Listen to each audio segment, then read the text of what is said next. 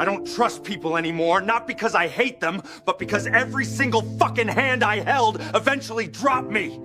I showed up when it was uncomfortable, when it was heavy, when nobody else wanted the responsibility. I stayed loyal, stayed patient, stayed silent, and still got left like my effort never mattered. People love you when you're useful, but the second you need them, they vanish without explanation. Look at me, that shit changes you, because you realize trust isn't rare, consistency is. I didn't become guarded for no reason. I became guarded after being dropped too many fucking times. Every promise that broke, every silence that followed taught me exactly how people really move. So if I don't trust people anymore, understand, this isn't bitterness, it's survival.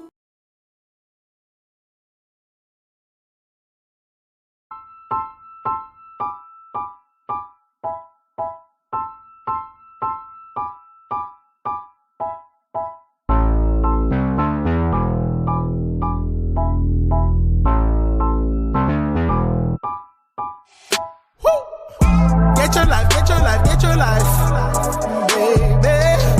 I got mine, why you could serve my mind, baby. Feeling me, that's why they killing me, lately. Get your life.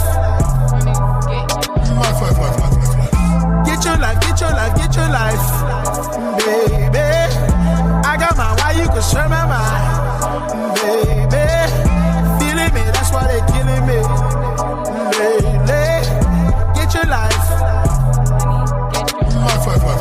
Run up when you see me, no disguises.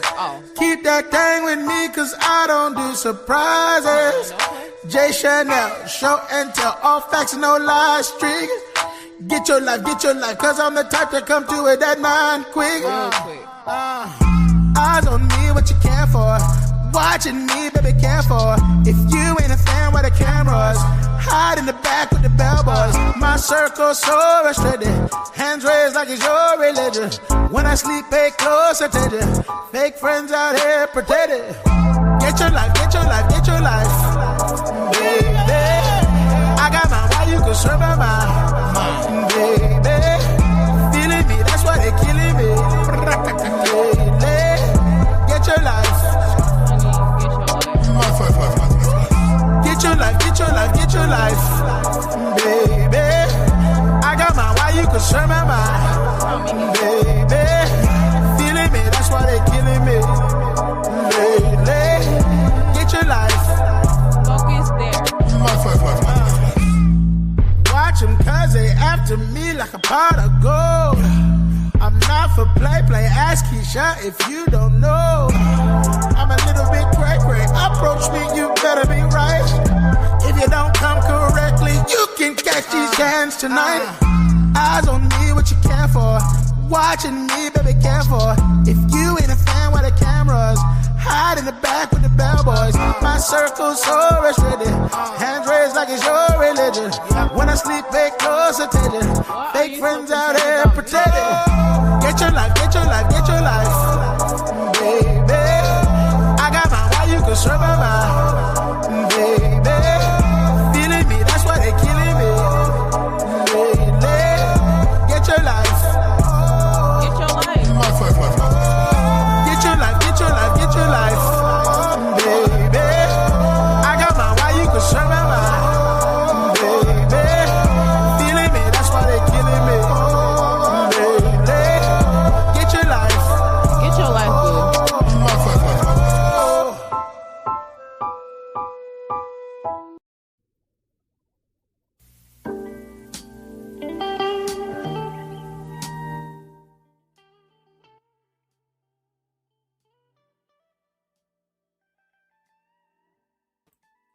Good morning, good evening, good night, and good afternoon. Ladies and gentlemen, it's your nighttime, right time DJ Music here with another episode of the Chop Chop on this Saturday, May 23rd, 2026, where I got a whole lot to talk about today there, ladies and gents, guys and gals, dudes and dudettes. The 1965 Voting Rights Act. You're going to hear some congressmen actually say that they want to get rid of the 14th Amendment. Y'all thought it only had to do with just black people, huh? Oh, my goodness. You're going to hear Rachel Maddox say that the Trump regime is an all-out assault on black people. I didn't say black and brown people. I said black people. And then when we go close out, we're going to talk about the Supreme Court, affectionately known in some circles as the Thomas Court, because that's basically what it's turned into. I'm going to show you how. Well, we're going to go back through the eyes of Frontline. I'm not sure if you folks are familiar with Frontline, but it's a journalistic program. It comes on PBS. They run through Clarence and Ginni Thomas, their life and their rise to power. As I look at it, folks, growing up as a young black man in the South, I see Clarence Thomas on a revenge tour. That's exactly how I see him. He's on a revenge tour for the life that he lived growing up as a dark-skinned black child in the South. Not being able to connect with black folks, his parents, his grandparents, his mother, his pops. I think all of Clarence Thomas's young life had a profound effect on his decision makings today. I think a long time ago, Clarence Thomas lost his identity. On the outside, he appears to be a black man, but nothing about Clarence Thomas on the inside is black. I think, honestly, in my honest opinion, I think if Clarence Thomas could pull off the skin that he's in and put on another skin, Clarence Thomas would be a white man. He is on a revenge tour. I'm going to get y'all. How I know? Because I grew up in the South. So some of the very same things that Clarence Thomas went through as a dark-skinned black kid in the South, I went through. The colorism is real. Some of us just chalked it up to being picked on in school. Some of us just chalked it, picked on it. Hey, you know, James Brown said it best. Say it loud. I'm black and I'm proud. Clarence Thomas didn't say that. Even when he tried to join the black militant group, folks, he got rejected there. So he found his safe haven. White nuns, white politics, and the ultimate for some black men, a white woman that was hell-bent on being powerful. But let's do this first. Let me move this off the screen. And we're going to take a look at the 1965 Voting Rights Act first, okay? Let me take this off.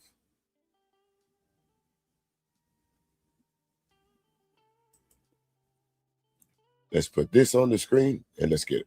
The Voting Rights Act is not just a victory for black Americans. In the words of Martin Luther King Jr., it enriches the lives of all Americans.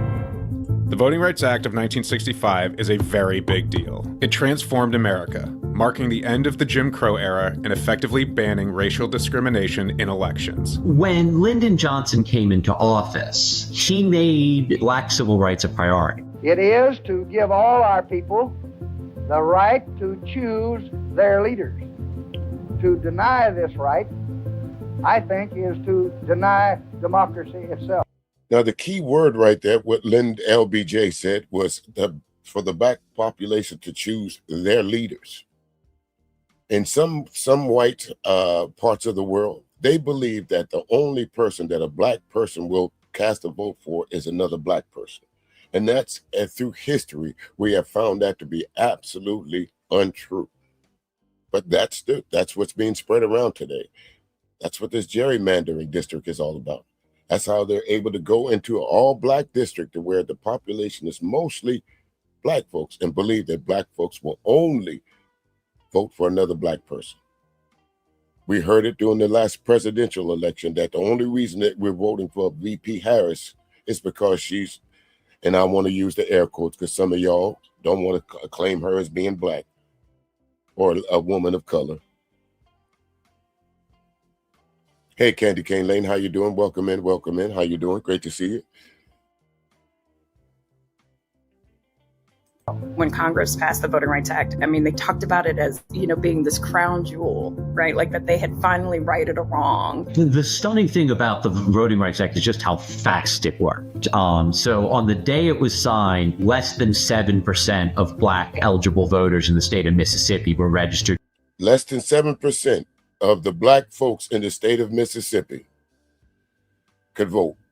But after they passed the Voting Rights Act that was brought in 1965, passed in 1966, look at the difference. And a couple years later, when those barriers, those racial barriers, was removed from Black folks. And they keep telling us that our vote is not important.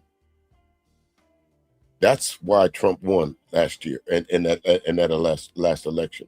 They convinced Black people to sit out. 2 million.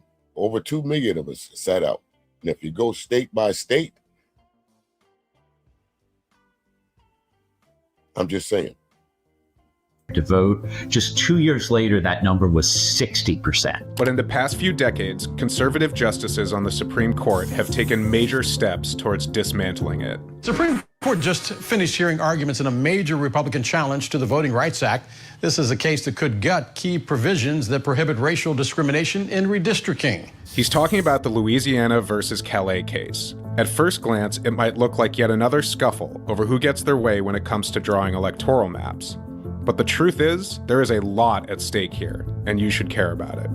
Because if the plaintiffs in this case get their way, the Voting Rights Act could be erased, and America could be transformed again, but this time, it would tear down more than half a century of voting rights progress. Tear down over half a century of voting rights progress. Just happened a couple of weeks ago, last week or so, when the Supreme Court decided to remove the provisions of Section 2 and Section 5. They successfully took us back to pre-Jim Crow era. Legally, the future of the Voting Rights Act hangs in the balance as Louisiana. Go look at this particular case, folks. And you saw down in the link there, I put, "Am I my brother's keeper?" Clarence Thomas is not our brother's keeper, because he was the head of the snake to remove provisions, Sections 5 and Sections 2. Him, and along with the other judge that we talked about, but we'll get to them too.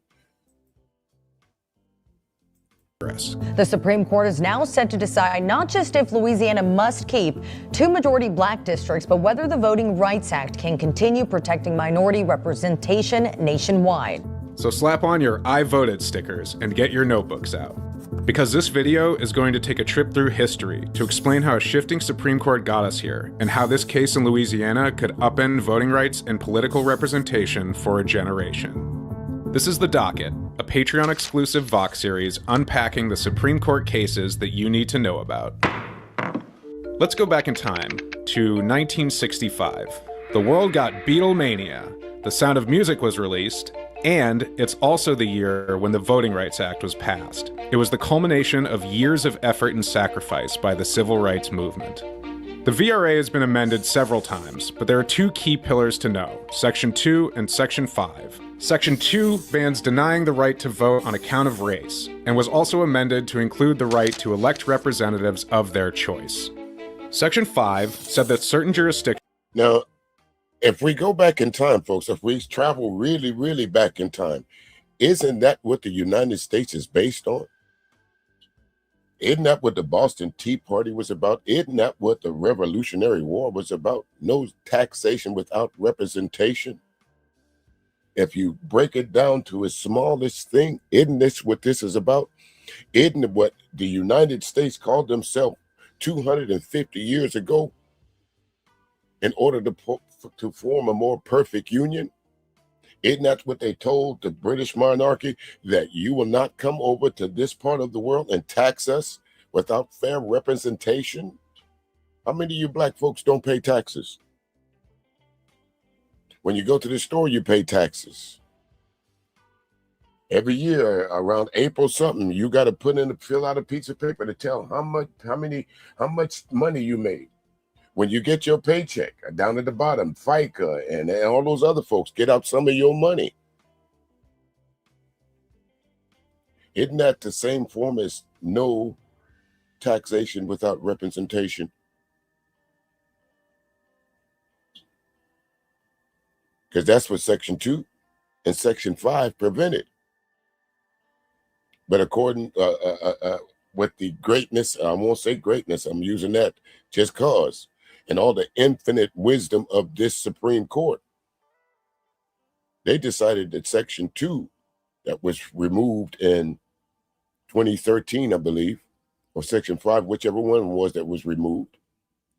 Then they come back some 13 years later and remove the other provisions. Judge Roberts said in 2013 that we didn't need both because one was sufficient. We don't have to force the southern states. We don't have to have that checks and balances system on the southern states anymore, because let's face it, that's what really Section 2 and Section 5 was aimed at.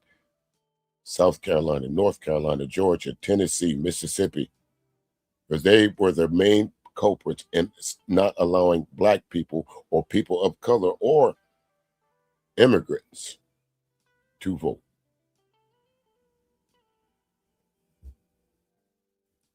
No taxation without representation. With a history of racial discrimination had to get permission from the federal government if they wanted to change their voting laws. The aim was to prevent the states and jurisdictions on this map, mostly the South, from passing laws that would discriminate against Black voters. We're going to look at 3 major cases since then that are key to understanding Louisiana versus Callais. First stop, 1986. A case called Thornburg versus Jingles built upon Section 2 and established rules governing when an alleged racial gerrymander violates the VRA. The 2 most important factors under Jingles, one is whether a state has residential segregation. So, white people tend to live in one part of the state, Black people tend to live in another part of the state, and also whether it has racially polarized voting. So voters of one race tend to vote for the Republican Party, voters of the other race tend to vote for the Democratic Party.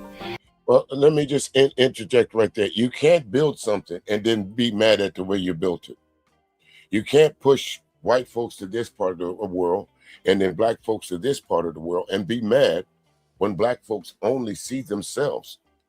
When there's only Black people that's running for political seats in that area, who else are they supposed to vote for? Correct me if I'm wrong, but your voting district is based on your zip code and where you live. So if you go to a bank and the bank steers you to a mostly Black area, or they tell you that you don't really want to live over here when it comes to white folks, you want to live here, you can't build something and then get mad at the finished product. If y'all get what I'm saying. And the reason why the Supreme Court honed in on those 2 factors is that when you have voters clustering together and you also have racial polarization, that tends to produce 2 separate political communities where it's very easy for whichever racial group is in the majority to essentially cut the other group out of power by just drawing maps where they don't have any representation. And so you need to draw additional Black districts, additional Latino districts. So again, it's not a matter of really Black and white, is it? It's a matter of Democrat and Republican, because for some reason or the other, most people believe that Black people only vote Democrat. In a lot of cases, and a lot of folks, people vote legacy. My mom was a Democrat. My pops was a Democrat. So you kind of tend to vote about the people around you. That's how you say that have common interests like you. I'm wondering why there's not an all-out assault on white voting districts. Who do they vote for?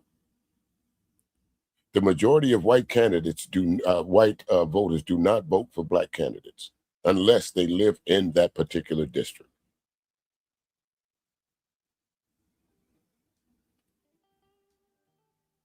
districts, additional districts to make sure that that minority group also has representation. As a result of Jingles, the number of black representatives shot up thanks to the creation of more majority black districts. The second case, which came in 2013, was not so favorable to the Voting Rights Act. One of the key pillars of protection, Section 5, was struck down in a case called Shelby County versus Holder in a 5-4 decision. The result was that states and jurisdictions that used to have racist voting laws passed a number of new voting restrictions that disproportionately affected minority voters.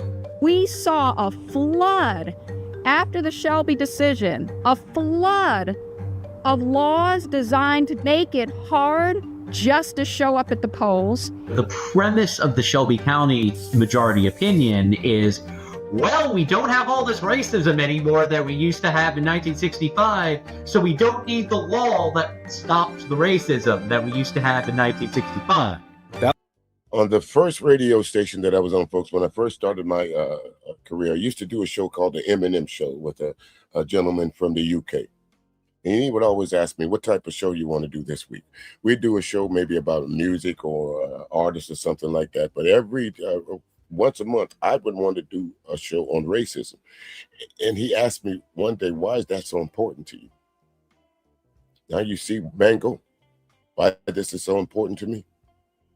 It may not affect you over there in the UK, but over here, when I said racism wasn't dead in 2013, 2014, when I said, Mango, that Donald Trump didn't create racism, but he just awoke the sleeping giant. Mango, when I talked about Ron DeSantis, when I talked about the all-out assault on affirmative action, when they started using co-op words, again, dog whistle words like DEI, critical race theory, you told me I was going a little bit overboard. That America has gotten past a lot of its racial ideologies.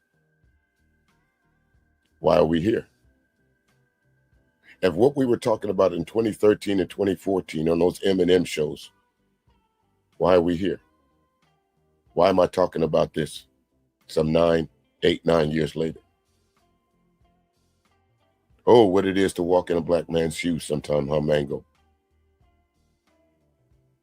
I left Section 2 as the remaining safeguard to protect the voice of minority voters. Fast forward to 2023. Another gerrymandering case, Allen versus Milligan, is heard by the Roberts Court, now made up of 6 Republican-appointed and 3 Democrat-appointed justices. With the Voting Rights Act on the line once again, the ruling in Milligan upheld essential parts of Section 2 and struck down a racially gerrymandered map in Alabama.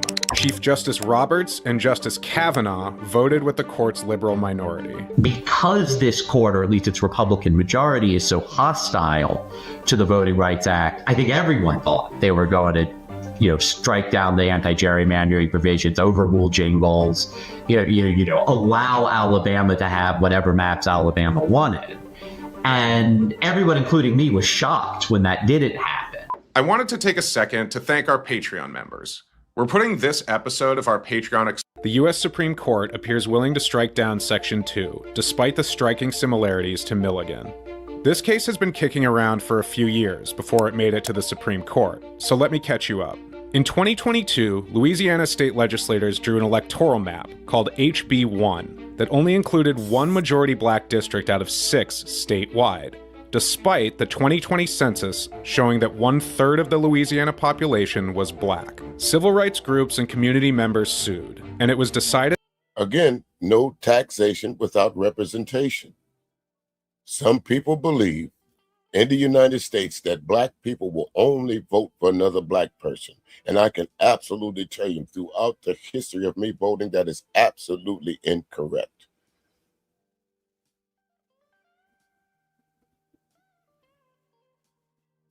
that they needed a new map with 2 majority black districts to reflect the state's population. The new map, SB 8, passed in the state legislature in 2024, and it seemed like it was over. But a group of non-African American voters claimed SB 8 was unconstitutional because race was the sole reason for the map. They argued because the map was created to fix discrimination against black voters, it was discriminating against white voters.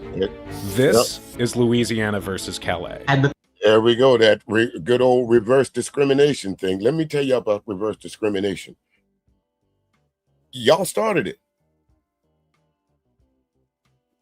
Break it down to the smallest thing. If everybody in this country was equal from the day of its inception, there would be no reason to have Section 2 or Section 5. There would be no reason to have the 14th Amendment, the 13th Amendment, the 15th Amendment. If everybody in this country, as y'all say it was built for. No, yes, May, I do believe that. Hold on just a second. Somehow, May, I knew you was going to show up today. Somehow, if anyone I expected to be in this crowd of people, it was going to be you. So I'm going to answer your question in just a minute, May. Well, let me go ahead and answer it now. May says, so do I think you're not capable of reverse discrimination? Not really. I think everyone can be prejudiced, May. But we as black and brown people, we don't have the power, the legislative power to decide where people live, how people vote, and those different things like that. Again, the mere term that you're using, reverse, means something had to be in place first. There had to be an original case of discrimination for it to be reversed. That's like me hitting you and then you hitting me back. Would you agree with that, May?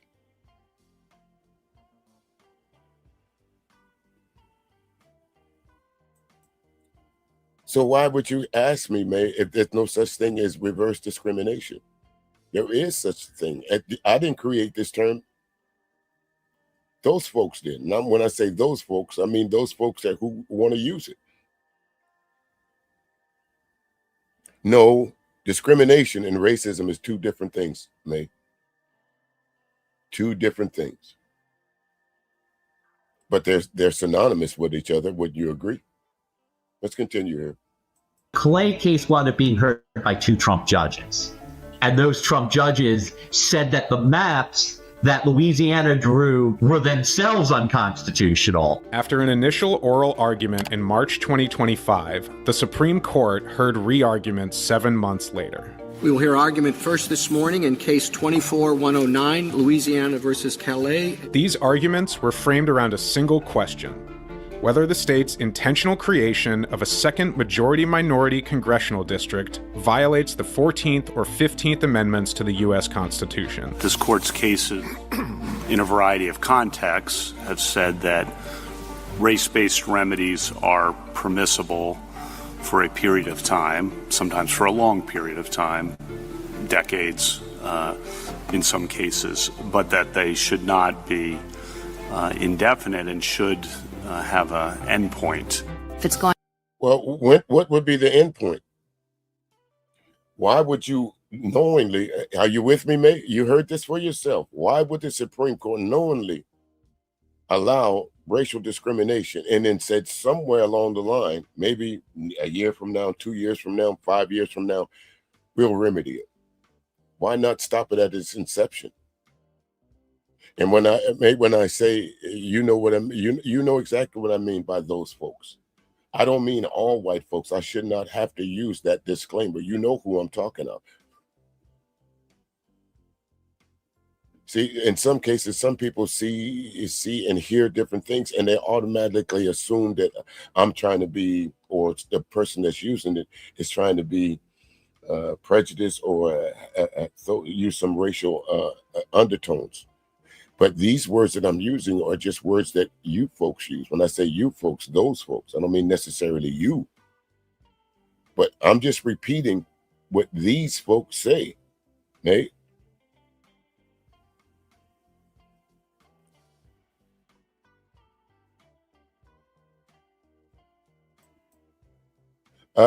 May, I think it might. Would you like to come up? Just type yes or no. Would you like me to drop the link for you and we can have a verbal discussion about this, if you would like? above and beyond what the 15th Amendment requires of its own force, but Congress has actually chosen the Voting Rights Act as a remedy. Does that affect the question of whether it can go on indefinitely or not? I had two takeaways from the argument in Callais. One is that the Republican justices are absolutely determined to eliminate the Voting Rights Act racial gerrymandering safeguards. The other thing is that they have no idea how to do it. They couldn't agree on a rationale for why they should do it. They sort of started with the outcome they wanted, and then were tossing out different theories they could use to get to that outcome. I find it particularly cruel to.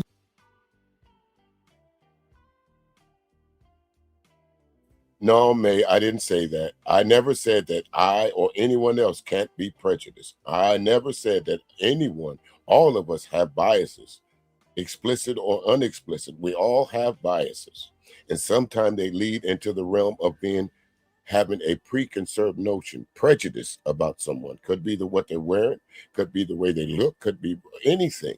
Preconceived notion about someone. That's prejudice. There's a big difference between what you're trying to take me down the street to.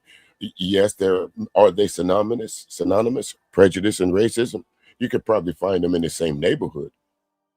But if you dig deeper past the definition, you'll see that they're completely different. One could lead to the other.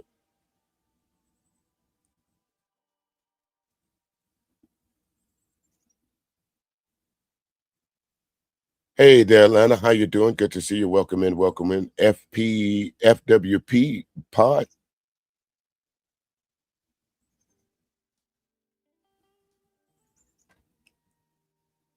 I'm okay. He says any ism that has to do with system. A system denotes the default environment, which denotes power. Okay.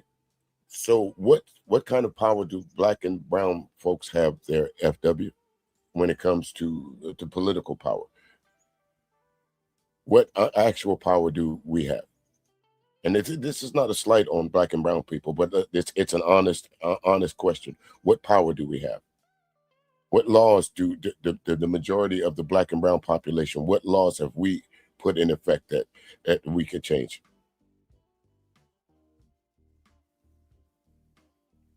Which laws that came strictly from black and brown people?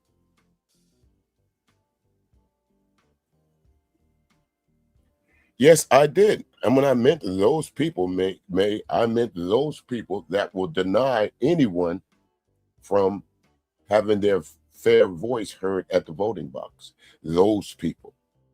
So that's who I'm talking about. Those people. If you're not one of those people, you should not worry about that.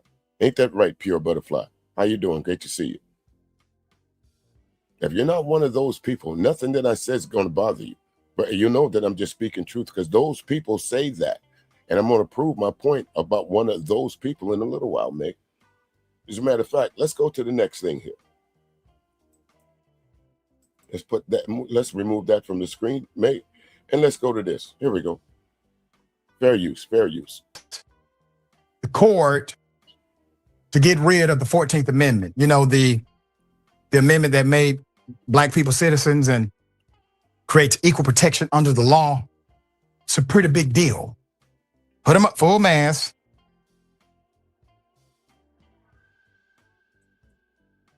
I get what you're saying now there, FW. I understand exactly. And so I'm glad that, if you look at the conversation, that was a valid question that FW posted. So let me put it on a valid statement there.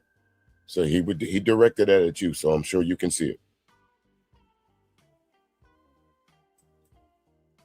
Those people, that's who I'm speaking to, Pure. I'm not speaking to everybody. I'm speaking to those people like this. We have a hell of a story about Alabama House Speaker Nathaniel Ledbetter. Here it is. Ledbetter, those people. That's who I'm speaking to, man. One of those people, that guy that's up on the screen, Nathaniel Ledbetter, out of Alabama, where we heard the famous quote from George Wallace: segregation now, segregation to mar segregation forever.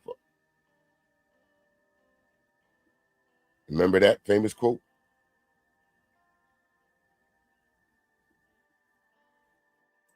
Well, it certainly gives us an opportunity to look at those congressional districts again. It gives us a chance at all of them if we get some reprieve from the courts. And so we'll see how that goes, and certainly hope that the Supreme Court will overturn Amendment 14 and gives us a shot.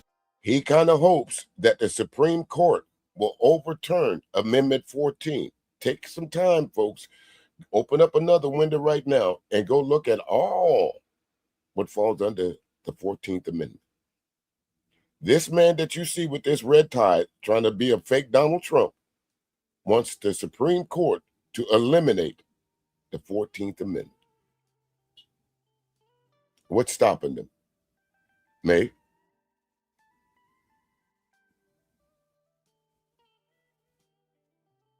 To revisit those. So I think that's happened. All we need now is the courts to overturn 14, and we can look at a new election.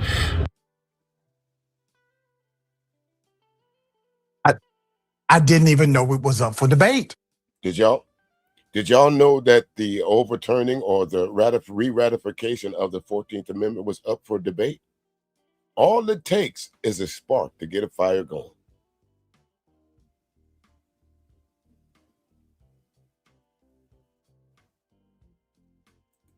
Equal protection under the law sounds like a really good plan. Okay, put it up full mass. After the Alabama lawmaker had just passed a bill to strip black people in Alabama of a second congressional district, Alabama House Speaker Nathaniel Ledbetter said during a press conference, quote, "It gives us a chance to look at all of them. If we get some reprieve from the courts, so we'll see how that goes, and certainly hope that the Supreme Court will overturn Amendment 14. End quote. Some say, well, he may have missed. Okay, Roscoe's chicken. You don't get no waffles. What's fake about what this man is saying? You just stepped in the door hollering fake news. If the words come out of his mouth, Roscoe, what's fake about it? Roscoe P. Coltrane, just a good old boy, never meaning no harm. I got something for you, Roscoe. I'm not gonna listen. I'm not gonna do. I don't mind debating people that come in with at least a legitimate statement or legitimate question. But for you, Roscoe, I got something for you. Hold on just a second, Roscoe. I always like you for Roscoe. You there? No, I'm sorry. Somebody trying to talk to me while I'm working? Go outside, nerd. Get out. Go. I ain't got time to be distracted by your worthless chime-ins. Go on. Tell this sumbitch to walk the fuck out right now, or we done for the day. Go on. I'm sorry. Somebody trying to talk to me while I'm working? Go. And they always come in here with the amount of people that's here. Well, Roscoe, guess what? I had 3 until I kicked your ass out. See, folks like you believe it's about numbers. You believe that if you got hundreds and hundreds of people in here, well, if I wanted to do a stream with hundreds and hundreds of people, I would have go found some gossip, because that's what folks like you like.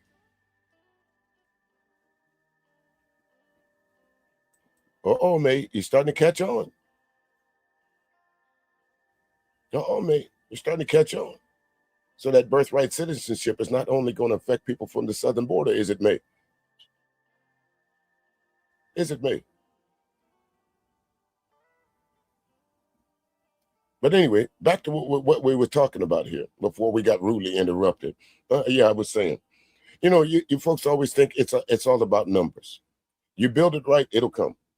If I wanted to have the 100, 200, 300, 400, 500 people listen to what I had to say, I have an entire radio station for that.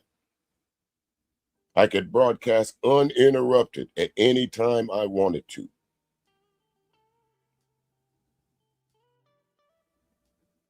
So it's not about numbers. And so if you're coming over here looking for a whole lot of people, But like I said, I guarantee you, if I was talking about Cheyenne Bryant, if I was talking about who did who, the chat room would be flooded.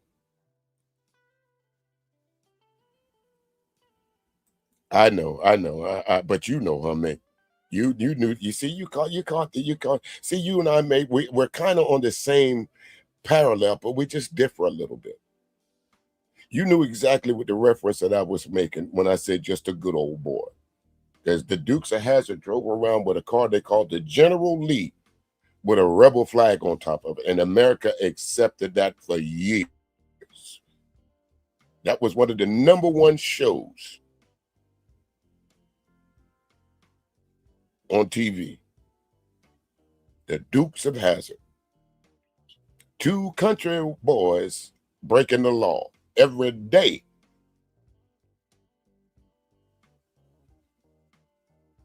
But he said it again. Just seconds later, quote, all we need now is for the courts to overturn 14, and we can look at a new election. He said it twice. So remember, Alabama is a state that brought you a law that gave a woman who was sexually violated more prison time if she sought to abort the fetus than the person who sexually violated her. Well, Alabama. Well, May, if you listen to Dr. Ritchie right now, you'll see exactly it's not what I'm thinking whether it's going to be repeat. We thought Roe versus Wade was safe, didn't we? I'm sure a whole lot of women thought that Roe versus Wade would never be changed. I mean, there's some of us, Roe versus Wade has been the law of the land for as long as some of these folks been born. You know, for those folks that are in their 40s and 50s and 60s and 70s, Roe versus Wade might not be a big thing to them. But what about these young women that's just starting out families? Now, how many young women have lost their life because of this ban on, you know, things that the 14th Amendment protected? Next thing you know, to be quite honest with you, since the country itself is kind of like, some people don't really, as they say, I hate when folks use this, but they love each other not because of the color of their skin, but for who they are, and they decide to get married. This thing that they call interracial marriage might be up for grabs too.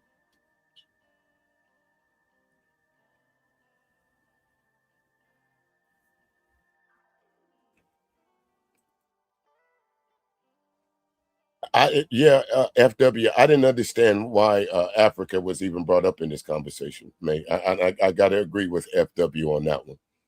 Why would you even bring that up? Africa has nothing to do with this conversation. I don't think that at any of the streams that I'm going to clips that I'm going to present to you today, the word Africa is ever mentioned. We might have to use the word slavery a couple of times to solidify a point, but let's let Dr. Ritchie say this a little bit more. Then we'll move on to the next clip. I gave you that. Let's get into it. The second of the post-Civil War amendment, the 14th Amendment, is what made Black people in America citizens, along with everyone else born on American soil, to the chagrin of many in Ledbetter's party today. Amendment 14, as Ledbetter called it, was America's acknowledgement that Black people were people, that we were all to be considered equal in the eyes of the law. And it leaves little wiggle room on this point. The 14th Amendment guarantees equal protection under the law. And the courts have read that protection to cover the right to vote. GOP State Representative Chris Pringle, real name, by the way, tried to smooth over what the speaker had said. Alabama has been found in violation not only of the Voting Rights Act, but also the 14th Amendment. They want the court to change its mind on both things, or else the state is stuck with the maps it has. They don't want the court to overturn Amendment 14. They just don't want the court to enforce it. Okay. May, listen. Let me say this. What I'm in favor of is a woman's autonomy. That's what I'm in favor of. I'm not a medical doctor. If a woman decides whatever is right for her, her body, her family, who am I to step in between that? I think that's the problem with a lot of the so-called United States citizens, that you guys will always say, oh, you're for abortions. But did you not hear the precedents that was set? The reason why some people say that some women, yes, should have an abortion in the case of rape, in the case of incest, in the case that the mother's life would be put in jeopardy by carrying the child or having the child, because, correct me if I'm wrong, May, that is one of the most vulnerable times in a woman's life, childbirth. Correct me if I'm wrong, May.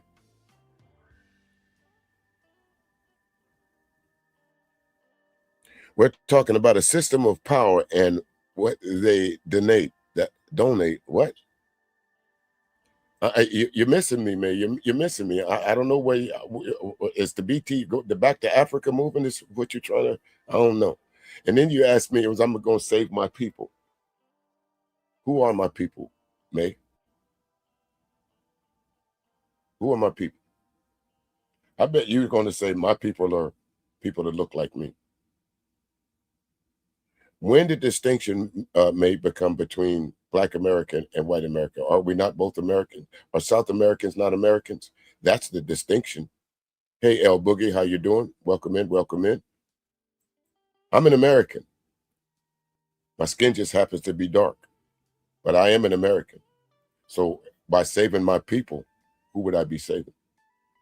Is the Voting Rights Act only going to affect black and brown people? May? Is the 14th Amendment, if it's repealed, is it only going to affect black and brown people? May? I don't think so, May. I think it's going to affect everybody, May.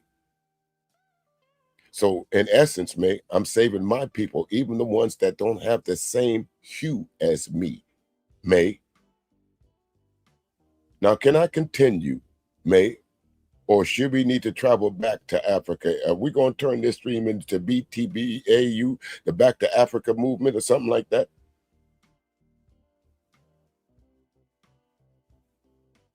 We are in Alabama. Let me start there. So he's saying we're not asking for the courts to overturn it. Nothing that drastic. We just don't want them to enforce it, which would mean you can violate it without penalty, is what that would mean, theoretically. There's no theoretically to it there, Doc. That means, okay, let's break this down to its smallest thing. Thank you, Dr. Richard. Let's break this down to its smallest thing there, folks. You are a criminal. Or I'm a criminal. I'll just use me as an example. I'm a criminal. I go out and rob a bank. I know that there's no penalties for me robbing that bank. What's to stop me from going to rob another bank? Even though it's against the law, the police can't come and enforce the fact that I robbed the bank.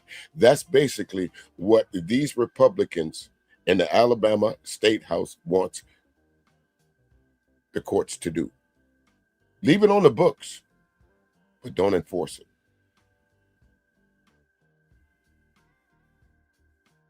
Leave it on the books, but don't enforce it.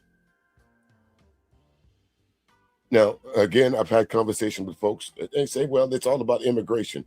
And I always said, I said this, and I'll say it again. Trump hates black folks. I don't care what anyone says. Everything about his life says he's against black folks. Some people will bring up, well, he used to hang out with the rappers. He used to hang out with Puffy and all of them. I wonder why.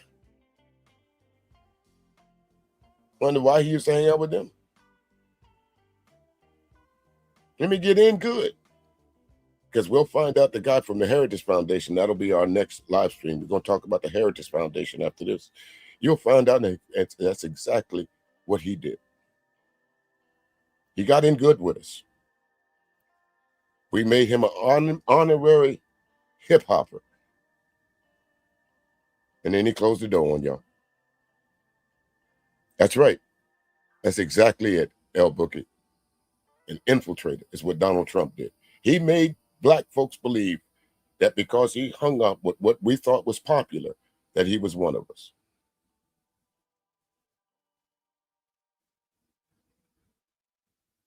Don't believe me? I think I'm gonna have to keep this one covered because it's MS Now, and they like to, they don't like to share the wealth. So let's let Rachel Maddox speak for a minute. There is a lot that the U.S. government and this presidential administration is failing at right now, in the courts, in public opinion, in politics, in the technocratic and practical functions of government. Even some of their schemes and scams are falling apart. Every day, every news cycle, the list just piles up of things at which they are failing.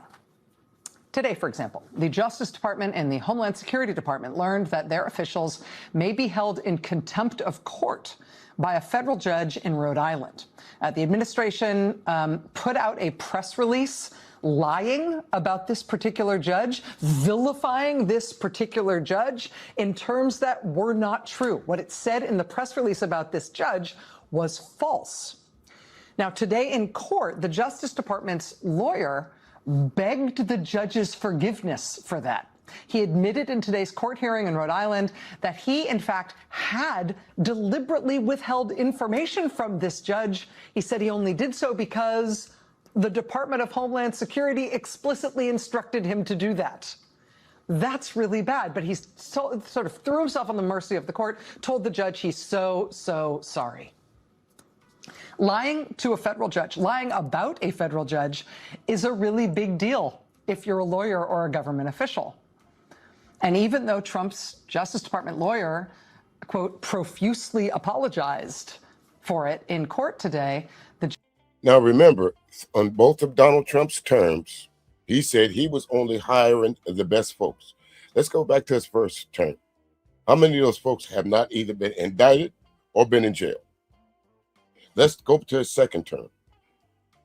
We just learned just the other day that the lady, what's her name, Kristi Noem, was going around buying up warehouses, inflating the price. And then 33 people connected to the Trump cabinet benefited from that. 33.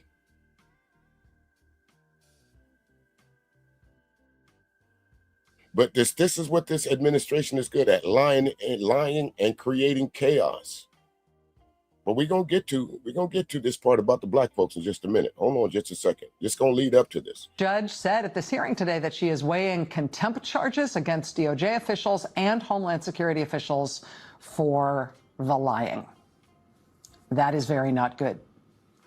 And that happened today while another federal judge, a judge in Alabama, is also weighing a very serious allegation, a potentially very consequential allegation, that DOJ lawyers may have lied to the grand jury in a very high-profile case in Alabama. This is the case about the Southern Poverty Law Center, where Trump's DOJ has brought a bizarre prosecution against that longtime civil rights group. The Southern Poverty Law Center, in responding to the indictment, they've done something very unusual now. They have now asked the judge in that case to allow them to see, to allow. And that's called, you say you got some evidence against me. Let me see it. I want y'all to understand that the Southern Poverty Law Center is really the one entity that has direct ties to dismantling the Klan. If it had not been for a landmark case, that was that lawsuit that they took up against the Klan, not in the too distant past, is what broke the back of the Ku Klux Klan of the United States. They had to go underground. But now the Trump administration or the Trump regime, where this guy right here decided to go into a grand jury and say that the Southern Poverty Law Center is paying Klan members to be racist.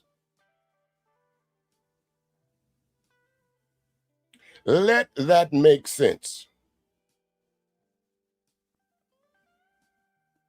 Let that sink in for a minute.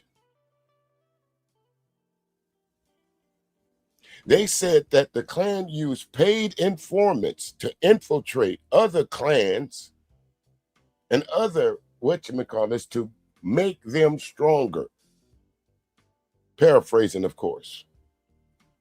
Now, throughout the history of law enforcement in the United States, whether it be on a local level, state level, or federal level, I can take you to case after case after case. Matter of fact, let's talk about one famous case, Donnie Brasco, that all kind of movies been made about.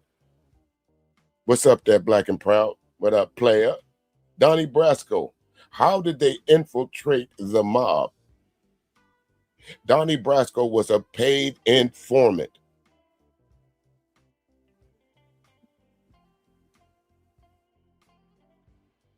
Right.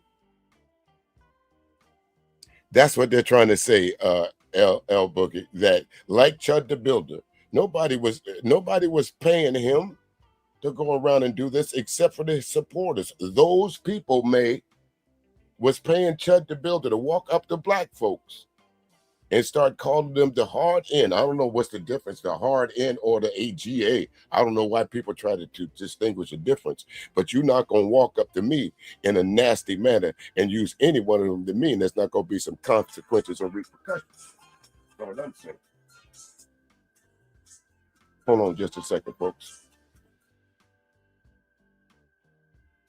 Them to see the transcript of what the lawyers from Trump's DOJ actually told the grand jury behind closed doors. When they went in to talk to that grand jury, to convince that grand jury to sign off on the indictment on this civil rights group, they want to know what Trump's DOJ lawyers said to that grand jury. This is a very rare request. This is a very unusual thing to request of the judge in a court case.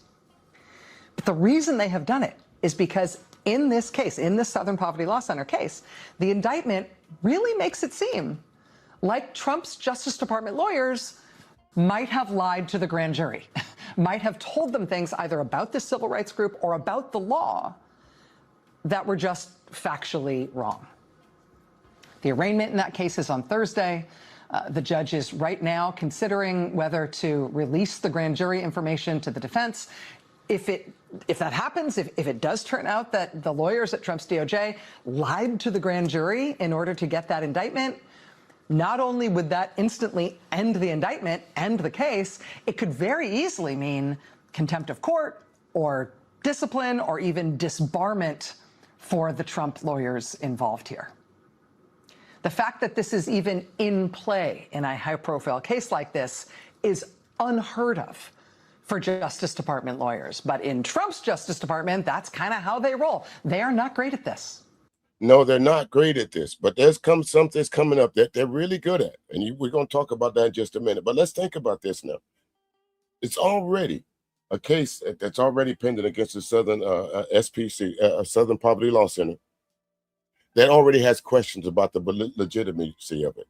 That it's already saying that something stinks here. Something ain't right. So what the law center did was say, hey, let's see the transcript. Let us see why that these charges was brought up against us. Let's see. It's called habeas corpus. Produce the prisoner or release him, or something to that effect. Let me see. You have the right to see any charges brought against you. Let me see that paperwork, as they say in the hip-hop community. Let me see that paperwork. Let me see who's snitching. Here it goes. Let me make sure there. What's your name there? Hanley. Who sounds fake news? Me or them? I want to make sure. Hanley. Who's fake news? Me? I want to make sure, Hanley. Go ahead and give me your answer. Hanley. This sounds like fake news to me? Well, I don't think I'm going to let you hang around long enough to answer that. Because see, you could have came in there and said hello. You could have came in there and said anything, but you came in there spouting fake news. So that pretty much tell me who and what you are. I got a little something for you and your boys that come in here with that shit. Here you go. This one's for you too. No, I'm sorry. Somebody trying to talk to me while I'm working? Go outside, nerd. Get out. Go. I ain't got time to be distracted by your worthless chime-ins. Go on. Tell this sumbitch to walk the fuck out right now, or we done for the day. Go on. I'm sorry. Somebody trying to talk to me while I'm working? Go on, nerd.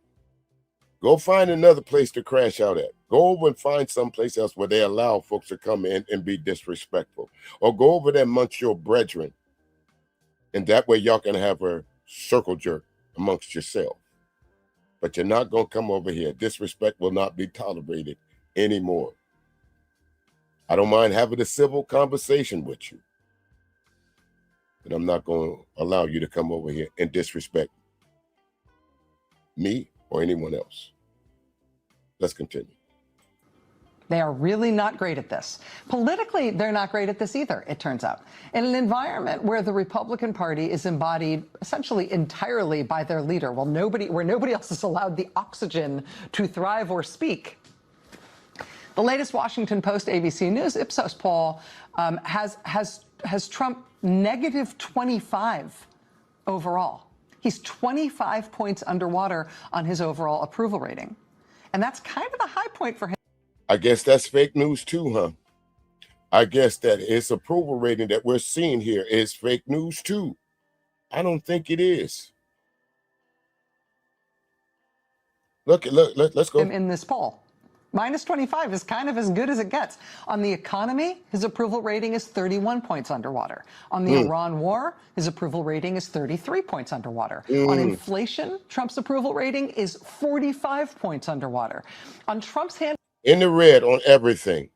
There's nothing good about this presidency, folks. You can sit here and argue with me all day. I call anyone that comes around to defend Trump and his cronies. You are in a cult, and you just have not come to grips with that yet. You are in a cult if you believe that Donald Trump has your best interests at heart. You are in a cult. That's just bottom line to it.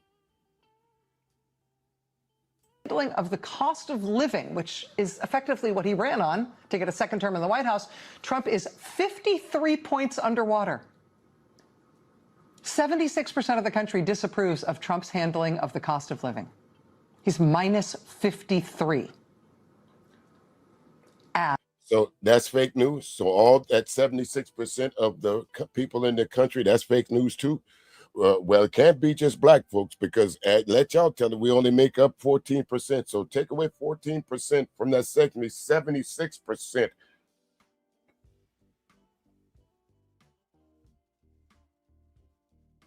May, what you got to say to that, May? not 76%, 76% overall. Take away the 14% of the black population. Trump.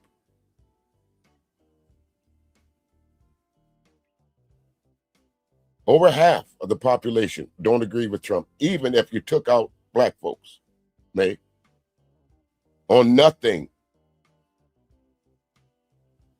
Yeah, we're going.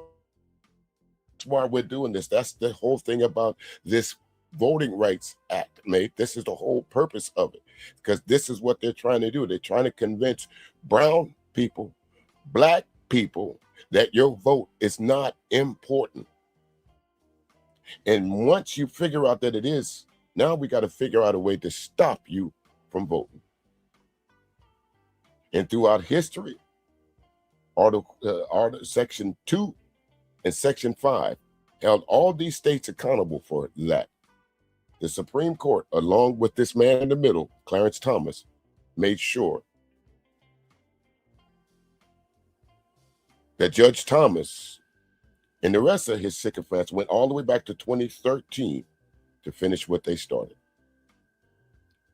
Chief Justice Roberts, Clarence Thomas, they went all the way back to 2013 to finish what they started. It's dropping the breadcrumbs. Put a little bit here, put a little bit here, and we can go back and get it later on. We can find our way back to this later on.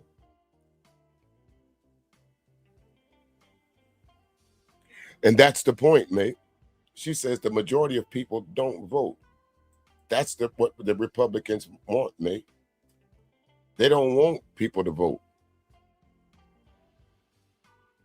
They don't want people to vote.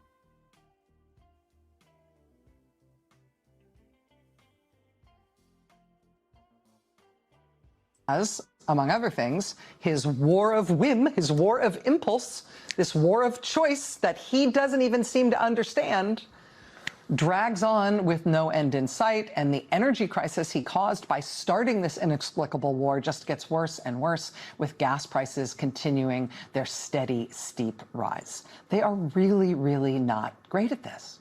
They're not good at this.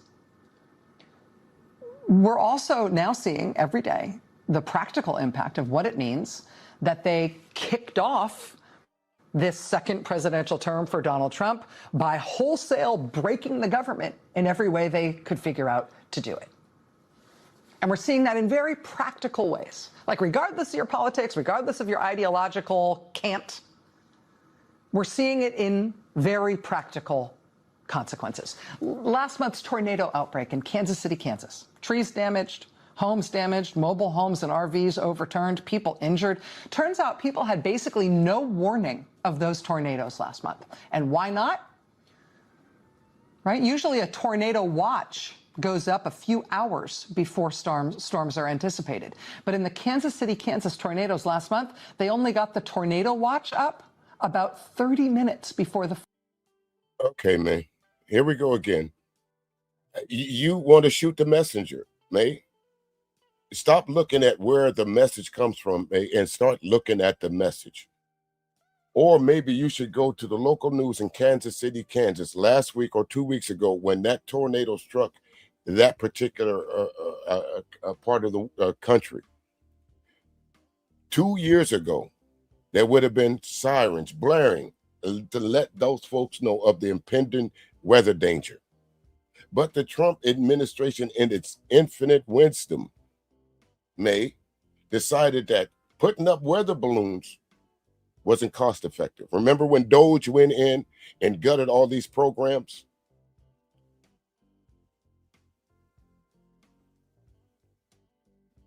This is the effect of what we were talking about.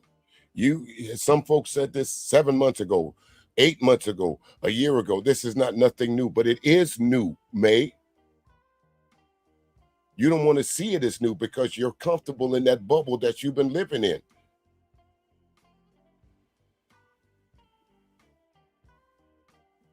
What is Trump got to do with Kansas? He's the freaking president of the United States, May. He has everything. You're starting to get on my nerves. You're starting to get on my nerves, May. You're starting to act like a Trump sycophant. Now, I'm going to put you a little closer to the door, May. If I see one more dumb statement from you, May, you know what I'm going to do to you, right? May.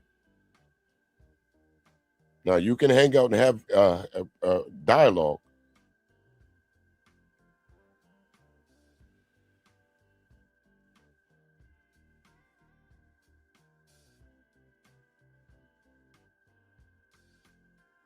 First storm hit. And that's not the warning, hey, it's coming. That's the watch. which usually gives you hours of notice to let you know that tornadoes are a possibility that day. They only got 30 minutes before the watch.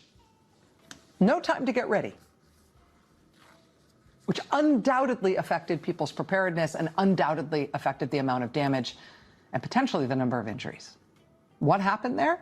Why did the people get no notice? Quote, many forecasting offices in the Great Plains did not launch weather balloons at 7 a.m. that day, as they have for decades. And why didn't the National Weather Service offices launch the weather balloons that morning, as they always have every 7 a.m. every day for decades? Well, thank Donald Trump. Weather balloon launches was one of the first things that had to go when Donald Trump, in his infinite wisdom, started radically cutting the staffing levels at the National Weather Service and NOAA, the National... Are you catching on now, May? You see what your so-called great leader is doing to the country as a whole? Now, let's move on. I just wanted to bring that up. So, folks, you know, this is the tornado season. Tornado Alley. There's people that live in Tornado Alley. Right now, you're not going to get those warnings. I live on the East Coast. Hurricanes, tornadoes, thunderstorms, flash floods.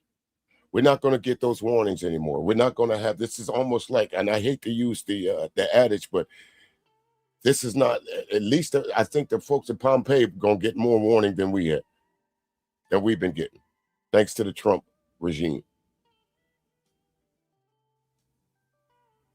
Let me see. Let me slide back over, May. What you say?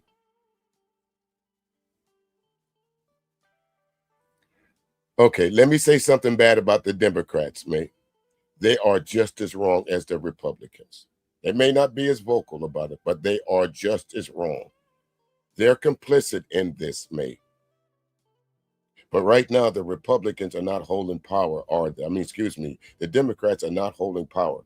The Republicans run the House, the Senate, and the presidency. So why should I be speaking about the Democrats right now, May? Hey, Genesis, I am, as you said. Hey, sugars. How you doing? How you doing? Welcome in, welcome in. So what would you like me to say about the Democrats? That birds of a feather flock together? No, you can't blame the tornadoes on them, but you can blame the lack of preparedness on them.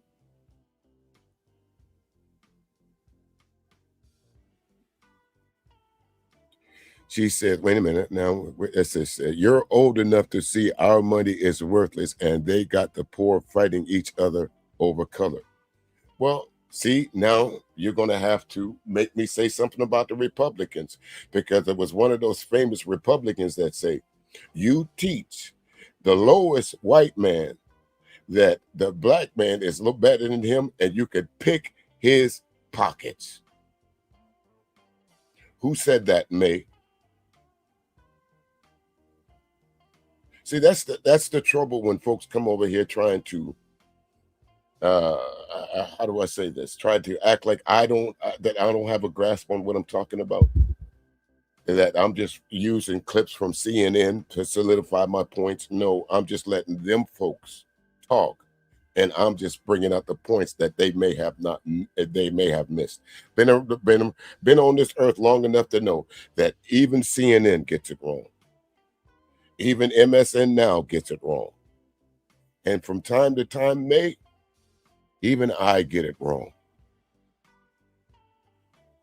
The difference between me and your dearly beloved Republicans, they don't like to admit that they're wrong. They'll die on the hill. Just like many of the Republicans are doing right now when it comes to Donald Trump. So yes, I can blame him and not speak on the Democrats. Let me move on a little further here. Hold on just a second.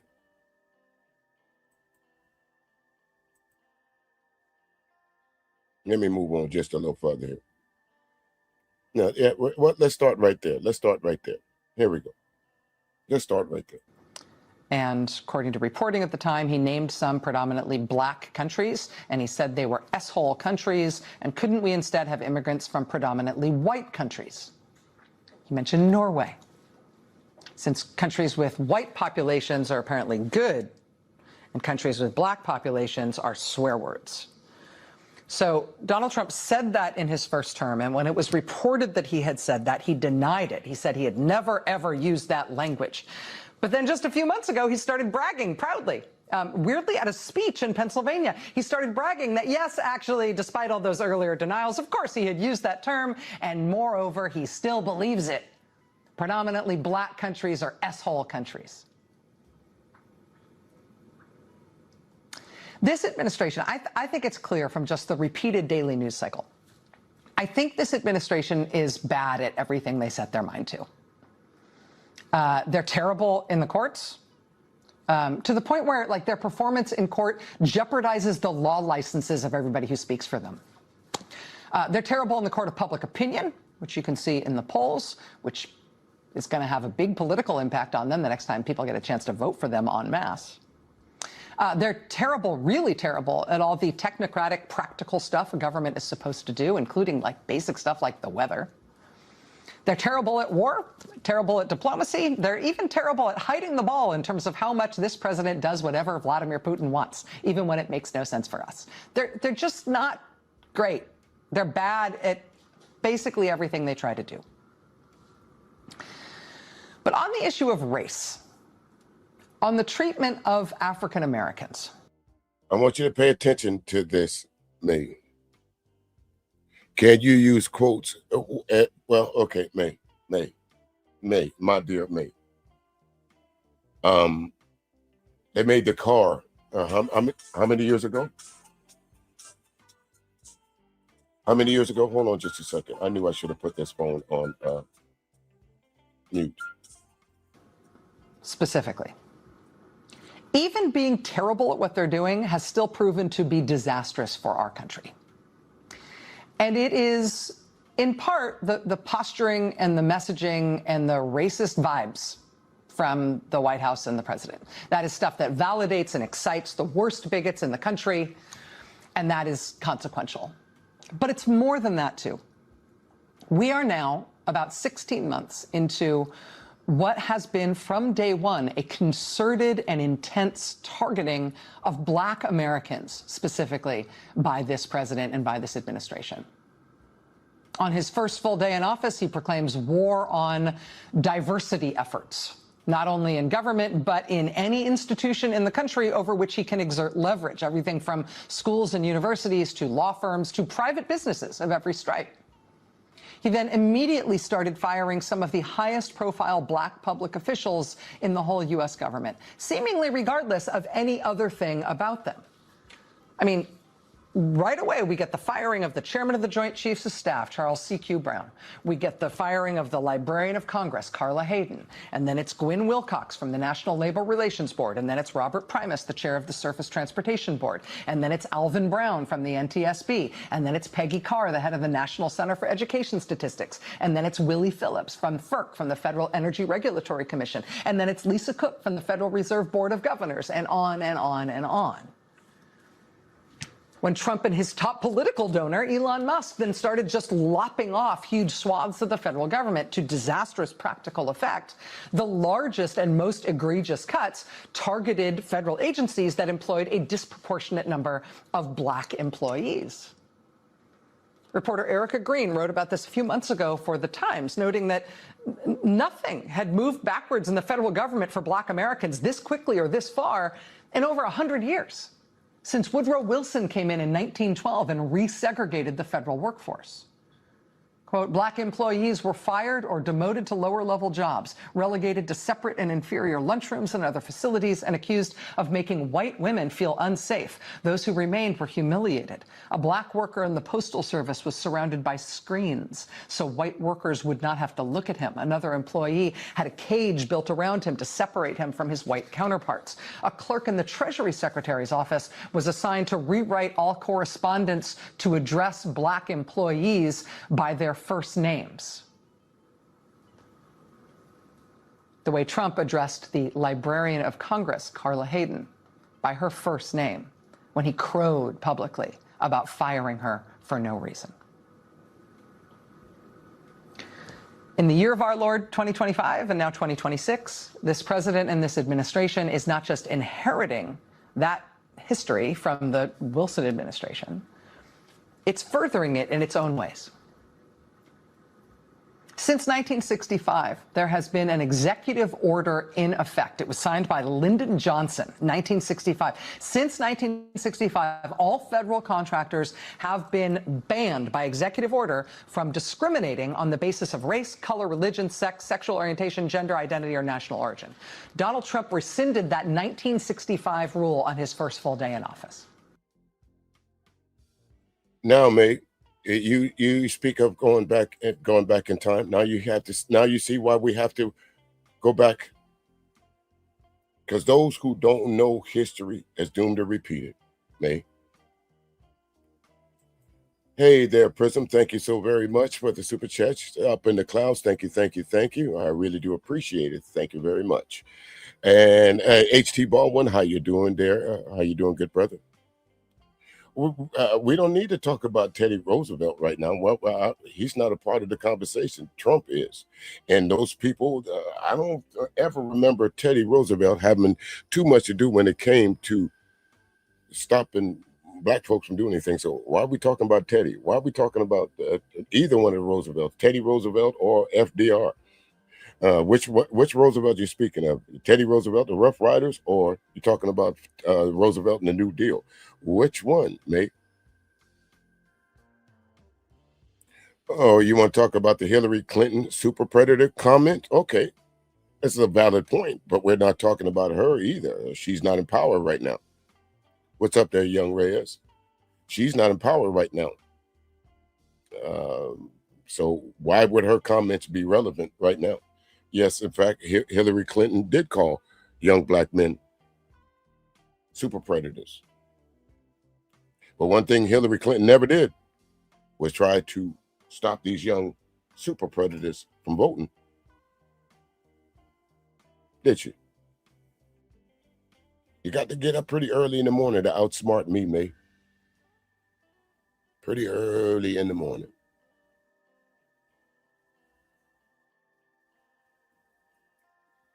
Now, let's go back and revisit some of this, May. Listen to this.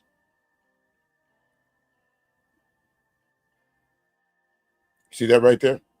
A clerk in the Treasury Secretary office was assigned to rewrite all correspondence addressed black employees by their first name. I guess that's would you consider that prejudice, May? Not to address people by their first name? Or is that downright disrespectful? To only address people by their first name.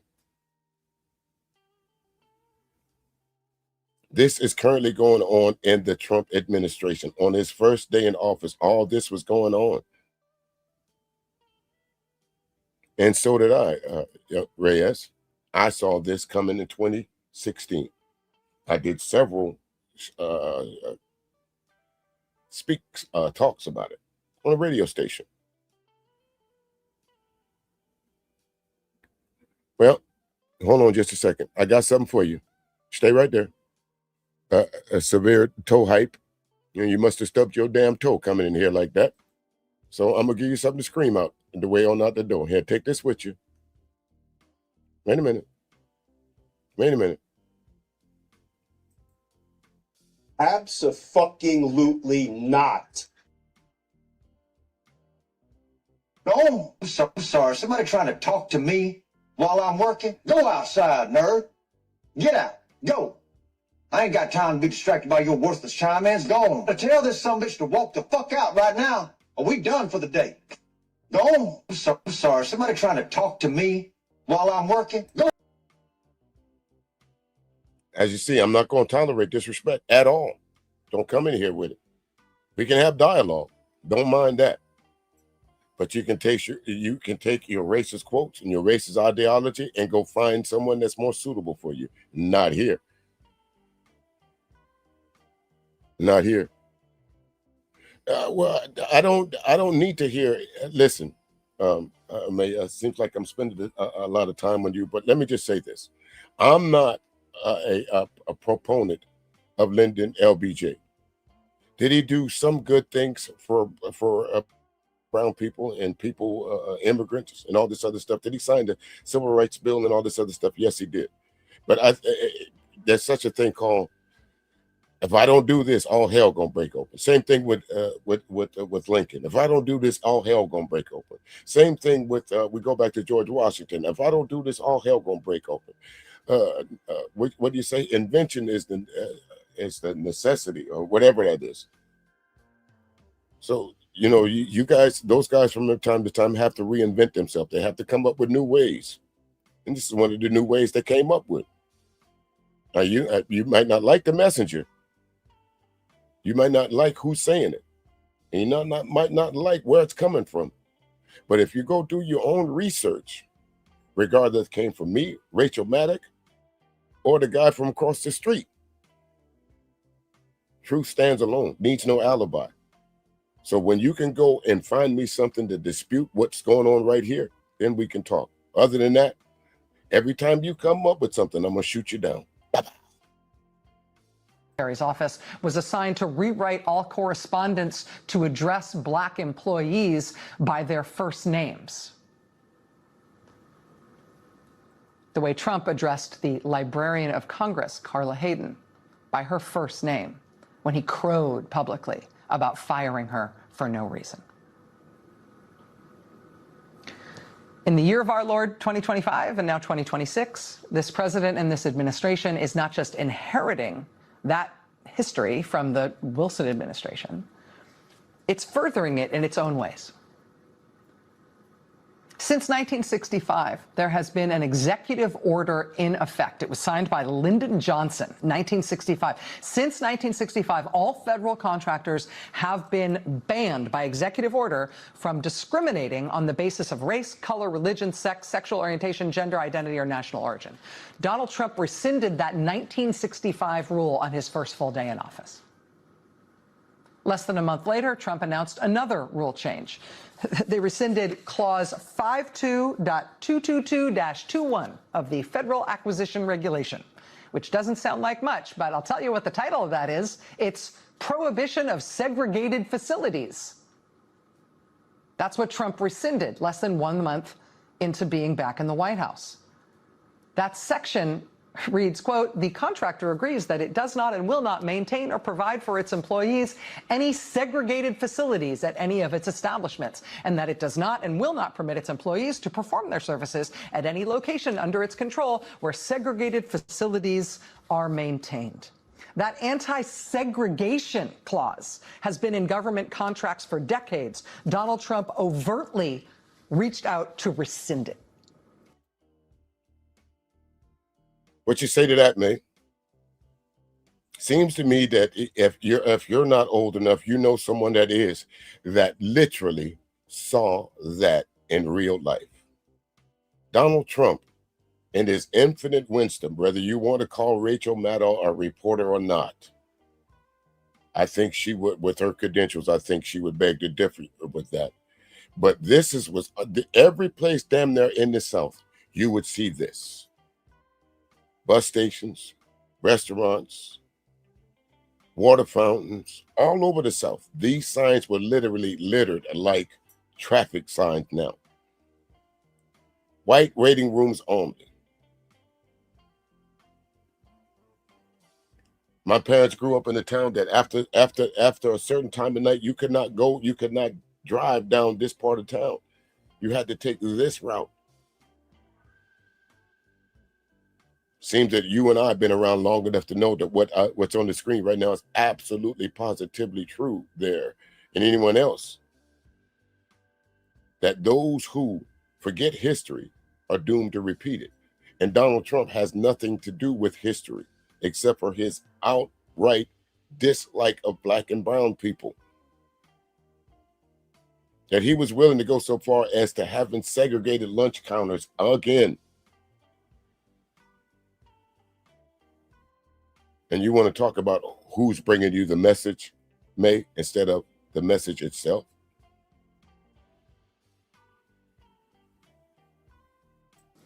Which means, bluntly, that the federal government no longer explicitly prohibits contractors from having segregated restaurants, waiting rooms, and drinking fountains. Make America great again, right? Recently fired and sidelined employees in the Department of Housing and Urban Development have started sounding the alarm that the Trump administration is no longer, just bluntly, no longer enforcing a federal law known as the Fair Housing Act. Fair Housing Act, another pillar of the civil rights movements and its achievements. The Fair Housing Act dates to 1968. It says you can't refuse to rent to someone or refuse to sell a house to someone on account of their race or their color or religion or national origin or any other factor. Okay, just 1 second. May, you're actually, by trying to quote, by quoting Lyndon Johnson, you're making my point for me.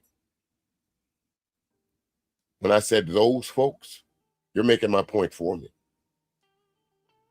By you trying to prove the point that all white folks or all Democrats, you're solidifying the point that there's some people out there, no matter, there are wolves in sheep's clothing. Even LBJ, he only did what he had to do, not what he wanted to do. He had to sign that civil rights bill, May. He didn't want to. The presidency was more important to him than personal freedoms.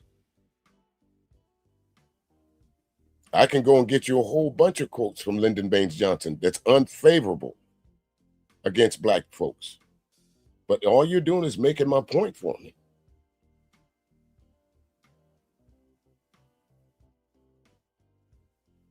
And no, I don't pick. I think I've answered damn near everything that you've put out there. I think in some small way, other than you being up on the panel, it just seems like it's me and you here having the conversation. Am I wrong, May? I'm not. Never mind. You just go ahead and listen to this, May. Against which we're supposed to be protected from discrimination. According to current and former employees of the Department of Housing and Urban Development under Donald Trump, they have dropped enforcement of the Federal Housing Act. Now, May, in Trump's first year back in office, black unemployment. Wait a minute, May. Do I need to speak about Donald Trump? Since we need to, or since we like to, you don't talk about this. Let's go back to the 70s. Okay, what was Donald Trump famously sued for in the 1970s? Him and his father. What were they sued for, May? Not allowing black folks to rent from them. They would go into the Donald Trump establishment or apartment building or house or whatever, and C would be put on that rental application. The C meant what? Colored. You know where that application went once those C folks walked out of the room or out of the rental office? In the military, they call it File 13, the trash can. But this is the same guy that the majority of America put back in power and gave him free reign to do all these things that we're talking about right now, like this. Employment spiked in this country from 6.2% all the way up to 7.5%, making it the highest of all racial groups. Under Joe Biden, black unemployment had been at a record low of 4.8%, spiking now under Donald Trump. The Trump administration, generally speaking, is bad at its work.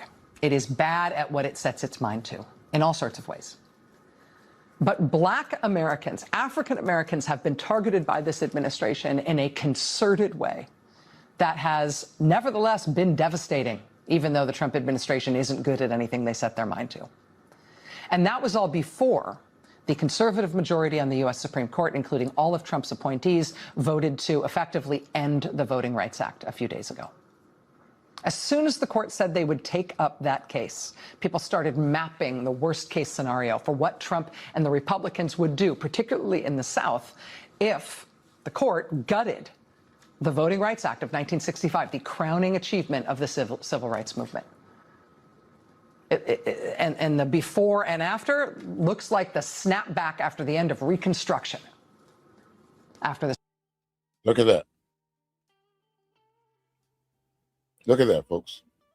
This would be, again, hey, Tiff, tit for tat, how you doing? Good to see you. How's the little one? How's the little one? Look, but this is what I'm talking about here. Look at the when folks say Democrat. Okay, say right now, y'all say every black person votes Democrat. Under the current situation right now, all these blue areas here are Democratic areas. Still overwhelmingly surrounded by Republicans. Now, but this Voting Rights Act gutted. Look at the difference. We went from, we got a few spots out here, y'all. We got some down in Florida. We got some inside there. We got some up there. And we got there. But now look at it, the possible. And this ain't going to be no possible. This ain't no spades hand where you got 4 in a possible. This is actually going on right now. They redistrict the Louisiana, Alabama, South Carolina, Georgia, Tennessee, any place where there's a black stronghold, because white Republicans, and I'll say it this time, May, white Republicans are afraid, especially in this upcoming election, this 2026 midterm election, a lot of them will be replaced, not necessarily by folks with dark skin, but folks who have a completely different outlook at what America is. This is not about color. This is about power. The power to have no taxation without representation. Because look at it. Let's take this back to the good old days, as y'all said, when y'all was starting out making America great again. Say this part over here is the newly formed the United States of America. The 13 original colonies with this blue right here. Matter of fact, 1, 2, 3, 4, 5, 6, 7, 8, 9, 10, 11, 12. That almost matches up. So say this current right here is the 13 original colonies. And y'all was fighting the British. And the British wanted to take you back to this. Could you imagine how much uproar the United States and white population would be in? If you got taken back to this? Where you at, May? Let me go over here and see what you got to say about that.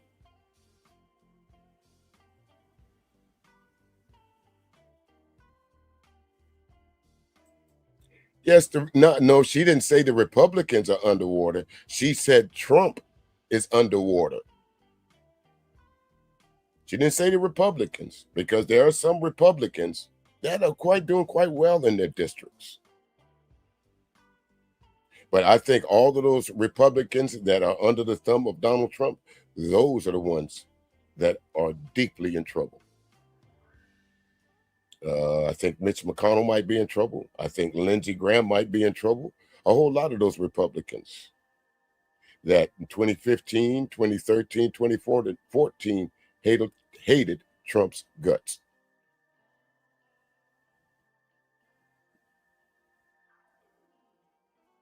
But what you got to say about that, May? What you got to say about that? If this was the 13 original colonies under this current thing right here, this word current, and the British came over and said, we want to take y'all back to this possible right here, what do you think the American public would do?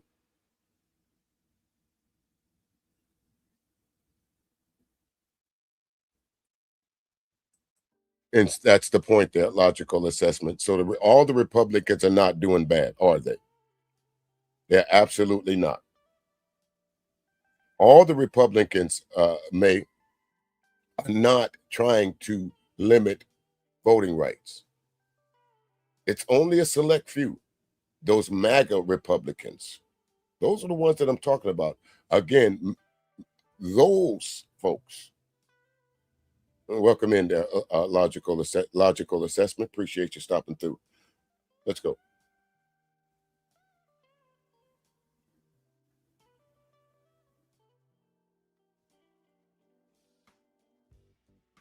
Well, I hope he does retire. I think he's been in too long. me personally, I hope Mitch McConnell and a few of the other Republicans and Democrats that's been there too long, it's time for them to go. I wouldn't let my grandfather just drive down the street and and just go driving willy-nilly. There's a point in time to where to use your name there. Logically, Father Time catches up with everybody, and that's just an assessment. I think it's a pretty popular assessment that as we grow older, our mental and physical faculties start to leave us.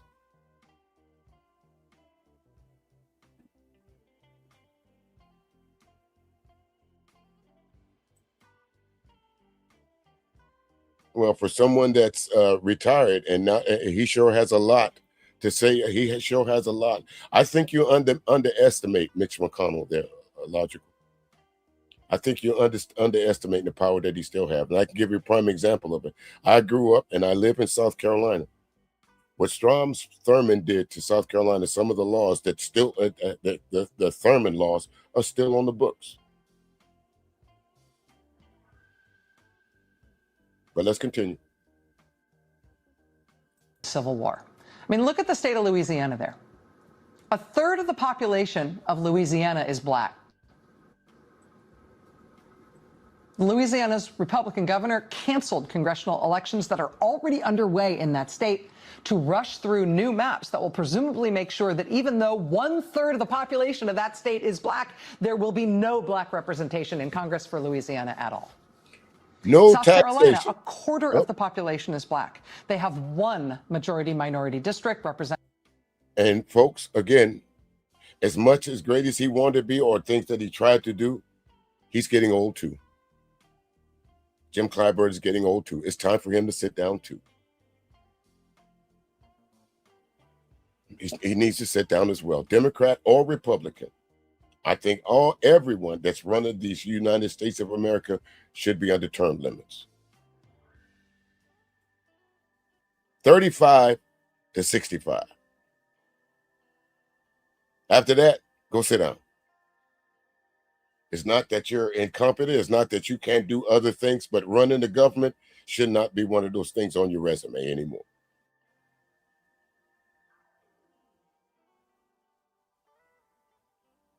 By an African-American Democrat, Jim Clyburn. They are going to try to get rid of that one black district so that South Carolina is all white, all Republican in representation, while a quarter of the people who live in that state are black.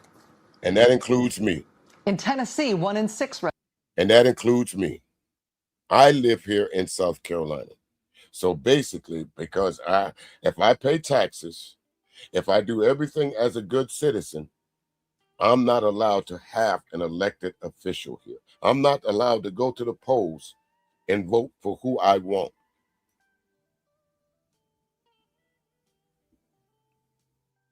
Because y'all think that we here in South Carolina will vote for any old black man or any old black woman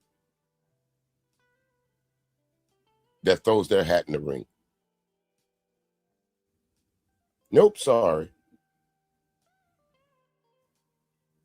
Residents is black. Republicans now want to make sure all 9 congressional seats in Tennessee are white. All 9 of them. They want it to be 9 to nothing, white and Republican, when 1 in 6 people in that state is black. In her dissent from the majority ruling, Justice Elena Kagan said it will likely cause the largest reduction to minority representation since the end of Reconstruction. She probably didn't need to use the word likely there.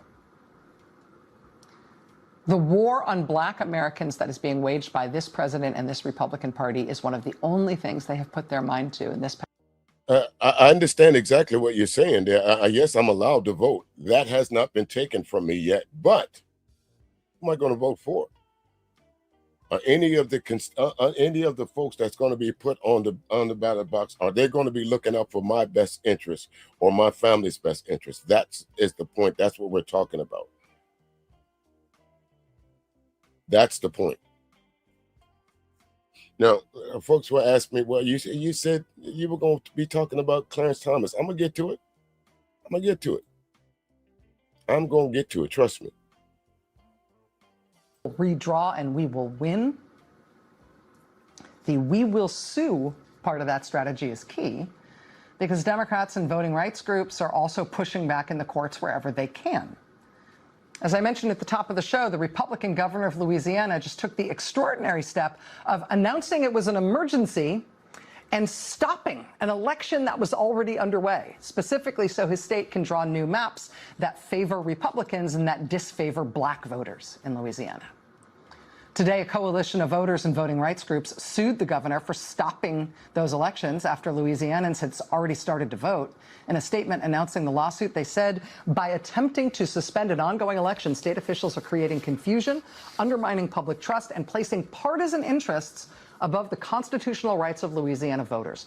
So basically, these folks have stopped an election in the middle to redraw the maps so it would be favorable to Republican candidates. Notice, I didn't say any color Republicans because there are black Republicans. There are white Republicans. There are Latino Republicans. There are Asian Republicans. The point of the matter is, if I don't want to vote for a Republican, I won't have much choice. And even if I do vote for a Democrat, my vote, well, yes, it will get counted, but it's like spitting in the wind.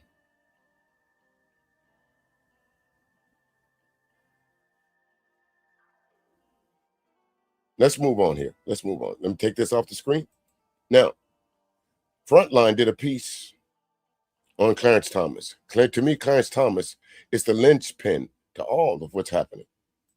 And like I said at the top, as a young black kid growing up in South Carolina, I can empathize and sympathize with Clarence Thomas, especially because I'm a dark-skinned kid. And I went through the teasings, the African booty scratcher, what y'all call Sotomayor, crispy, or blacker than, as a saying used to go, tall as a tree, black as a crow, talk more shit than a radio. Even in some families down here in the South, there's that thing called colorism. If you have a brighter skinned relative, you tend to get treated differently by your relatives if you're darker skinned. That's not me saying that. That's everybody else saying it. But I think Clarence Thomas took that to a new level. I think this is why Clarence Thomas is so hell-bent on getting his revenge to black people. His mama didn't like him, basically. His daddy didn't like him, basically. His grandfather didn't like him, basically. The black folks around him picked at him, basically, and he took all of that to heart. He balled it up, and just kept that. I think the worst thing that his grandfather did to him, his mother did to him, was sending him to live with his grandfather. Let's go. Private school tuition for Clarence Thomas's grandnephew. Amid controversy, Activist paid Ginni Thomas thousands of dollars.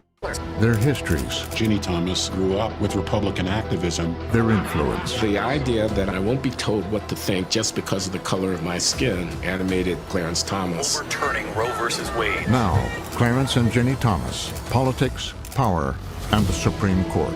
Some people might call it payback, others might call it the fulfillment of his dreams.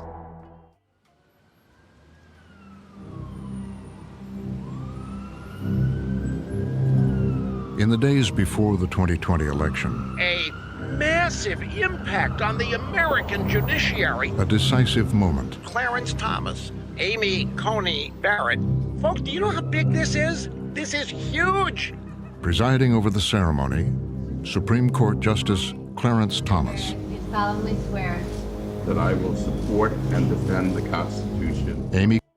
I want y'all to understand the significance of this. That should not have been Justice Thomas. That should have been Chief Justice Roberts. It's unusual for an incoming Supreme Court judge to be sworn in by one of the court members, not the head of the Supreme Court. That's why people say now that this is Thomas's court. This was as some people will say in some circles that you might travel in, this was a crowning achievement for Clarence Thomas, to be able to swear in someone that reminded him of his dear Jeannie.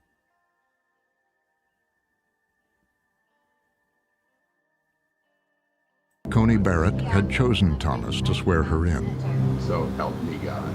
So help me God. A sign of transformation inside the High Court.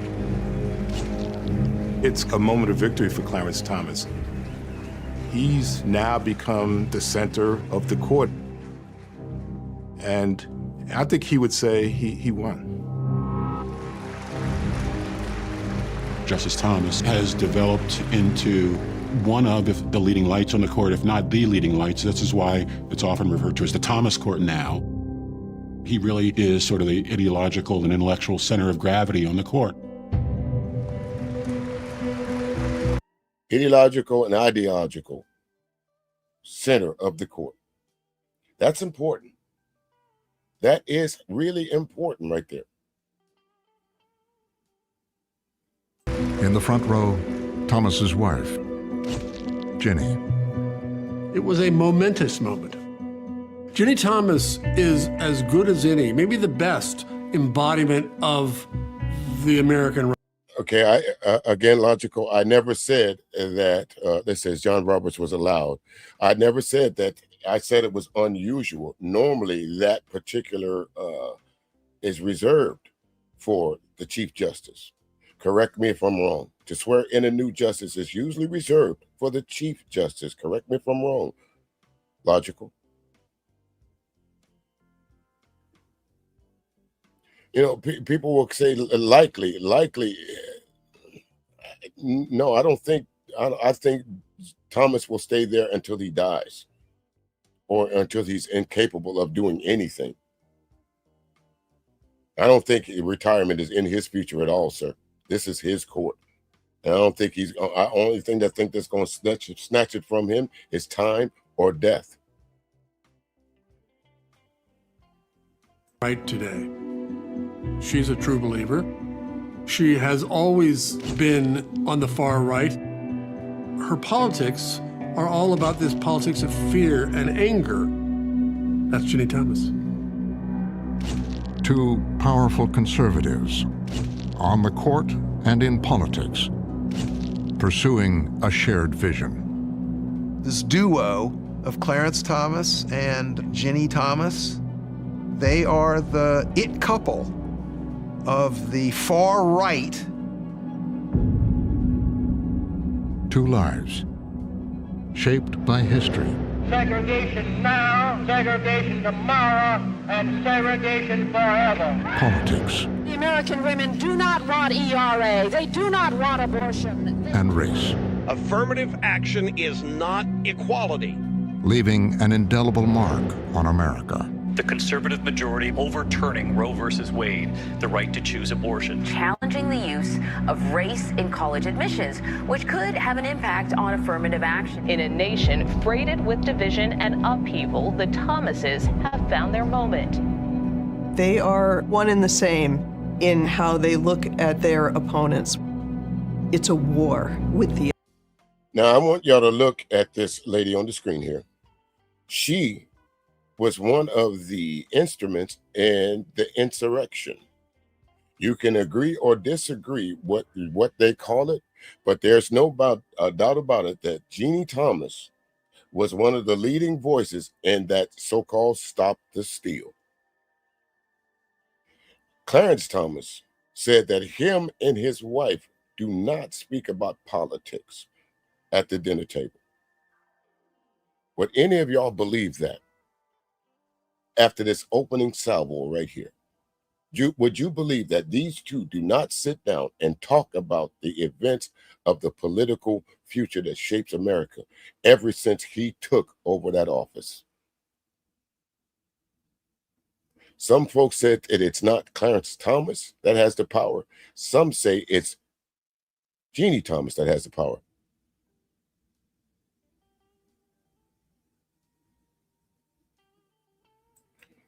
Well,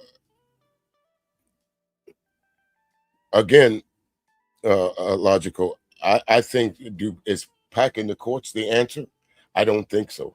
I think if the Supreme Court should be a body that's by itself, but as we can see, it's been infiltrated by folks that think like each other. So packing the courts will only make things worse. No matter the numbers, whether there's 15 seats, 20 seats, or 30 seats, there's still going to be eventually, just in the nature of people, there's always going to be somebody that sides with someone else. So I don't think packing the courts is the answer at all.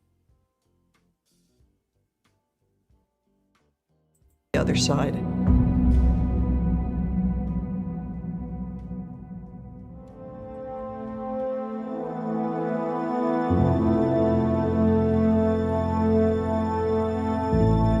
Now, this right here, folks, what you see on the screen is the brown bag rule. And if you grew up in the South as a dark-skinned girl or a dark-skinned boy, you knew about this brown bag rule. That's part of that colorism that exists in our communities, that brown bag rule.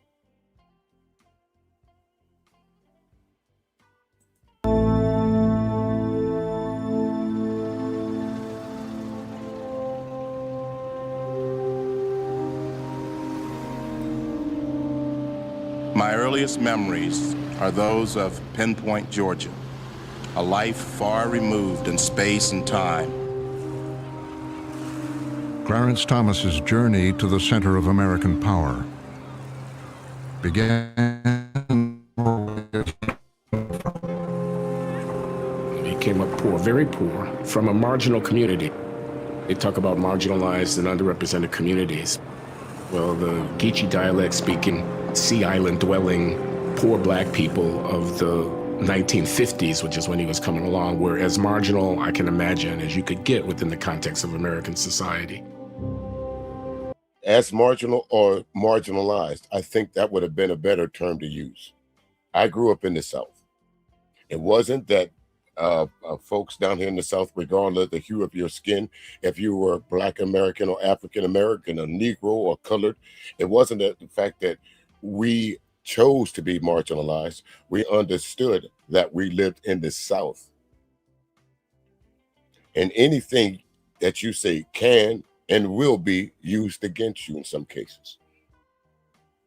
In your own community and outside of your community. Being dark-skinned in the South in the 50s, 60s, 70s wasn't easy. You had to have intestinal fortitude. You had to adopt the adage of sticks and stones will not break my bones. You can call me what you want, but that's not who I am. Clarence Thomas didn't get over that. Pinpoint, Georgia. In 1955, my brother and I went to live with my mother in Savannah. We lived in one room in a tenement. We shared a kitchen with other tenants, and we had a common bathroom in the backyard, which was unworkable and unusable. It was hard, but it was all we had and all there was. His father left early and moved away. His mother was a single mother. His mother married many times. He didn't have a relationship with any of, not his biological dad or any that came afterwards. His mom has talked to me about how that was a very bleak period of her life when she had to do, but she said, but I had to do what I had to do. Desperate, Clarence's mother, Leola Williams, gave up the boys, sending them to live at their grandfather's house. Clarence had been rescued from a life of poverty and ended up in a house that had a toilet, running water, and his ability to go to school every day. But life with his grandfather, Myers Anderson, had its own challenges. He was tough. He was hard. I don't think empathy might have been his strongest point. I interviewed Clarence. No, these voices that you just heard, these are people that actually, either one in one particular was a childhood friend, another one was a girlfriend. So who would know the real Clarence Thomas other than these folks? But if you notice anything about Clarence Thomas's friends, let's see if anybody picks it up. Clarence Thomas's mother, she described that the grandfather would lock Clarence Thomas and his little brother in the hall closet and not let them out for punishment. And he also whipped them with a belt quite routinely. His grandfather beat the two boys quite often, whenever it was that they didn't do something fast enough or well enough. He was physically, mentally, verbally abusive to both of the boys. Probably the unhappiest that he's ever been in his life was the time that he spent in his grandfather's house.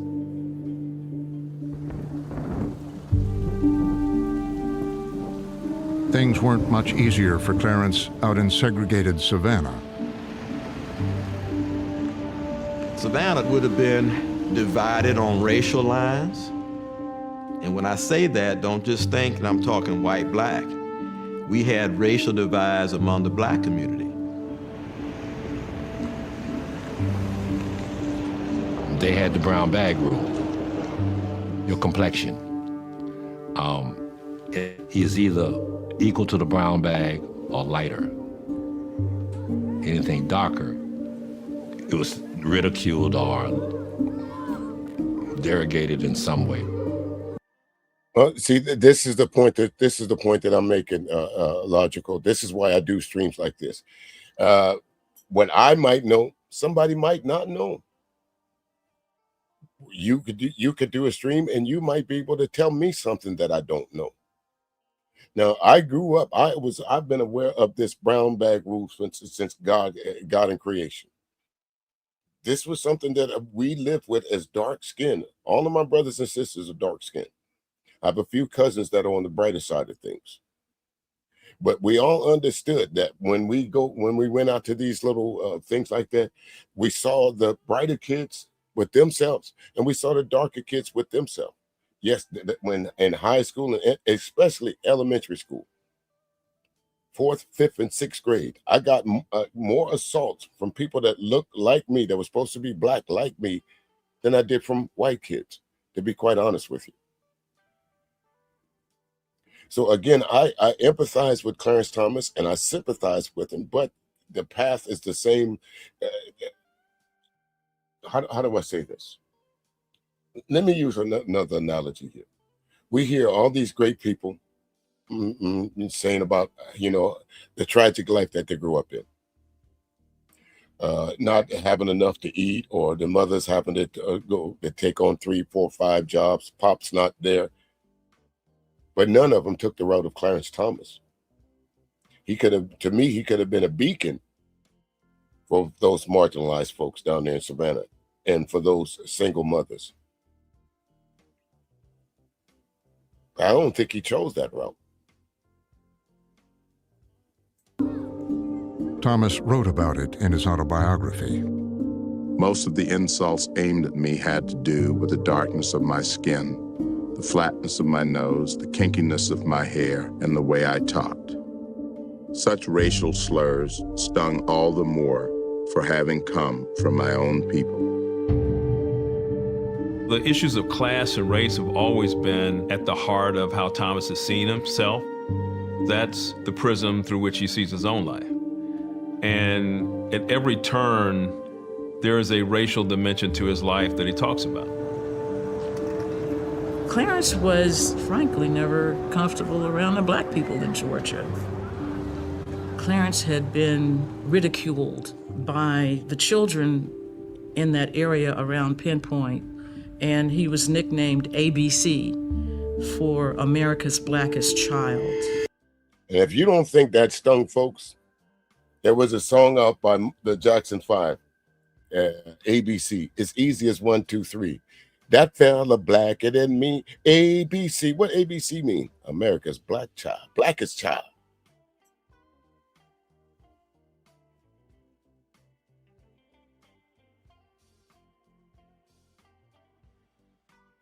I'm not sure. Candy Cane, I didn't think about that, but that could be, if we look at it from the YouTube side of things, we could put John Galt in this category, couldn't we? Because to hear that guy talk, he hates he hates his own self.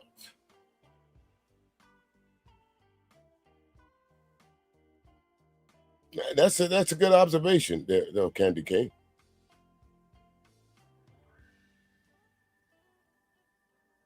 You never heard that before? Well, unfortunately, down here in the South, it rings true. It rings true. It does. ABC. So from an early age, Clarence really felt estranged, I think, from his entire community. The resentment and anger that can provoke within the darker skinned and blacker individuals also not so pretty. It's a psychologically debilitating aspect of African American experience, this kind of class, color, prejudice that operates amongst Black Americans. Those eyes right there could be the eyes of any Black male child that grew up in the 60s, 70s, almost up into the 80s, in any part of the rural South. That could be me. That could be my brothers. That could be any one of us. The dark skin. My nose ain't that big. Ain't that wide like that. Yeah, suck up Peru right there with that big ass nose. But those are the kind of jokes that we were privy to growing up dark skinned in the South. Not only from brighter skinned folks, but folks who were just as dark as you. Because I remember several times saying, man, you just as black as me. What you talking about? Skillet? Do y'all know where that name came from? Skillet? Skillet is a derogatory term, but some folks just like the hard or the hard R, or we just took it over. Skillet. You ever go see a skillet? It's usually dark black and rusty when you leave water on it. I'm gonna start calling you skillet because you black and rusty. That's where that came from.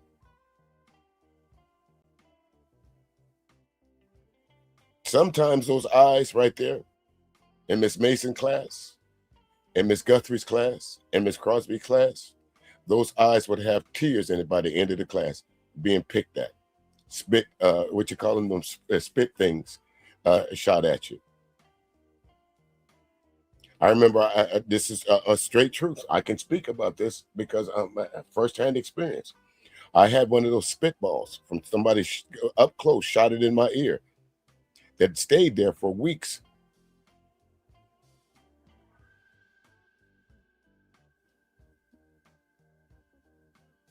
Because somebody decided that I was just a dark-skinned kid in the class that day to be picked at.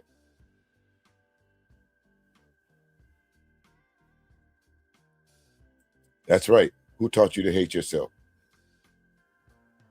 There's a song by the Curtis Mayfield and the Impressions. Who taught you to hate your black preacher? Who taught you to love your white preacher? Do you have respect for the other brother's man? And do you care for kin folks, skin folks, not of kin? We've been singing about this. We've been talking about this since the 50s, the 60s, the 70s. So again, I don't know, May, if you're in here, but those who don't know history is doomed to repeat it. And here's a classic case of Clarence Thomas revisiting this history through revenge. I'm gonna fix y'all for teasing me. I'm gonna fix you, grandfather, for locking me in them closets.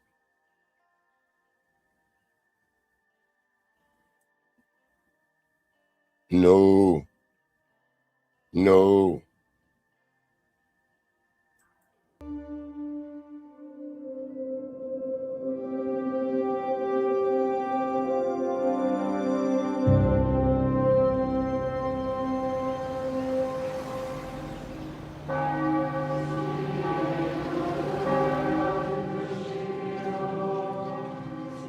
I guess the thing I remember most about Clarence is him as an altar boy.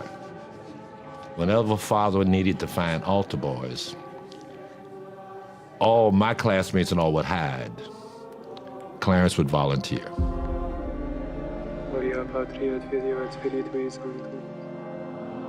He had a grandfather who was a devout Catholic and wanted him to have the Catholic experience. His grandfather paid $20 a year for Clarence to attend St. Benedict's School. Our teachers the nuns were called the nuns in Savannah. Indeed, that's what they were called. Any teacher that had a liking to black students, that's what they were called. Any teacher in the South that had a liking to black teachers, to black students, were called the N-word teachers. The worst thing down in the South that you could call a white woman is an N-lover. You can call her the C word, you can call her the B word, but if you call her the N-lover word, oh my God.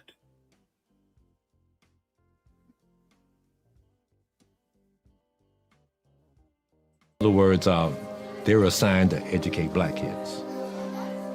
Whatever our circumstances, the nuns treated us all with respect and insisted that we do our best, though some of them insisted harder than others. One of the nuns paid special attention to Clarence.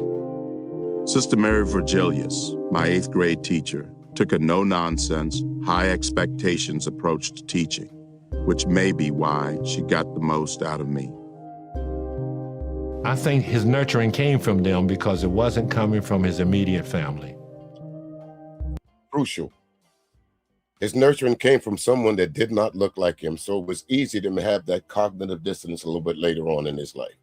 It didn't bother him to step away completely from Black America because Black America shitted on Clarence Thomas his entire life.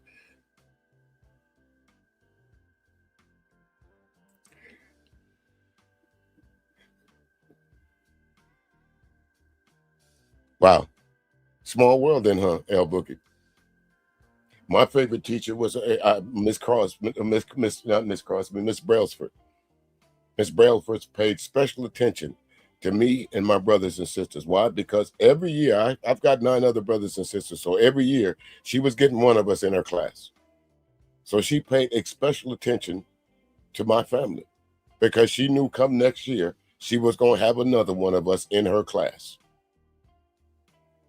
She made sure that if we acted up, that mom or pops was going to find out about it.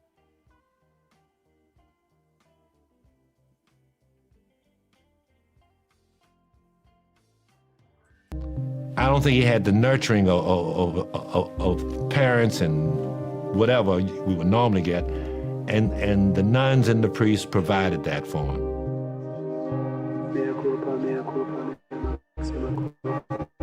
The Catholic Church can be a refuge from everything else that's going on in your life. I wanted to be a nun before I hit puberty. And so it was. Said I wasn't having none of that after that. she hit puberty. None. Hell no. Not surprising to me that he would want to go into the seminary. Clarence excelled at the school, and before long, the nuns began to tout him as a role model. The nuns, that's all they talked about. Clarence Thomas is going to be our first black priest in Savannah, and you should really admire him for that, young boys and young girls. And that would get you picked on more. If a teacher singled you out, especially being dark-skinned, that got you picked on more. ABC, now you're the teacher's pet. Ya's a boss. They were still using the term incorrectly, but I guarantee you, at some point in his young life, Clarence Thomas, this man that's sitting in front of you, was called the Uncle Tom. Not realizing that it was paying him a compliment, because Uncle Tom was not the villain. Sambo was. And this just goes to show you, if you don't know, ignorance is bliss. Some of us still walk around using the term Uncle Tom when it refers to black people who step out of, I guess the best way to say this, to stop acting like they're black. Yes, I have. I've heard of them.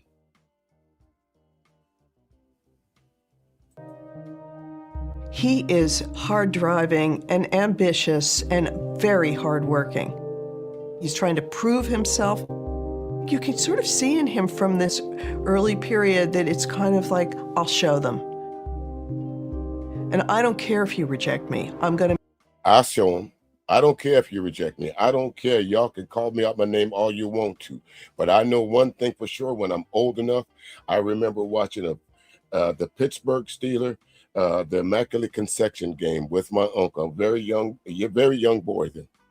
But I had made up my mind at that point in time, when I saw that United States Marine Corps commercial, that was my way out of this shit that I was living in.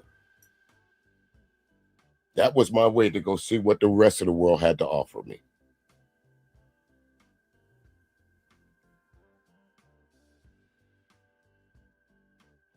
Make it anyway, and I'll show you.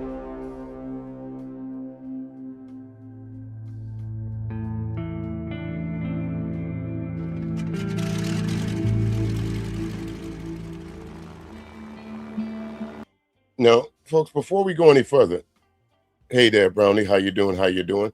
Before we go any further, you have to ask yourself, when you look back at the upbringing of Clarence Thomas, how did him and Ginni Thomas become one?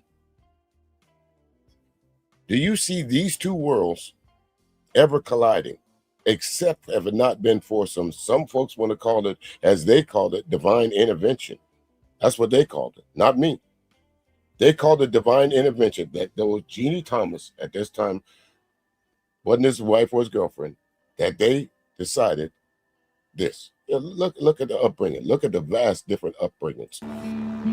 If Clarence Thomas struggled in the segregated South, in the middle of America, his future wife, Jenny Lamp, was living a seemingly picture-perfect life. The thing about the Midwest is that the largest feature of the landscape is the sky. There's like over 180 degrees of sky. I suppose a long vista gives you a sense that there's something beyond, there's something more out there. Leave it to Beaver. Beaver, what's the matter with your eye? Which eye, Mom? I remember watching Leave It to Beaver and thinking as a child, well, that's my neighborhood. That's where I'm growing up. Imagine growing up in the South and watching Leave It to Beaver on your TV every day, asking and finding out that American dream really doesn't exist for you.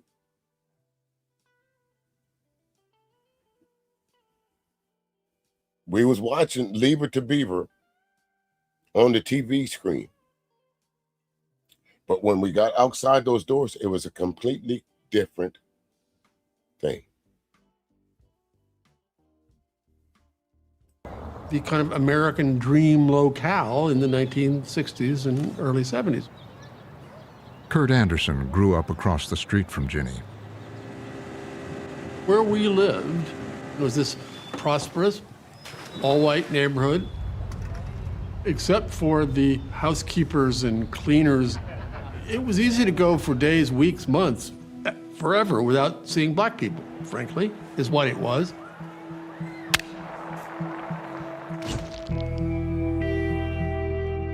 She came from within almost a walled bastion, Scott Bainge was her high school boyfriend.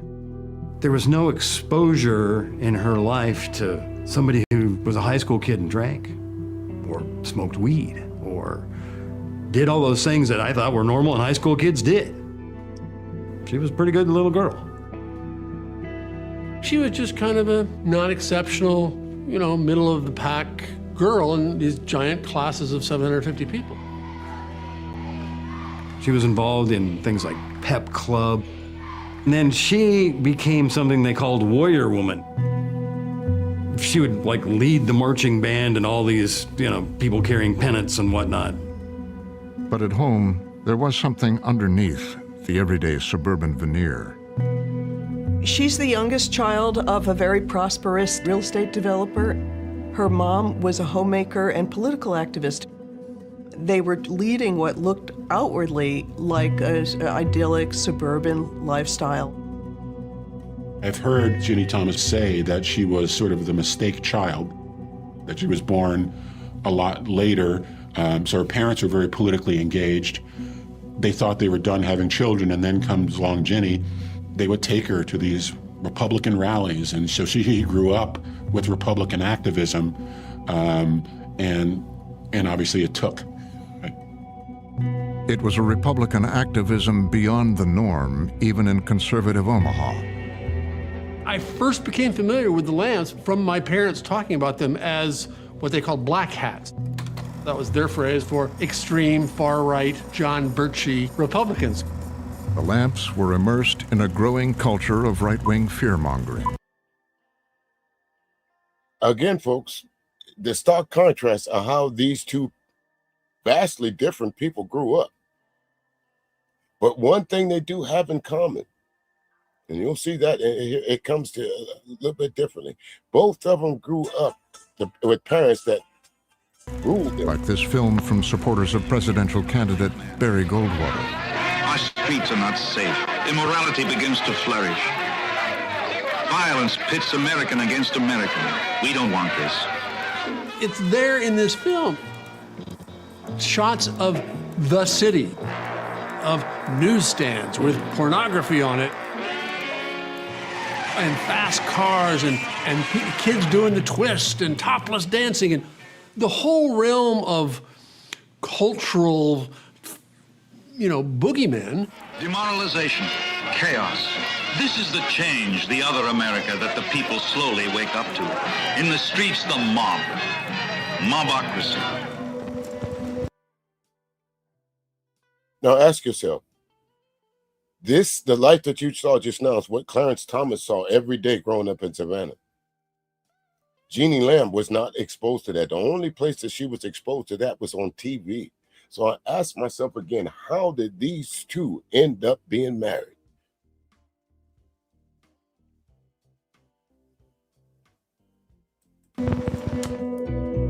As Ginni was growing up, the conflicts of the 1960s were being broadcast on television. And I say segregation now, segregation tomorrow, and segregation forever. There you are, you're a preteen, and you're a sponge, right? He's in a march this morning to the county courthouse at Selma, Alabama. Television had really expanded. The whole black nation has to be put together as a black army. Everything came right into your living room, so to speak, every night. In response, the Lamps were drawn to the John Birch Society. The civil rights movement, as we know it today, is simply part of a worldwide movement organized and directed by communists to enslave all mankind. This is how she grew up, folks. So I asked myself again, how, with this type background, that she grew up under, that she was found the arms of Clarence Thomas. Nothing about her background says that I'm going to ever be involved with black people on any kind of level, much less a romantic level.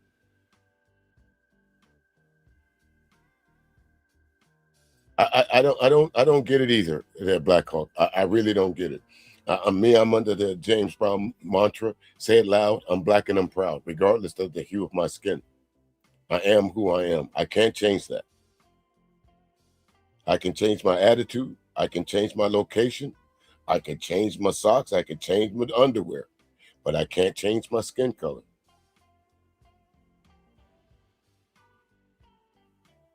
The John Birch Society became a code word for very far out there right-wing beliefs and activities. But let's look at today's MAGA today. And when you folks have some time, go back and look at the John Birch Society and see if you do not see similarities.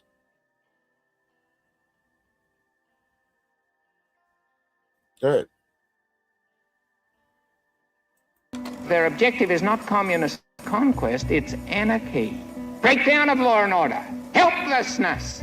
For young Ginni, it left an impression. Circling communist might. You can see so many echoes in the John Birch Society of what became QAnon and other sort of far-right radical conspiracy theories. And this was a very sort of black and white point of view that made politics into war. That was the kind of the mindset that Ginni Lamp grew up in. Politics is war. That's how she grew up.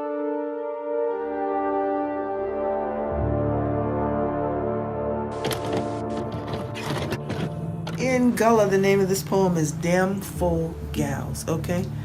God stick by chillin'. It got much a good thing fling bout. As a child, Clarence had grown up speaking the language of the enslaved people of Georgia.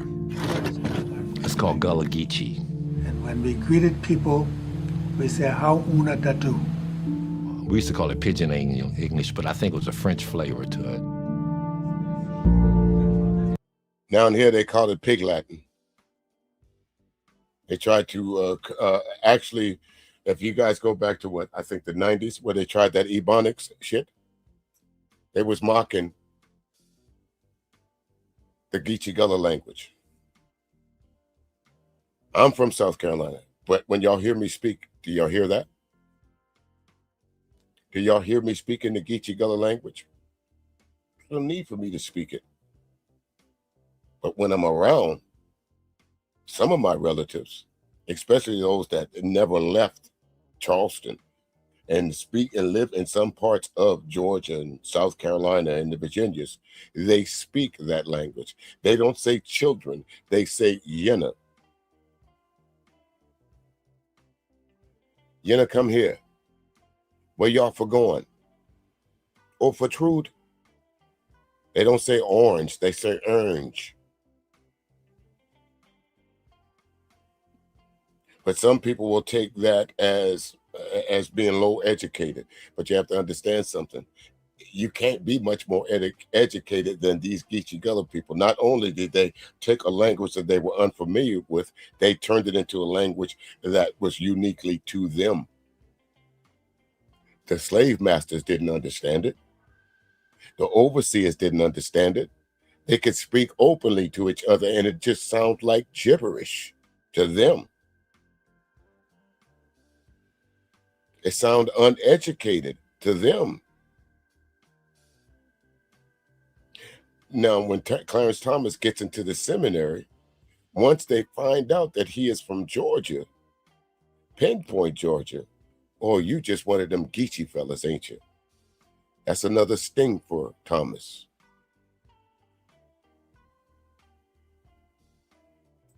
As one of only 2 black students attending a high school seminary, the vestiges of that dialect made him a target of ridicule.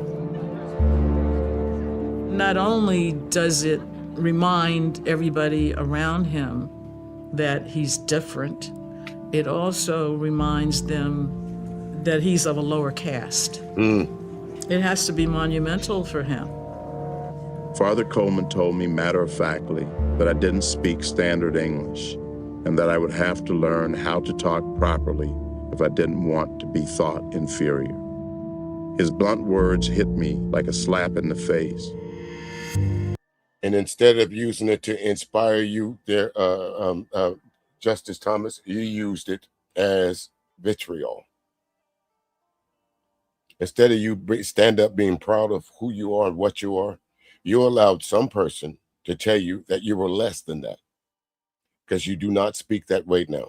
There's absolutely no way that if you can go back all the way to the hearings when you first became confirmed to the way you speak now, that you can tell me that you speak the same dialect that you did growing up, because you don't. The folks that live in Savannah have a certain Geechee dialect to them. The folks that live in Charleston have a certain Geechee dialect to them. You can, there's two people that you can spot off right away. White folks that are from Charleston, South Carolina, and black folks that are from Charleston, South Carolina, because they have a distinct speaking sound to them.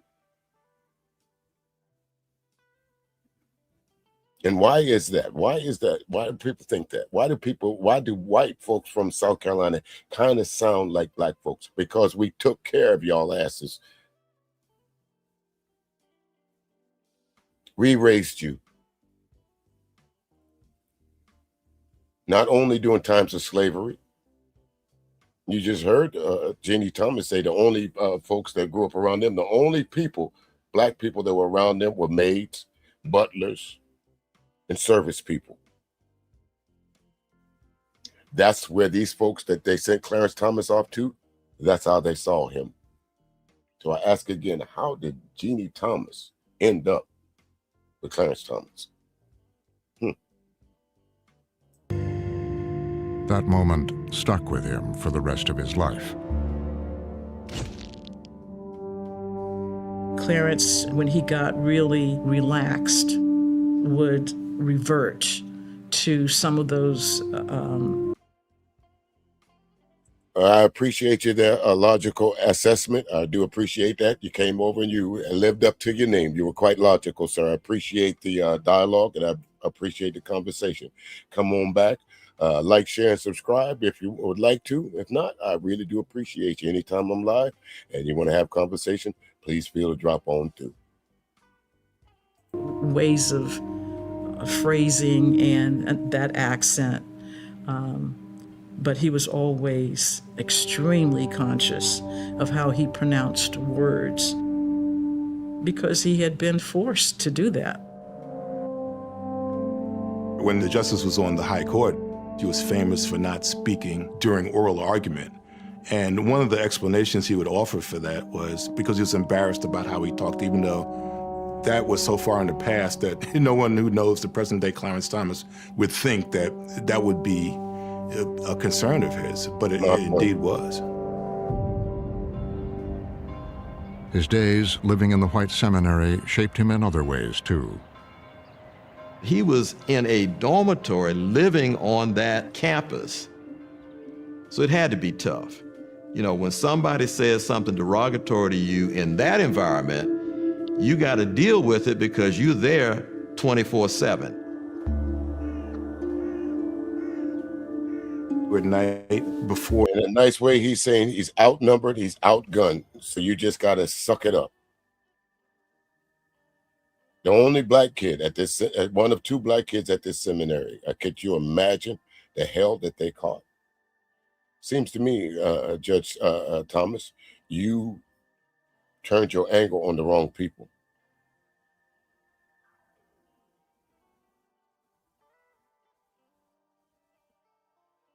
He'd go to sleep now and then, you know, there'd be a laughter in the room and someone would say, "Clarence, smile so we can see you," that kind of thing. When they put the lights out at night, his peers would shout like for hours at night, keep him up. After he entered the major seminary, one event would become a turning point. I have some very sad news for all of you and people who love peace all over the world. And that is that Martin Luther King was shot and was killed tonight in Memphis. After Martin Luther King is assassinated, that day he hears his fellow seminarians say, "Good, I hope the SOB dies." You know, it's crushing to him. It's absolutely crushing. Our hero is murdered, and you're dancing on his grave, so to speak. These are not my people, the people who would dance on his grave. What am I doing with them? Where am I? Who am I? This kind of thing. You begin to ask yourself, what am I buying into here? I tore off the beliefs I had learned from the nuns. I knew what was wrong, who to blame for it, and what to do about it. I was an angry black man. He said it himself. And Candy Kane, absolutely right. These were supposed to be Christians. That when that man would lay down at night, at this time, young man would lay down at night, turn the lights off, and all he was hear is racial epithets emanating, not knowing where they came from. But he just knew that the people around him didn't like him. So again, I'll ask you, Justice Thomas, why wasn't this vitriol turned on them?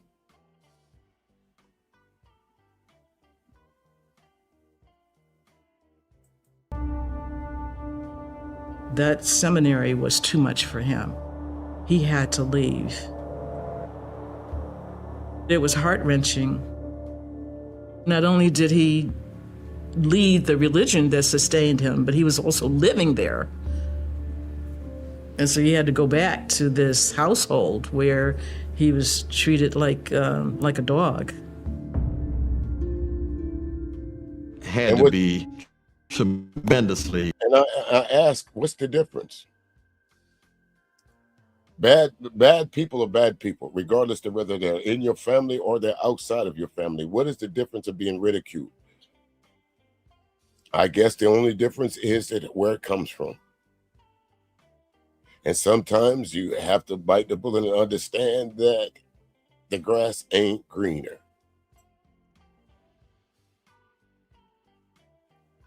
A lot of black people that grew up in the 60s, 70s, and 80s, they could have a legitimate reason to say, I don't want to be around folks that look like me.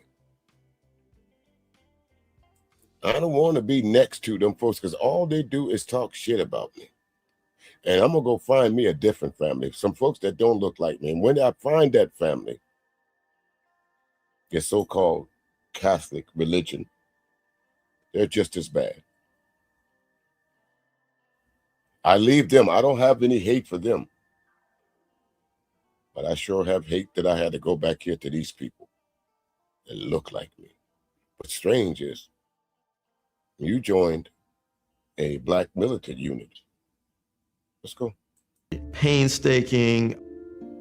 You're going to disappoint so many people. Your grandfather, the black community, the black Catholic community in Savannah. All these people are looking for you to be the first black priest. Pressure. And the grandfather's saying, what? You're leaving the seminary. You know, you're out of my house. I'm cutting you off. You're not going to be supported. And again, Thomas is abandoned, right? He's left alone. He's left to fend for himself. I'm finished helping you, he said. You'll have to figure it out yourself. You'll probably end up like your no-good daddy or those other no-good pinpoint Negroes. Instead of the grandfather being sympathetic and compassionate and loving and hugging him and saying, I love you no matter what, or whatever a normal person would do. Perfect timing, Candy Cane, because I'm sure that's exactly what he's feeling. His family was supposed to love him first. Black people were supposed to be the community. He probably finds more fault with those ones. I would imagine so. I think so. I think that's the sticking point. To me, this might sound a little bit offhandish a little bit, but I expect that from some white folks. I expect some white folks not to like me just based on who and what I am. I expect that. But what I don't expect is to go into, say, a room full of black folks and be picked at because I'm dark-skinned. What I don't expect is to come back home to my family and look for a little bit of solace from that world that I was out there and to be shitted on even further. And you ain't gonna be no good. You're gonna be just like your damn daddy. Ain't shit. You never will be. You'll always amount up to nothing. I can see how that resentment and anger would continue to build up in you. I can see it. He excoriated him and told him that he was a failure and expressed his dire disappointment. Over the years. Yep, Black Hawk, that's exactly what he was. Damn, he says, damn, Grandpa was a hardcore yassa boss and ass ninja. Yes, he was. Because that's what he was pretty much, without any words, he was saying, you get a chance to be around good folks and you mess it up. I paid my good money every month to make sure you got in with the right crowd. And here you are, couldn't even hack it. All because they called you a few names. You ain't gonna be shit just like your mama, just like your daddy. Get in the closet. Close the door. Thomas would downplay this image of his grandfather and express admiration for the man who gave him a home as a child. I mean, the grandfather is in the title of his autobiography, My Grandfather's Son. That's how he thought of himself. But the picture that he paints in that book is completely the opposite of how Clarence described his grandfather to me. And what reason would she have to lie? None. Here we go. So he goes to the white seminary. Didn't work out there. Changes his names to Clarence X. He's going to become a radical. Watch. So,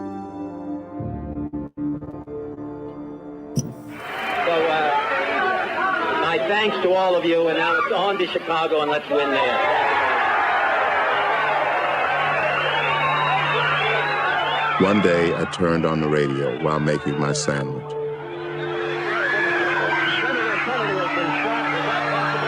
I heard that Bobby Kennedy had been shot. Oh, my God. Senator Kennedy has been shot.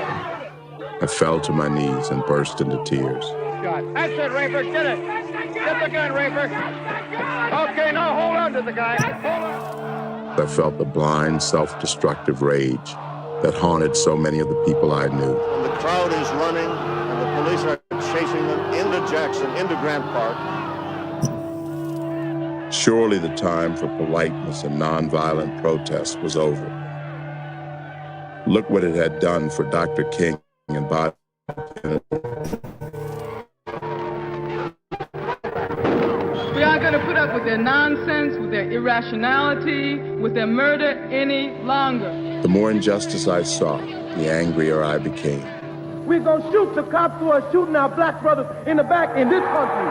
That's where we're going. And the angrier I became, the more injustice I saw. So what happened? How did you go from seeing this to knowing that the reason why those folks was out there beating black folks with billy clubs, shooting them with water cannons, putting dogs on them, was to stop them from being just average American citizens, Justice Thomas? And to go back to this particular statement here, Clarence Thomas's grandfather would have been probably, I have some siblings that are older than me, but Clarence Thomas' grandfather would have probably been in the same era of my grandfather. My grandfather was a hard man. I rarely saw him smile. I can tell you all of my siblings, all of us have one thing in common. We can all remember the time that we saw collectively our grandfather laugh with us. He was a stern man, but one thing for sure, he was a fair man. And even during the time of the 70s, in the 60s and the 70s, they never referred to him by his name. They gave him a title. They bestowed him a title. Of course, I'm not going to use my surname, but it was always man.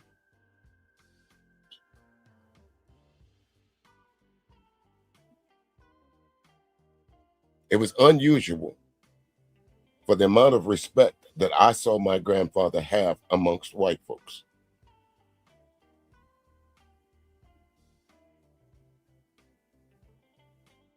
And the more I read about the Black Power movement, the more I wanted to be a part of it. Lasima Tusinda Bila Shaka, which means we shall conquer without a doubt. Black power.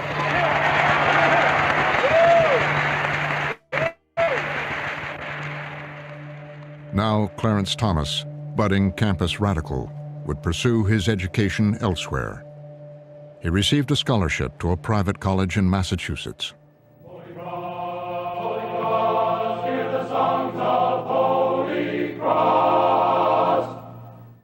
At the point when Clarence Thomas got into Holy Cross, the school was actually actively looking for black students. The president of Holy Cross, Johnny Brooks, who set up this program, described it as affirmative action. That's what opened the doors for him. Holy Cross, Catholic, all male, more than 2,000 white students, 27 black students, many of them as frustrated as Clarence was. No, I was pissed off. I had evolved from being hopeful to being pissed off. A lot of young people in America was pissed off, and they weren't seeking a reconciliation, okay? They're seeking a coup, change the whole thing. We all involved in it. I was involved in the protests. He was, literally everybody who went up there. And we, those of us from the South, we were right there with them saying, yeah, man, we want to push. He definitely was inspired by the Black Panthers. He dressed like them, he talked like them. He had a beret, he had army fatigues, and he had the army boots. He wore an afro.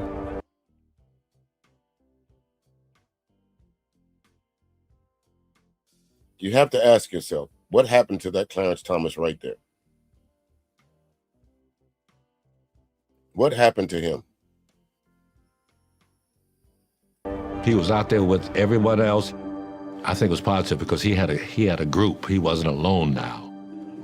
He became part of his group. I don't know if he had a well-formed political philosophy before he got to Holy Cross. Maybe he was simply going along. But the years, 1968, 1969, gosh, I was there. And the forces of conformity to a sense of outraged fury, resistance, the throwing off of oppression by any means necessary. It was very seductive, it was very compelling to many, many people. What you say that Black and Proud, you think he was an infiltrator? You think that's why he hated the fact that folks said that he benefited from affirmative action? Because Holy Cross admitted out loud that, yes, we are seeking Black students.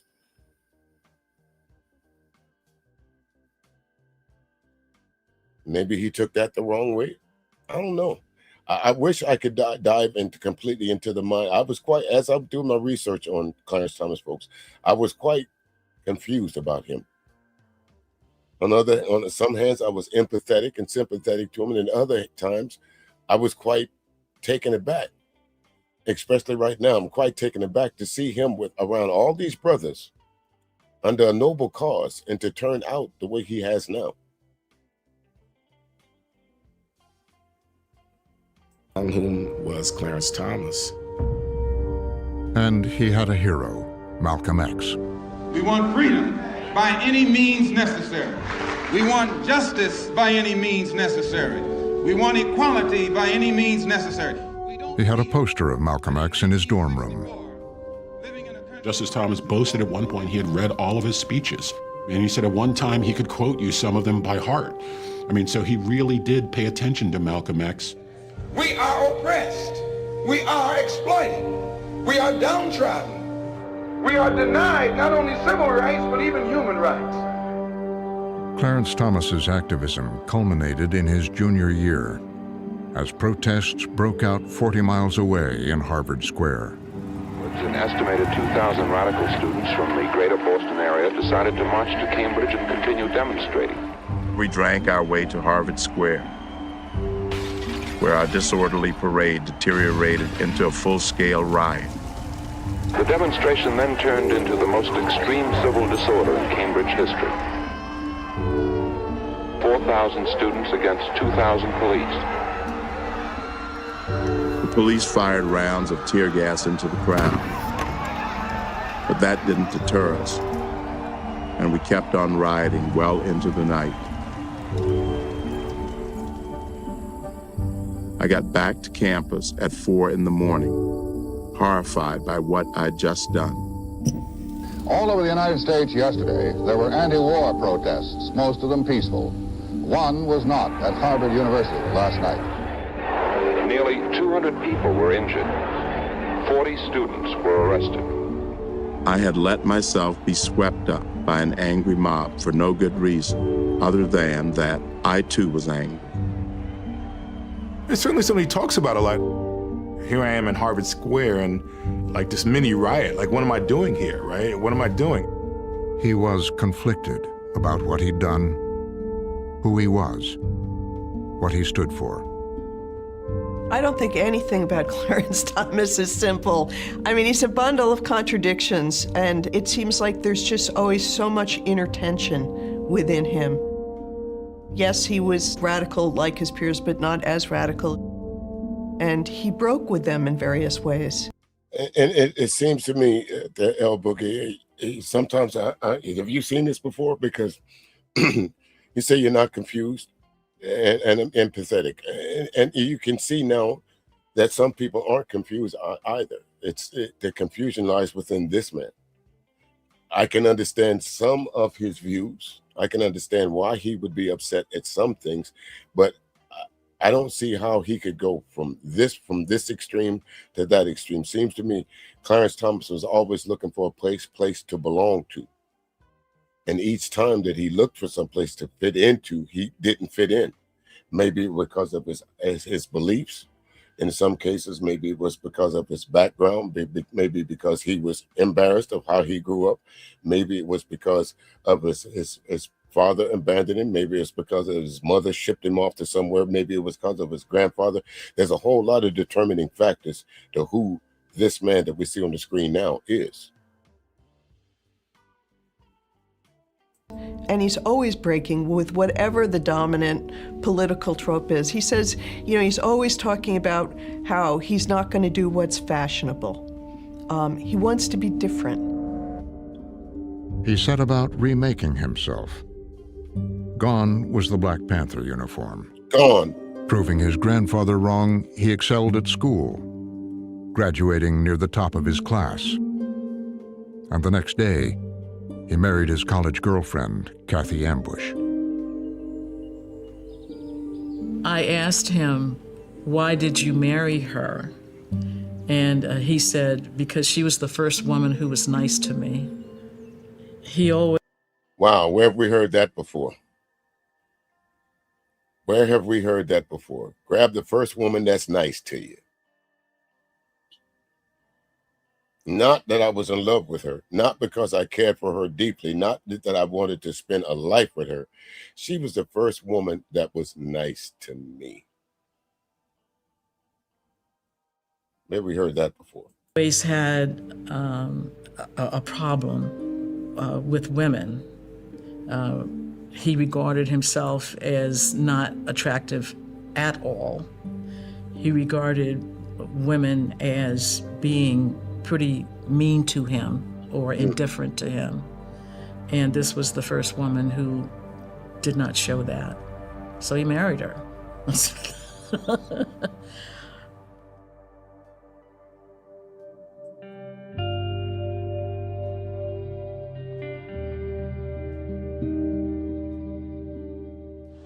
I would like to thank my husband, Fred, for letting me come today. I love to say that because it irritates the women's livers more than anything that I say. Phyllis Schlafly was a colorful, dynamic, anti-feminist, right-wing reactionary. Absolutely. As Ginny Lamp was growing up, he was red pill before it was red pill there, Candy Cane.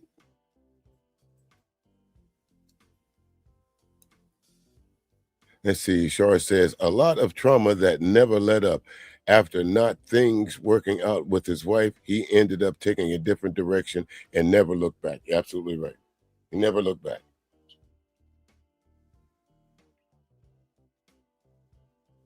the beginning of the red pill. Didn't have quite a name for it yet, but we now know where it evolved from. Clarence Thomas. He the real godfather. Phyllis Schlafly was a role model.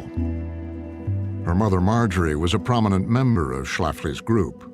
The American women do not want ERA. They do not want abortion. They do not want lesbian privileges. And they do not want universal child care in the hands of the government. What she saw in Phyllis Schlafly and her mom was no excuses. You don't need affirmative action. You don't need women's kind of special accommodations. You make your own fate, you create your own path, and you lean in. It doesn't have to be the liberal way. You can also do it the Republican way. They were waging a battle against the ERA, Equal Rights Amendment. This one woman, Schlafly, pretty much single-handedly stopped a whole movement and killed the Equal Rights Amendment. It really was an example of what you could do as a conservative woman leading a crusade. And we can build. Well, we got the red pillars. Now we got the original pick-me. We got the original male-identified woman right here on the screen. I think that would be just pearly things. Sure. Again, those who don't know history is doomed to repeat it. Build this into a mighty movement that can set America on the right path. Then conquer we must for our cause. Yeah, she looked like just pearly things right there, don't she? And they kind of look alike, except for the hair color different. They look the same. Look. It is just, and this be our motto, in God is our trust. Ginni's inspired. She wants to go into politics. She wants to go to law school. She wants to be like this and like her mom. Ginni watched as her mom ran for the state legislature and wrote dozens of letters to the editor of the local newspaper. Aren't you all getting sick and tired of the news media and liberals taking off in all directions to persecute Republicans, particularly President Nixon and Vice President Agnew? Mrs. Donald G. Lamp. By 12, Ginni was writing her own letters. I am 12 years old, but I don't understand why they can ban all products with cyclamates in them when they aren't even sure they cause cancer. Why don't they ban cigarettes? They know cigarettes cause cancer. Ginni Lamp. She would become a page at the Republican Women's Conference. To you, the great silent majority Following her mom to see Richard Nixon. of my fellow Americans, I ask for your support. Instead of, as so many teenagers do, faced with that at that time, reject it and go get high and wear jeans and tell their parents to get out of here, she obviously embraced it and kept embracing it and never stopped embracing it. It's simply saying, yes, Mom and Dad, I'm just like you and I'm proud to be just like you. Total opposites. Total opposites. Yes, Mom and Dad, I'm going to be just like you. Or, you know, my grandfather, my mama didn't want me. My daddy didn't want me. And it goes back to this statement. Where's it at? Where's it at? Where is it at? Where was it at?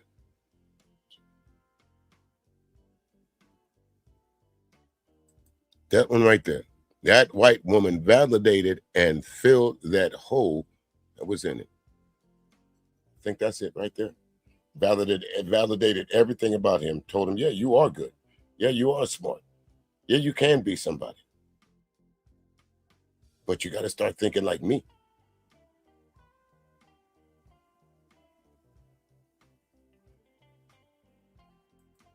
In many families, you don't talk about politics at the dinner table, right? But that was important to her parents.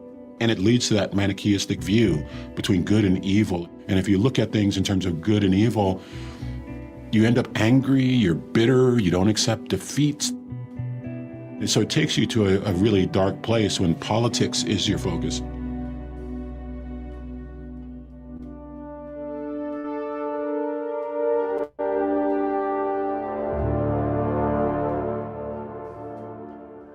To the tables down at Maurice, to the place where Louis dwells. After Holy Cross, Clarence Thomas was off to a very different world once again, Yale Law School. It was a chance to leave Pinpoint far behind, defy his grandfather's prophecy, and get positioned to make real money. We know what the reputation of Yale is. Let me ask y'all something. Do you think Clarence Thomas became this person that he is because of or in spite of his grandfather? Seems to me he became this person in spite of his grandfather. I don't think his grandfather, to me, was the inspiration. Well, not the inspiration that we're looking for that causes someone to do something. I think he was the catalyst to say, I'm going to show you. I'm going to show all you, and I'm going to go ahead and use the word, if y'all don't mind, just one time. I'm going to show all y'all loose niggas in Pinpoint, Georgia, and I'm going to be somebody. I'm going to be better than y'all. And when I do, I'm going to remind you of it.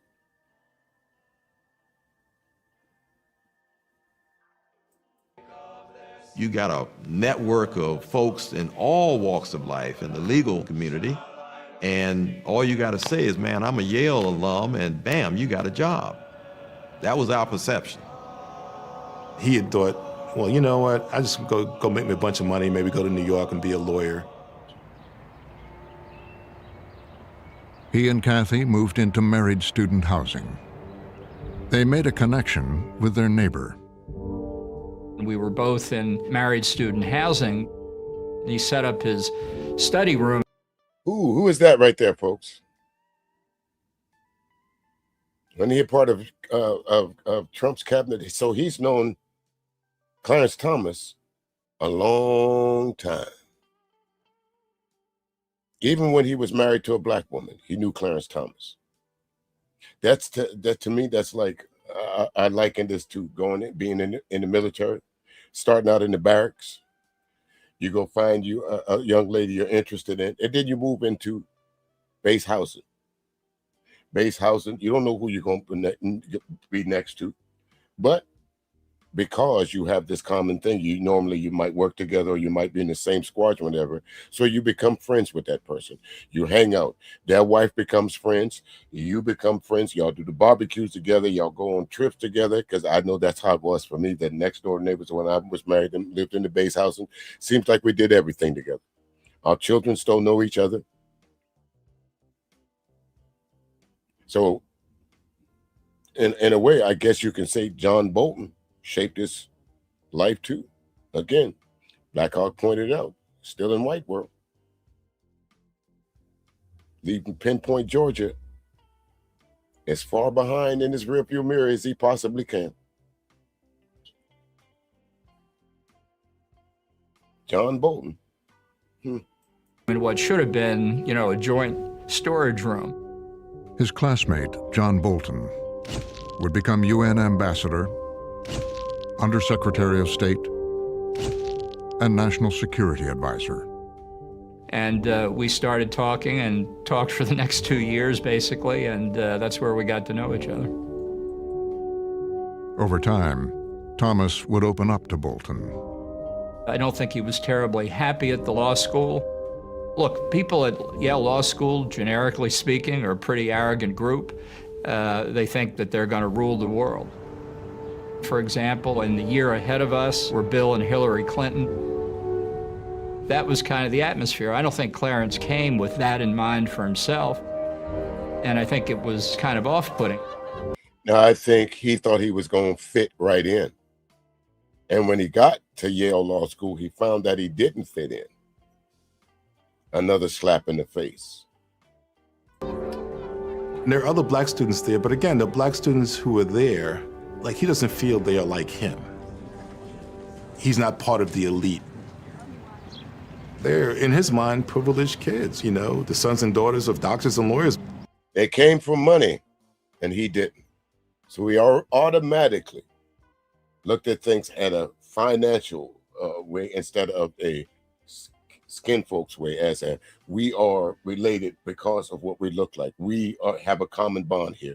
We're trying to change a system that did not allow us before we came here, or a couple of years before this, we weren't allowed to come to these schools. He separated himself from that as well.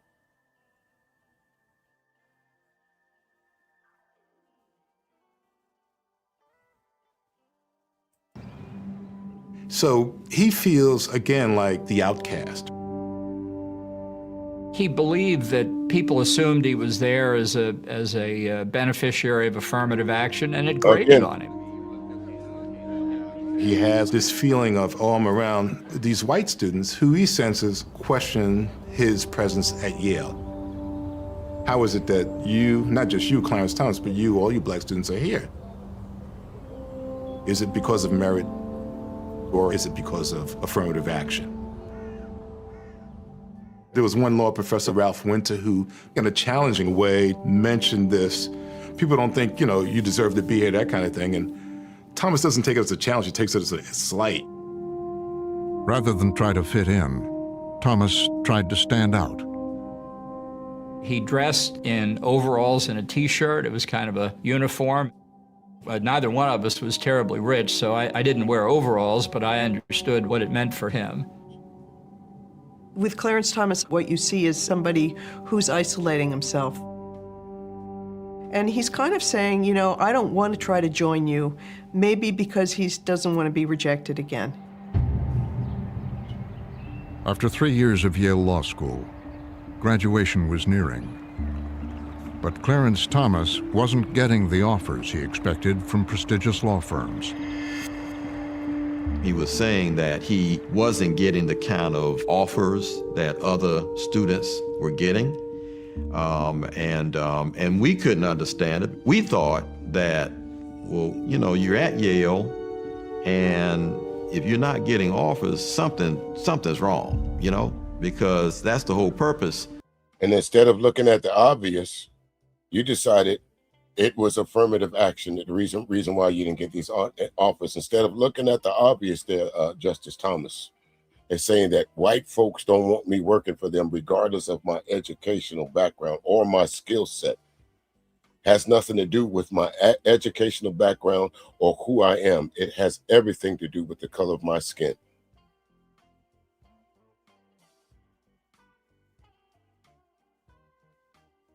In a nutshell, Candy Cane, that's exactly it. Because other folks teased him, he decided to say, you know what? And basically, wouldn't y'all say that he's agreeing with them by caving in like that?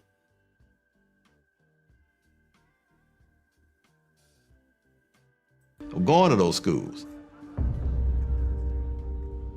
Thomas would never forget the sting of those rejections. He said he would keep stacks of rejection letters he had gotten from law firms. Even when he was like a Supreme Court justice, he had these letters just to sort of remind him of those, again, this feeling of rejection by kind of the elite law firms. He had his Yale law degree, and he had a 10-cent stamp stuck to it. Like a 10-cent price tag stuck to it. Because he's like, yeah, this is what it's worth, right? 10 cents, right? No more. He came to blame affirmative action for the rejection he felt. Now I knew what a law degree from Yale was worth when it bore the taint of racial preference. I was humiliated and desperate. He thought that his degree was devalued, that he didn't get the same kind of cachet out of the degree once he was looking for a job and trying to move in his career.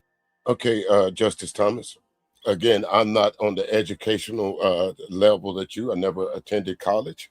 But one thing for sure, I know in high school, the college prep classes that I had, at some point in time, I know in my English class, I was the only black student there. I didn't sit in the front of the class. I sat at the back. I also heard those, how do you say, those murmurs of racial epithets. I also heard them. Why is he in here? What's he doing in this class? My sister, same thing. She was the only black girl in her class. English class, math class. And the same questions when we got home. Why folks always asking us why we the only black people in their class? I thought school was for everybody. Am I wrong for being smart? Am I wrong because the school decided to not put me in the trailers in the back and put me in a college prep class because of what I know?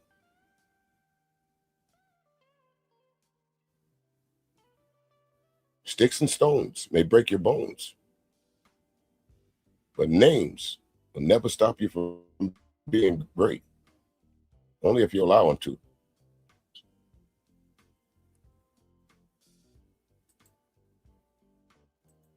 He assumed that others were assuming that it's a Yale law degree, but with an asterisk next to it. I disagree. I disagree totally. Orion Douglas had a strikingly similar academic journey to Clarence Thomas's.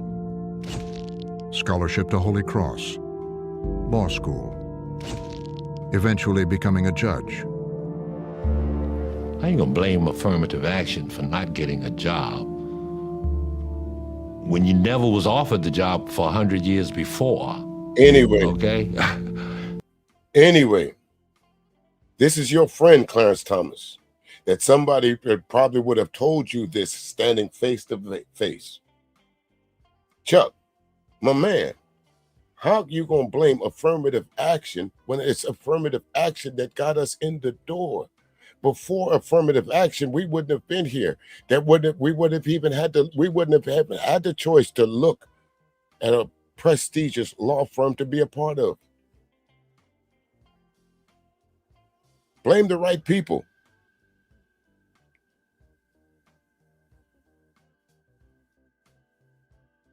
The system was still there. The infrastructure for separation, discrimination was still there. It was still the segregated mindset of white America.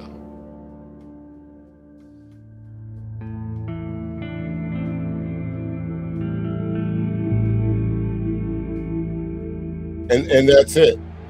I think so too. They're black and proud. I think that they chose, again, his own friend says, I disagree with that statement that he made. I disagree with that wholeheartedly, and then went into reasons why he disagreed with it. Showed that he was hired by different firms and wasn't too ashamed to say, if it had not been for affirmative action, I probably wouldn't be a judge today. These are your friends. These are people. These are your constituents. These are your peers. These are the folks that you went to these schools with.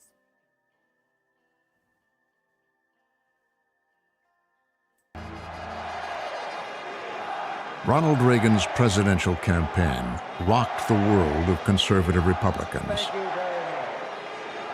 They called it a revolution, and Ginni and her mom were there, watching as Reagan used a catchy phrase to describe it.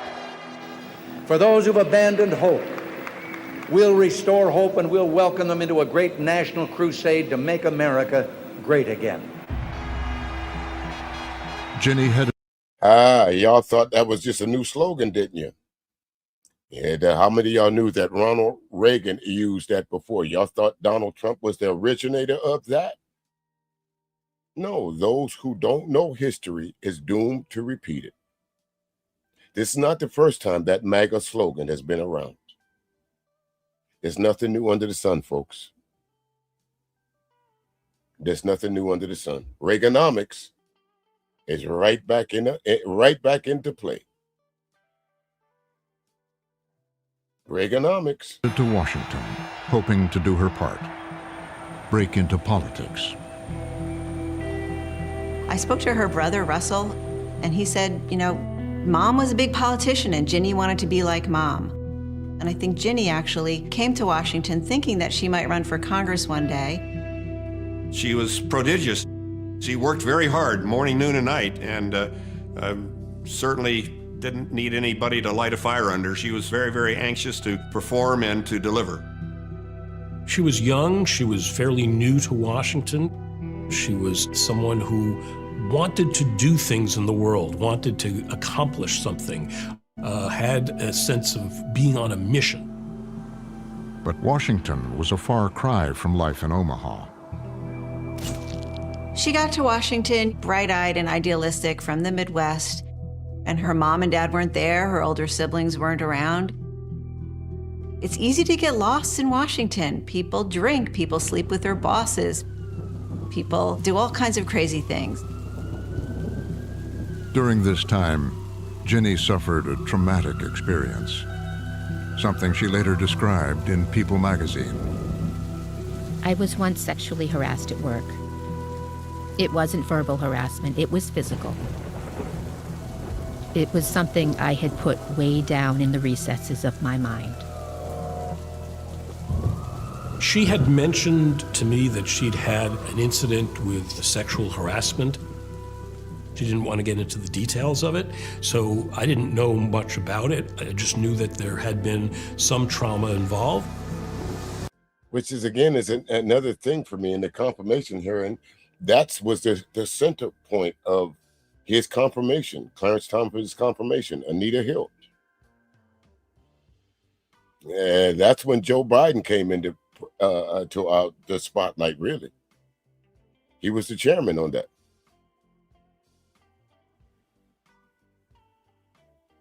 And she was someone who felt kind of alone in the world and was looking for not only companionship, but for the tools that she needed to reattach to the world, to create the relationships that she thought would make her healthier.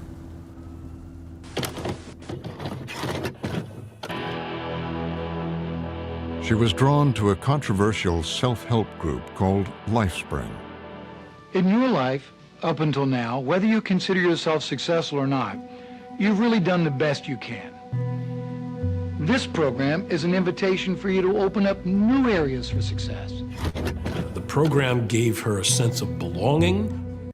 Now, for those of you, I want you to go, and our next presentation will be about the Heritage Foundation. And you wonder why I brought that up earlier, because here's the beginnings of the Heritage Foundation. Because a lot of what you hear doing this particular group back then is what the Heritage Foundation adopted as their pedigree. Listen to some more. A group of other searcher-type people who felt lost or lonely, who now came together and go through a deeply intense experience of exposing their emotions to one another, hugging a lot, crying together. It does not hurt, it feels wonderful. I'm okay. She was deeply impressed. She felt that she had been reborn almost. It was a spiritual, religious experience for her. At first, Ginni was feeling pretty good about it and felt like it was maybe, strengthening her. But then there were some troubling exercises. See, there you go again, folks. See, this is what I'm talking about. How does standing up screaming in your drawers got anything to do with politics?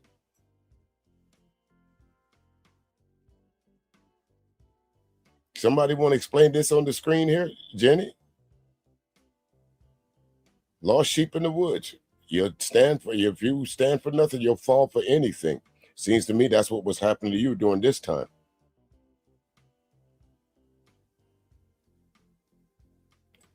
I think so. That's to me, Black and Proud. That's the overwhelming reaches what I got. I think he was allowing to his circles because they could control him.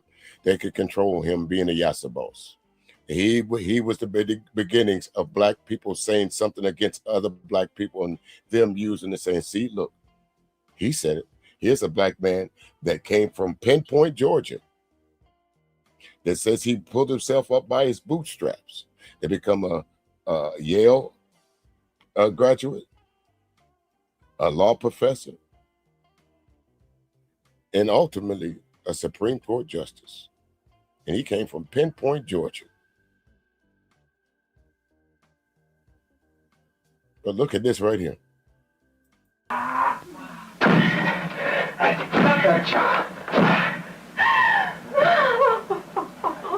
Nobody ever helped me. One of them was something called the stripper. where they stood in a U shape and they disrobed, they took off their clothes, and they made fun of people's bodies and the fat people. And she realized that this was sort of more than just spiritual journey, that this was some kind of cult-like stripping down of the self, and it was dangerous. Ginni's parents and closest friends were also worried. Ginni felt that she'd been misled, led astray, and so she wanted to get out. And she turned to a deprogrammer, a counselor, for help in getting out. Hi, I was in Lifespring, and I was what I considered to be deprogrammed. And she was somebody who had been to hell and back, and she was going to stand up and speak publicly about, about saving others from. Again, sounds a little bit of that Scientology going on as well. Remember Angela Jolie? Remember Tom Cruise's wife? Remember all the women that said that they felt duped by Scientology? All those folks are, even so much so, we can bring it up to the Charlie Kirk era. We could bring it up to all these different eras of these so-called political activist groups that turned out to be no more than hedonistic, to be quite honest with you. A similar fate. when you come away from a cult, you have to find yourself, and what was it that made you get into that group, and what open questions are there that still need to be answered. She was angry that she had fallen victim to a group like this.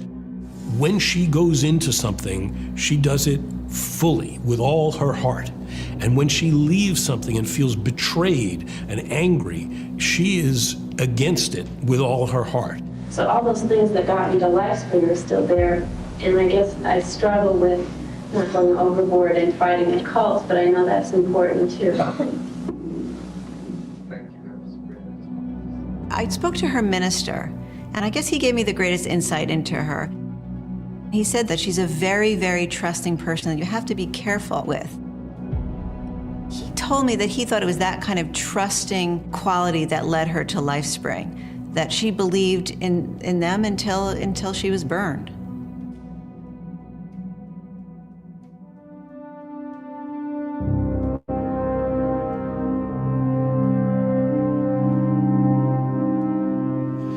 How are you? My golly. Happy birthday. Thank you. Thank you, Mr. President. I appreciate it.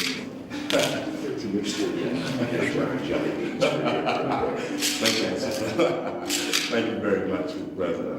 I appreciate it. He was 38 years old in the Oval Office with the President of the United States. He's one of the highest ranking African-American officials in the government. And he's seen as someone, certainly on the rise.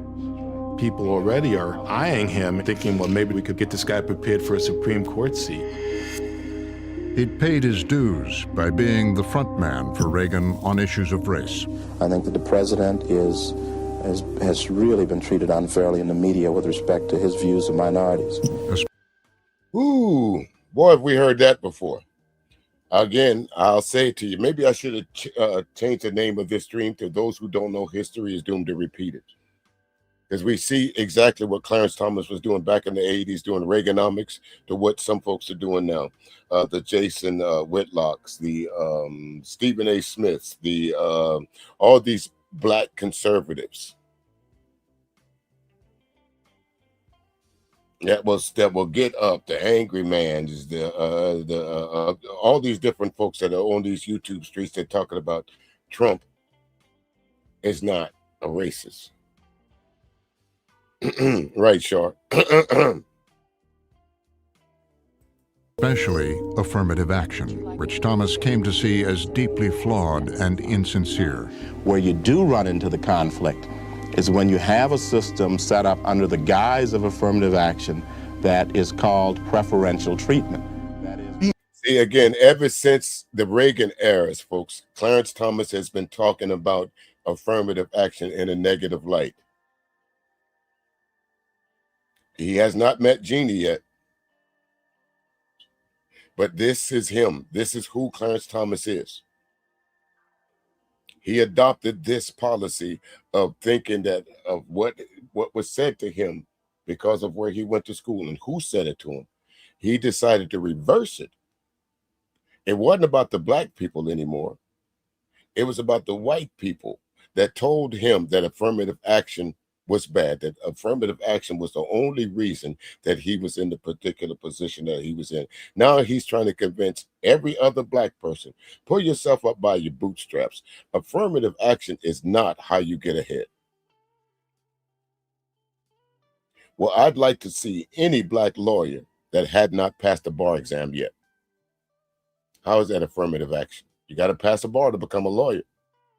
Is there a black lawyer test? Is there a white lawyer test that the two take?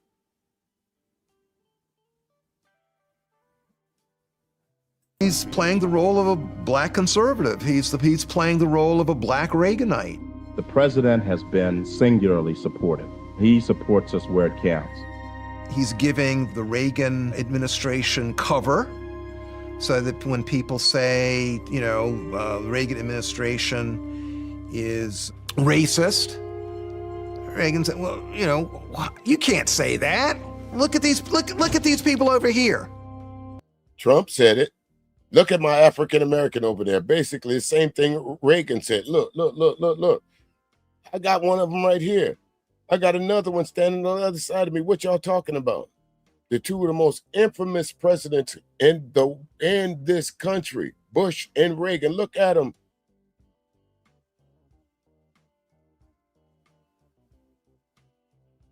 Look at my African American. Look at my black guy. Look at Clarence Thomas out here. He's dark as you put him at 8 o'clock in the morning together, get midnight. How y'all gonna say I'm racist? And Uncle Tom, Ass, Clarence, Yasser, and Thomas went on this media blitz tour to convince black people that racism was dead.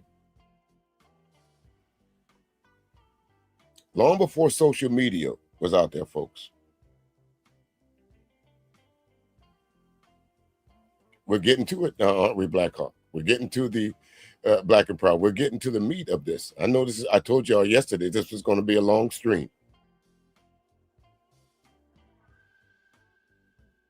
Look at this guy, Clarence Thomas. He's black. I support you. Okay? I'll do anything you to make this effort work. Look at what he's. I'll do anything for you, boss. Is we sick, boss? Clarence, I got something that I want to show you right quick, like. I got something that I want to show you right quick, like. And this is from someone that you revered. This was someone that you said was your hero. We don't believe that black people will ever get any laws, get any problem with laws being passed or new persons being put in office, white liberals being put in office. There is nothing that the white man will ever do to bring about true, sincere citizenship or civil rights recognition for black people in this country. Nothing will they ever do. They will always talk it, but they won't practice it. And with the Supreme Court, if the NAACP can tell me that they want a desegregation decision for me 10 years ago, but yet the schools haven't been desegregated, as I say, this is a victory with no victory. It's a victory that you can talk about, but it's a victory you can't show me.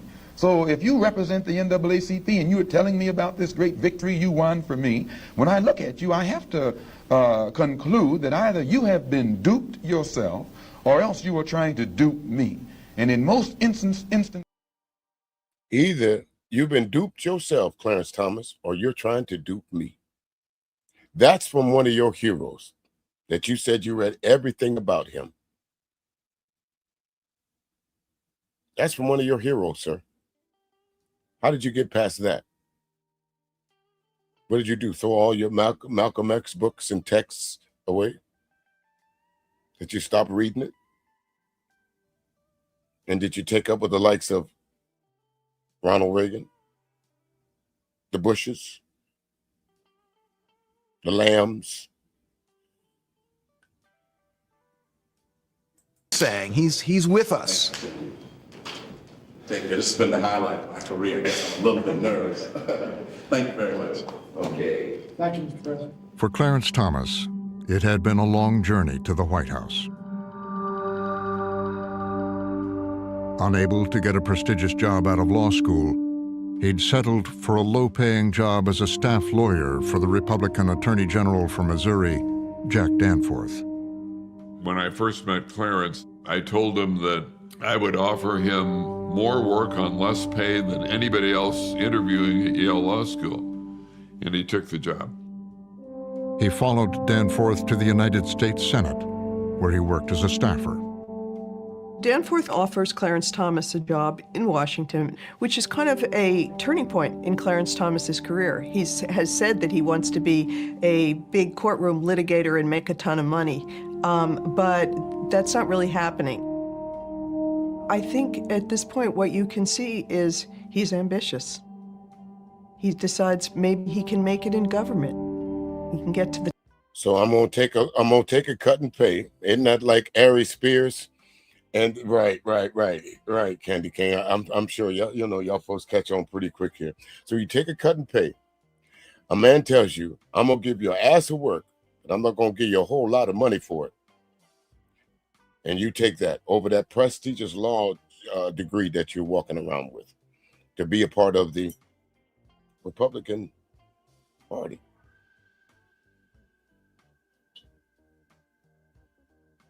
And you wonder why black people are conflicted with you, Judge Thomas. Seems like everything to me that you possibly could stand on as a black man, you threw to the side and chose the opposite. You could have taken your law degree and done great things in the black community. You could have went down there to Pinpoint, Georgia, and use your law degree to help some of those folks that were being railroaded. You didn't choose that. You could have became a, hero in your own town. But you decided to take up with these folks. Top there faster than in corporate America. But as he rose in Washington, there was trouble in his personal life. Moving to Washington had done nothing to ease the dissatisfaction I felt with my marriage. I hated myself for my inability to be the loving, devoted husband Kathy deserved. His marriage was falling apart. He was struggling to raise his young son and dealing with crippling debt. They're young. They had a son early. It was very difficult, I think, to keep that marriage together in the early years, and I think I imagine it would be if you only married her because she was the first girl that was nice to you. You didn't marry her out of love. You married her because she was the first girl that was nice to you, out your own mouth. No, he was never going to become another Thurgood Marshall, Black and Proud. That was that he could have scratched that. No. just kind of drifted apart. I grew despondent and resigned. I drank more heavily than ever before. Basically, you did the same thing your daddy did. You do despondent. You started drinking. You walked away from your children. You was in a lifeless, loveless marriage. And you decided to blame it on the woman by saying, I couldn't give her what she wanted. So the best thing for me to do is to fuck on and start drinking. I knew I was on the road to trouble. When I first met Clarence, he, more than anything else, is a very angry person. He was self-medicating when I met him with alcohol. Lillian McEwen was a lawyer for Senator Joe Biden on the Judiciary Committee. She met Thomas as he was going through a divorce. Clarence was in the... So now you know the connection between those two. Joe Biden and Clarence Thomas. This is his secretary. You don't think that that very same Joe Biden was not in favor of Clarence Thomas doing those proceedings? You didn't think that he knew Clarence Thomas better than he let on? The midst of a lot of changes in his life. And so I would pretty much just listen to whatever it was that he had to say about his childhood, about what was going on with him. As they began dating, Lillian found Clarence to be ambitious and determined. I would say that every act that Clarence performed at work and socially was always geared toward getting ahead and making sure that he was doing what was necessary to take the next step, whatever that was. And who doesn't? The idea has already occurred to him by 1981 that if he plays his cards right, he could be on the Supreme Court. He's telling people that. 1981. This is so long before it happens. But he's got a plan in the back of his mind. And he knows that he needs to keep doing the right things, punching the right cards, meeting the right people, making the right friends. And it might happen. One important step. He had joined a small circle of conservative black Republicans. You're an ambitious, black person. You have a Yale Law School degree. Makes a lot of sense to go where the line is shorter. So it's a long line with the Democrats. A lot of people over there. Much shorter line with the Republicans. Explains a lot, doesn't it? It's a shorter line to fame being a black man in the Republican Party. But the line is long trying to gain fame in the Democratic Party being a black person. That could have been it, Black Hawk. That could have been it, brother. He'd been tilting conservative since leaving law school, and now began to flesh out his conservative ideology. He reconnected with his former Yale classmate.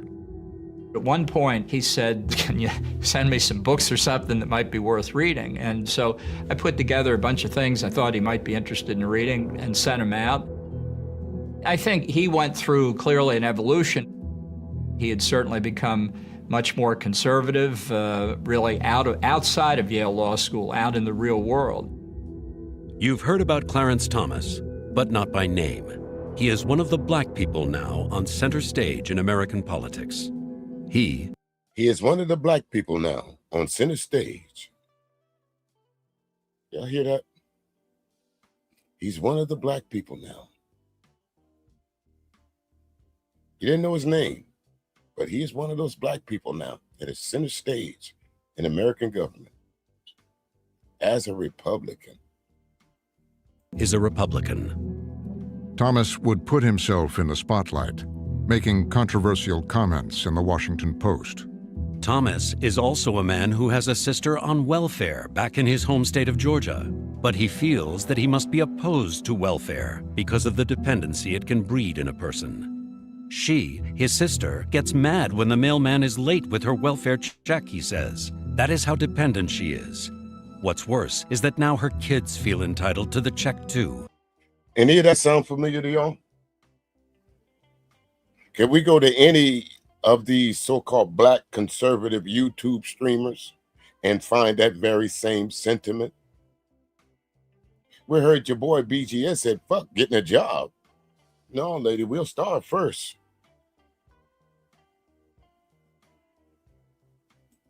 They have no motivation for doing better or getting out of that situation. It hit pretty hard. Folks in Savannah, their first reaction was, why would you talk about your sister in public? You know, we don't do that. That's not black Savannah. You know, if you got something to say about your sister, you don't like what she did or whatever, you don't publicize that.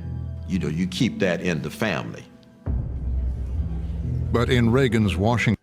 And how about helping your sister? How about saying, sister, I know you're running through hard times. I ain't got it like that, but I'm gonna help you. I know what it was like living without nothing. I knew what it was like being a single, living with my mom, being a single mama, I know what it was like. So instead of talking shit about you, sister, I'm gonna help you get off welfare. I'm gonna find something, some kind of job or something that pays you well enough. I was waiting for someone to ask that, Black and Proud. What about his son? What about that black son that he had? Why have we never heard about him? How many of y'all knew to this day that Clarence Thomas, I was yesterday, well, day before old, when I found out that Clarence Thomas had a son. I knew he had been married, but I was yesterday's old when I found out that he had a black son running around on this planet somewhere. And I'm wondering, what does the son think about his father? I know one thing for sure. If my daddy was on the Supreme Court,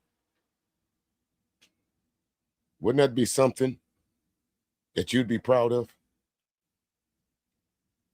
Or is it that he don't want you to know that that's my daddy on the Supreme Court because I'm not proud of the shit that he does to black people?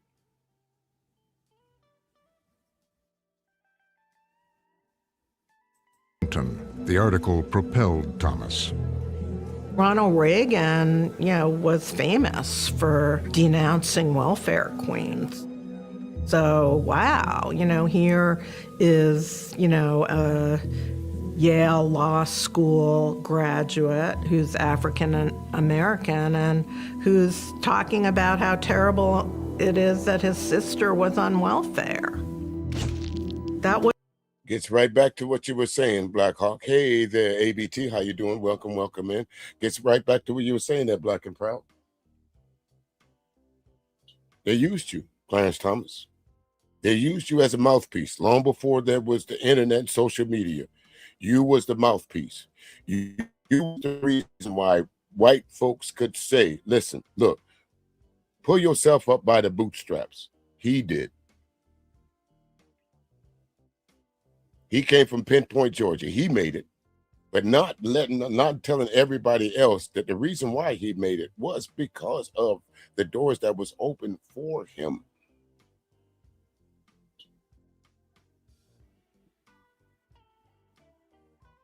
It's like manna from heaven for Ronald Reagan. Reagan elevated Thomas to run the EEOC, the Equal Employment Opportunity Commission. This is a real journey that Clarence Thomas made. The Equal Opportunity, EEOC, Equal Employment Opportunity Commission. You put someone in the head of that to where you literally had to almost sue the government or the state, prove your case. And this was the guy that decided whether your case had merit or not. For someone who did not believe in affirmative action. This was your guy.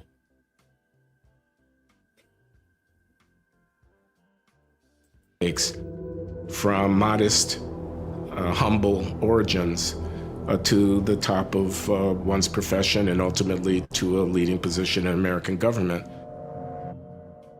Now, for the first time in his life, Clarence Thomas was in charge.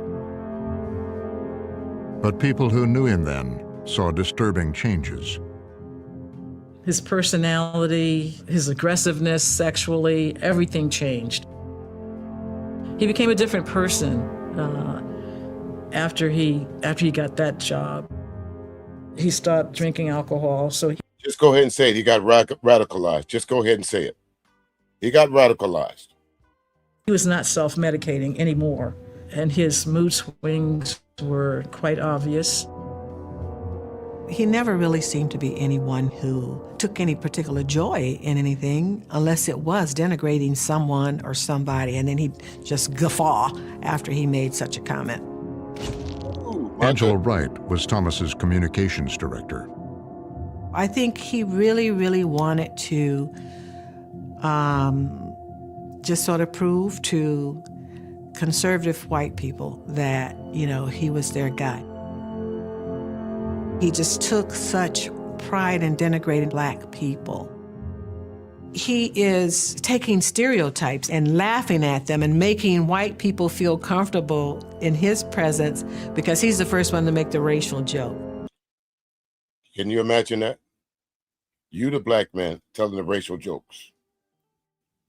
Again, I'd like to use this quote, and I'll use it several times. It comes from the movie A Soldier Story. Sergeant Waters said, Wilkie, you know what the damage one ignorant Negro could do? Ignorant does not that necessarily mean you're not educated. Y'all see the damage one ignorant Negro can do? John Galt, CT. They take pride and pleasure in talking about the worst of us. In front of them, y'all see the damage one ignorant Negro can do. Regardless of your status in life, regardless of your position in life.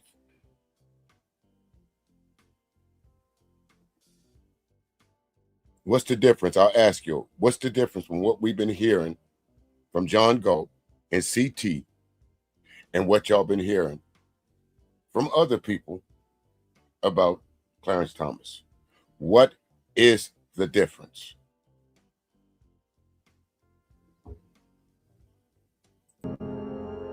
He comes up with derogatory nicknames for people. He bullies some of the weaker people. He makes fun of them. He's hair-hatted hooligans, BT-1000s, a la who? Tommy Sotomayor, but y'all still have that nigga up on your panels. Y'all still hold that nigga in a high self-esteem. Notice I call him exactly what he is. Yes, a boss and ass nigga. supposed to be running an organization that protects, for instance, older people in the workplace. And he tells his underlings to get rid of an older guy in the office because he's too old. He says he's got one foot in the grave and the other on a banana peel. There was a woman on his staff who was a little person. And I remember him specifically saying, forgive my language, but this is what he said. She got that big ass. Despite the fact that sexual harassment was against the law, people just let it roll off. Eventually, Thomas fired Angela Wright, and Lillian McEwen concluded she'd had it with Clarence. I just couldn't tolerate it anymore. I didn't like what he was becoming. I didn't like the speeches that he was giving. I didn't like the positions that he was taking. I didn't like the embrace that he was getting from the most horrible people in the Republican Party. I couldn't tolerate it. This was his plan. This was his karma. This was how he wanted to go through the world. But I wanted nothing to do with it.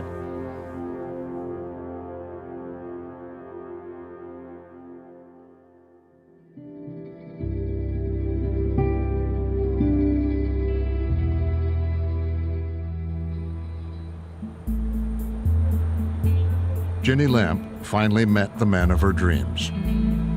We first met in the spring of 1986 at an affirmative action conference in New York City. Clarence was then EEOC chairman. I was a labor relations attorney at the U.S. Chamber of Commerce.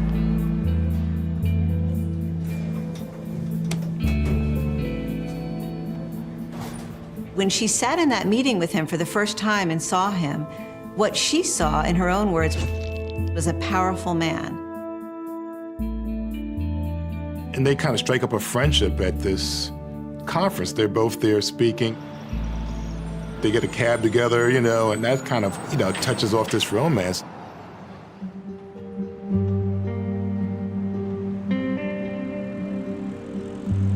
She shared a taxi with him to the airport.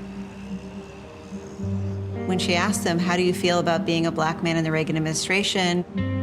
How do you deal with critics? And he pulled out his wallet and showed her the prayers that he recites every day that kind of fortify him. Keep a clear eye toward life's end. Do not forget your purpose and destiny as God's creature. She said it was a humbling experience seeing a person who lived their values, their Christian values. For her, I think that was the moment of connection. Just a few months later, Ginni and Clarence were engaged. The whole thing is so improbable. It's a novel. It's a novel I wouldn't. ABT, you know what she saw. But no, again, we're going to give her the benefit of the doubt here. She says she saw a powerful man. I think she saw someone that she could use. I think she saw her way into the black man that the Republican Party chose, and she saw a way to exploit that.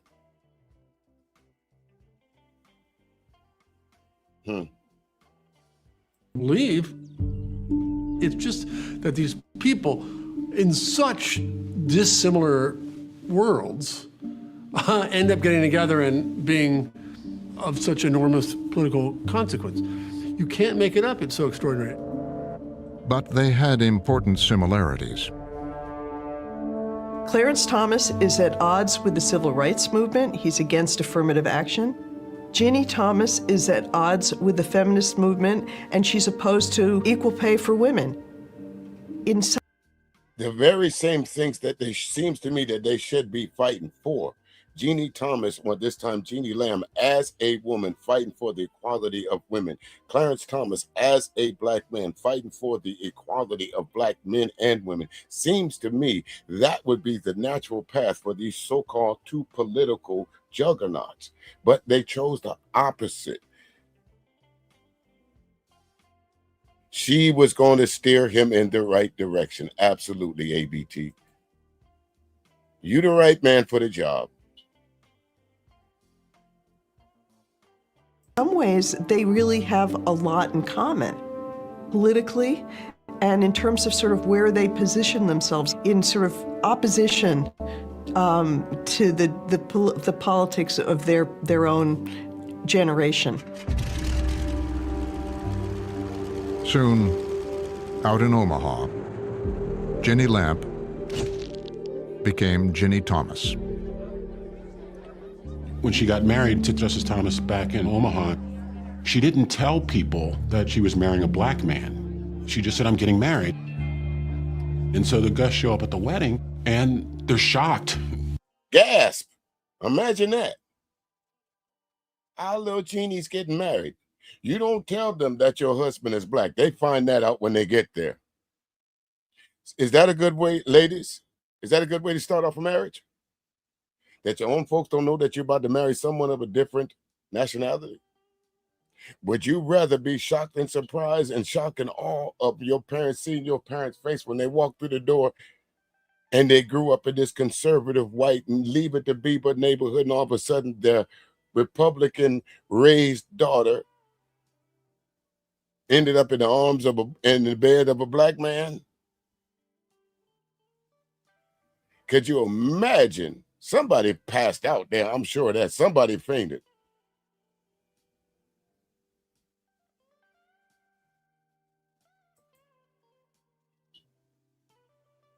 She knows exactly why she didn't say it, because if they would have known that she was about to marry Clarence Thomas, they would have either disowned her or somehow talked her out of it. She had a plan.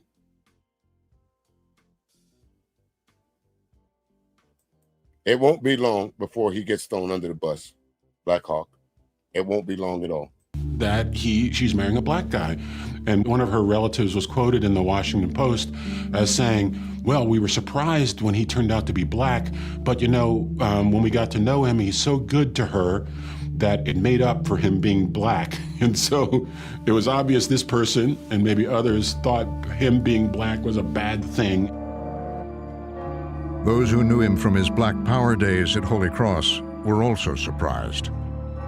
Thomas, when he was a student at Holy Cross, he was sort of adamantly opposed to interracial marriage. He thought that black people should marry black people and, we should embrace his community. And he would even point out interracial couples. I find it a little ironic to evolve from that position being married to a white lady. Okay, well, that's how life does. That's his friend right there, folks. This is one of his lifelong friends. Said he found it strange that he would go from that to this. I never thought when he was at Holy Cross that he'd be part of Ronald Reagan's team also. But you follow the path that God puts before us. And I guess God sent him to Ginni. I don't know. I'll leave that up between them. That don't look like a very good passionate kiss. That looked like that you kiss somebody saying, all right, I'll see you later. Mwah. All right. Bye. I'll see you later. Did that look like a very passionate kiss to y'all right there? No tongue action. No nothing. She pretty much just kissing his bottom lip. That looked very romantic to y'all. Is that a wedding picture right there? I'm wondering.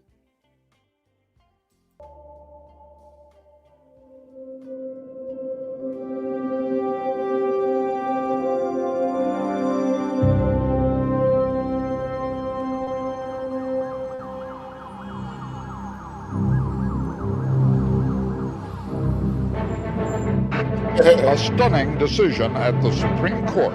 Thurgood Marshall announced his retirement from the Supreme Court today. On a court that's leaning to the conservative right, his departure signals a major change for the court. The great Thurgood Marshall, Mr. Civil Rights, retires. Well, I'm old. I'm getting old and coming apart. The search is on for a Supreme Court nominee with the retirement of Justice Thurgood Marshall. Is the president expecting pressure to appoint another black American? You bet he is, Peter. I think that pressure is bound to be forthcoming. The Washington room. You bet he is, Peter. Is the president under any pressure to appoint? Y'all thought that was unique to Biden? You got the highest court in the land. And you say justice is blind, but there's not one black person on it.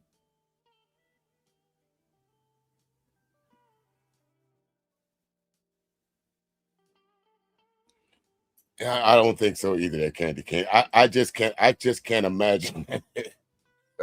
I'm sorry. You're right about that. I can't imagine that being a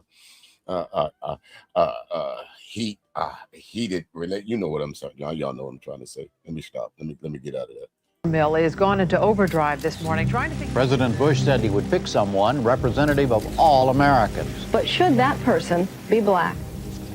Well, I am very pleased to announce that I will nominate Clarence Thomas to serve as Associate Justice of the United States Supreme Court.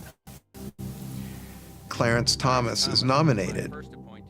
Now, immediately there's certain things that happen that, get my attention. First, did race have anything to do with this? What I did was look for the best man. No. If you were around back at this time, folks, if you were in the political spectrum or if you was watching news at this time, the conversation was all about this man's color. How could you pick a black man for one of the highest positions in the land? What's his name? Rush Limbaugh and all those right-wing leading folks, they was having a hiss fit.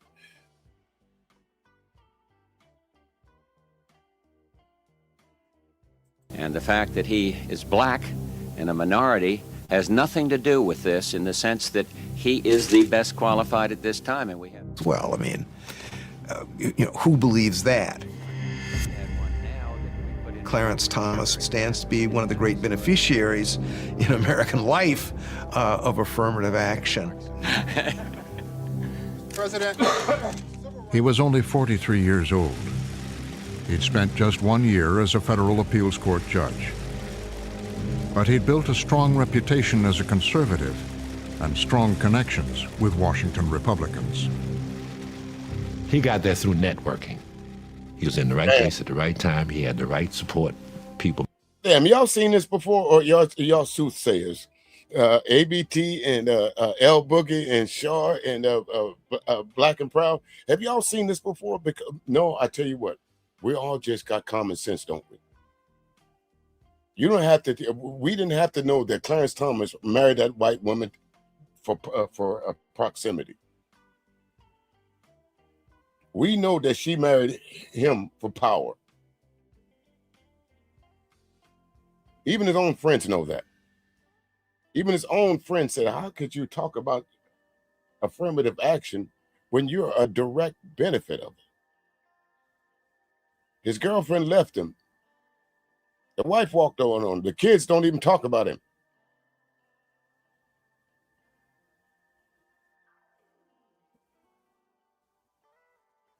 Behind him, he was connected pretty well.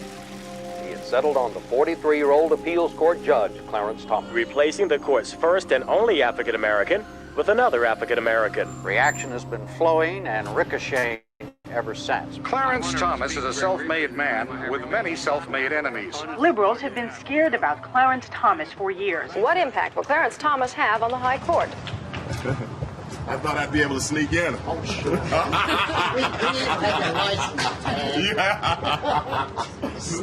Thanks. Thanks now. Proximity? He could not have been. Is that what they're about? Their El Boogie proximity? Proximity to white and power? Is that's what a lot of these, I want to call them conservatives, black Republicans. You see how they jumped out the boat to save Just Pearly. No, you stay in the boat. We got you. It's currency. ABT. It's currency for them.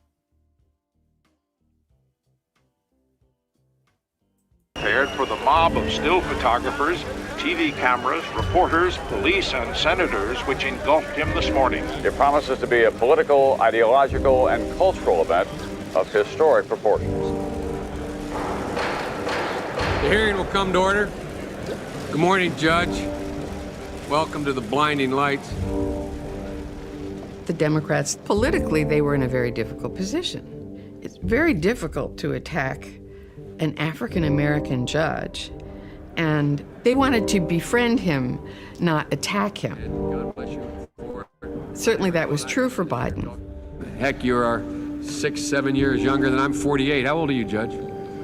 42, 3? Well, I've aged over the last 10 weeks, but 43. 43 years old. He was advised, I know this, to be very careful, to be very modest. They're going to ask you about every controversial issue that has ever come before the Supreme Court. In the area of civil rights, I don't remember or recall participating.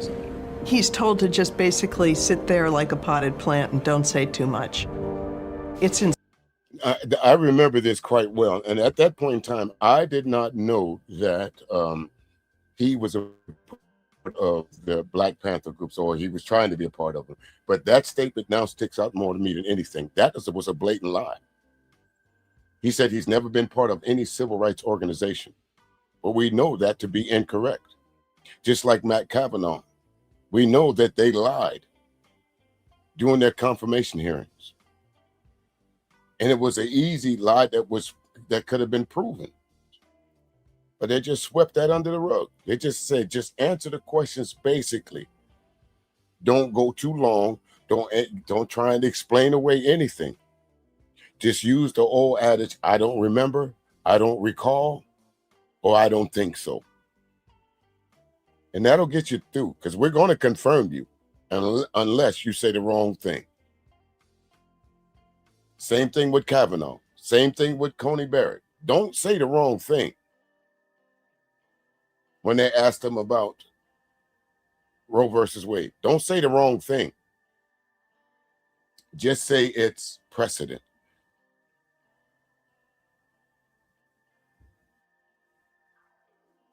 Insulting in a way, but he does what he's told.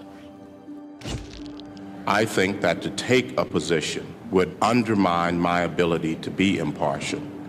There did come a point at which people said, well, hold it. Maybe you don't know enough to be a justice. Would undermine my impartiality. Really, undermine my ability to be impartial. It was just laughable. Clarence Thomas basically played the role so well as a cipher that he'd said things that seemed just on the surface very hard to believe, such as that he had never, ever debated the Roe v. Wade decision. What I'm trying to do, Senator, is to respond to your question and at the same time not offer a particular view on this difficult issue of abortion that would undermine my impartiality. It plays into his fears, if you will, because he's very sensitive, more than that, to how people perceive him. Right? He worries about how people see him as a black man. So that had to bother him.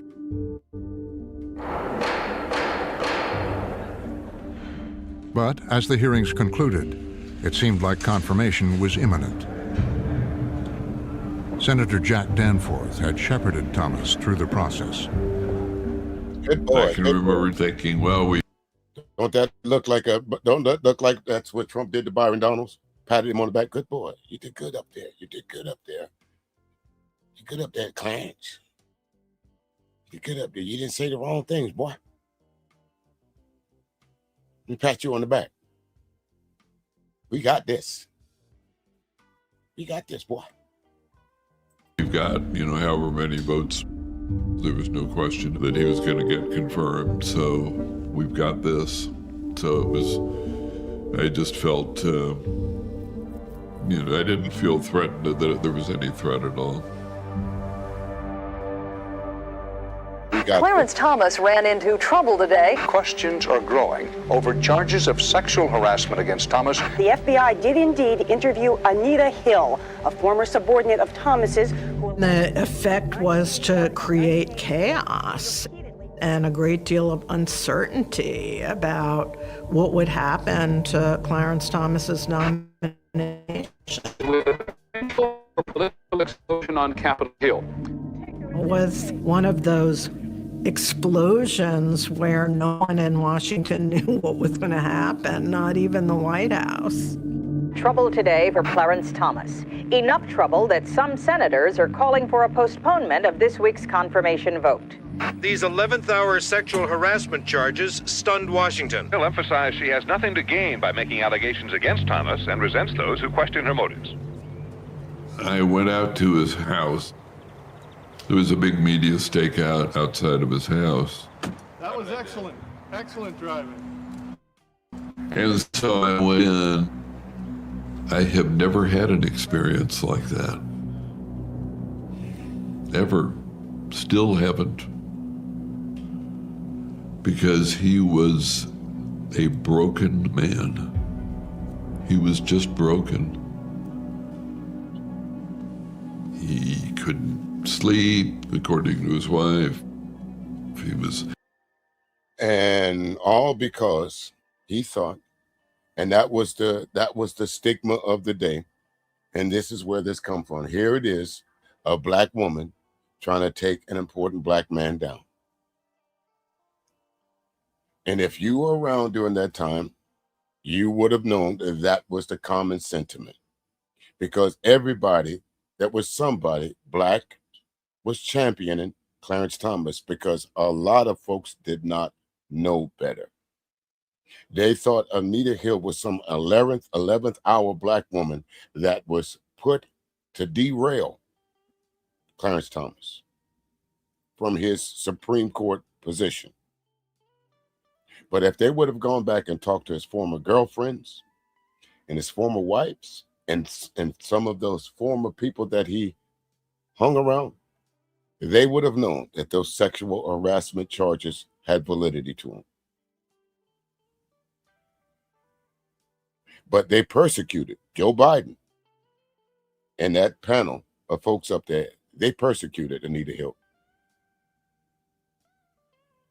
They really did.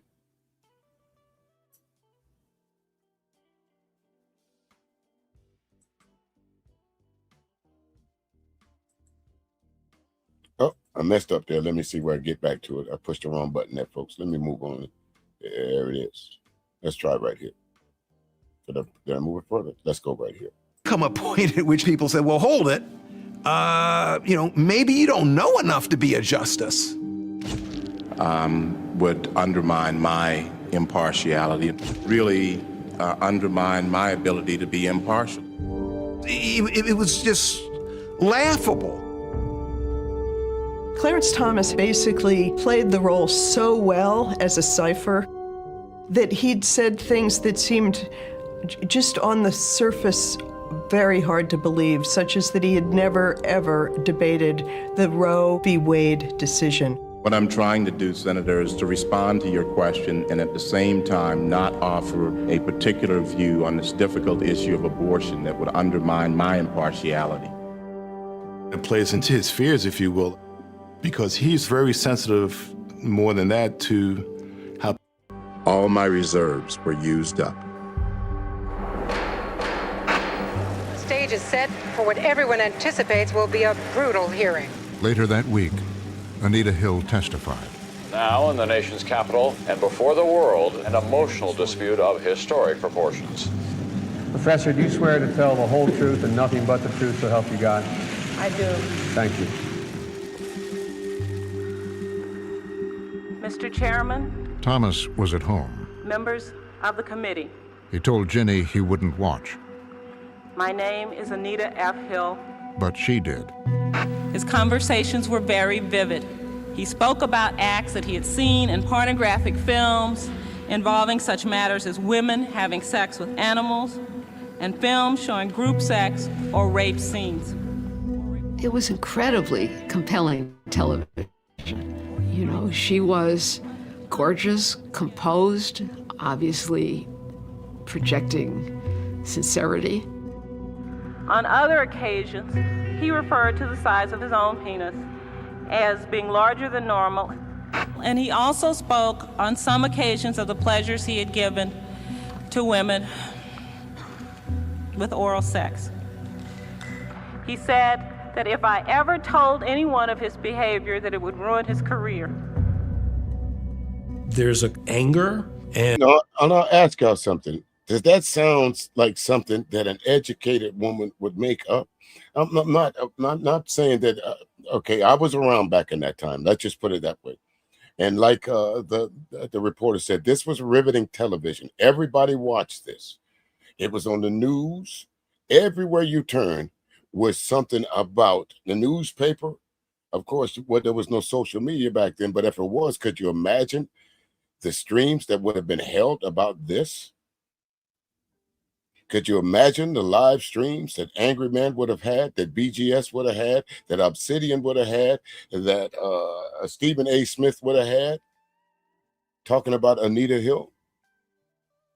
Could you imagine the smear campaign that would have went through social media about this black woman saying that, hey, he was telling me a bunch of dirty jokes?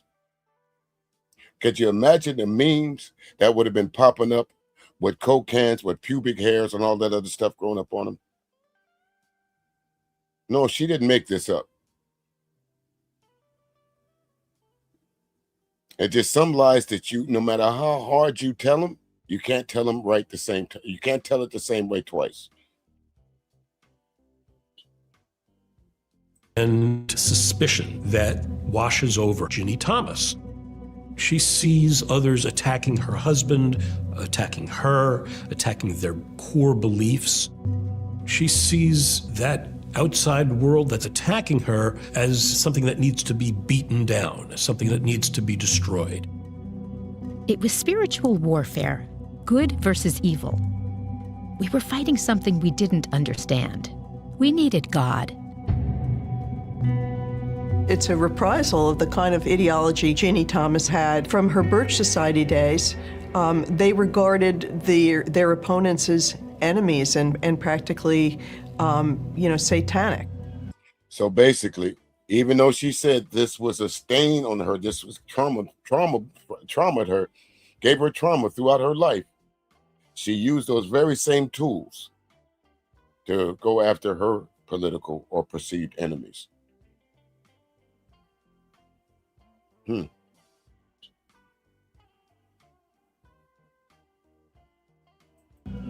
So she says you've got to fight back against the sort of evil tormentors.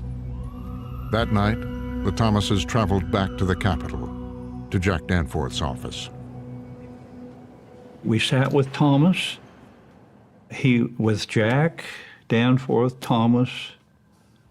There weren't very many people in the room. And I just looked over and I said, "Did this happen?" He said, I'm torn to bits. This didn't happen. And I told him my theory of political life: an attack unanswered is an attack believed. Not only that, but agreed to. And he was teary.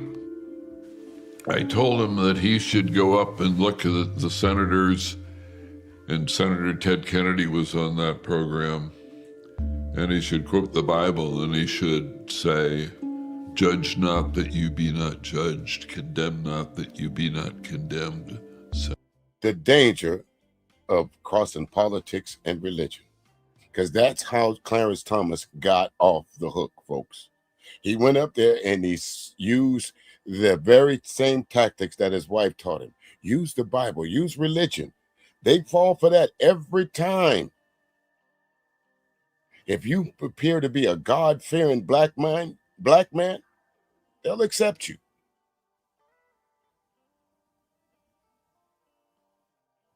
And these are what his, I'm going to call them, these are what his handlers are telling him to do. Senators. He wouldn't say that. Thomas had something else in mind. He just sat there in my office, and it was darkened and it was quiet. That was when he said to me, "Jack, you know what this is? It's a lynching. It's a high-tech lynching." I said, "Clarence, if that's the way you feel, go up and say it."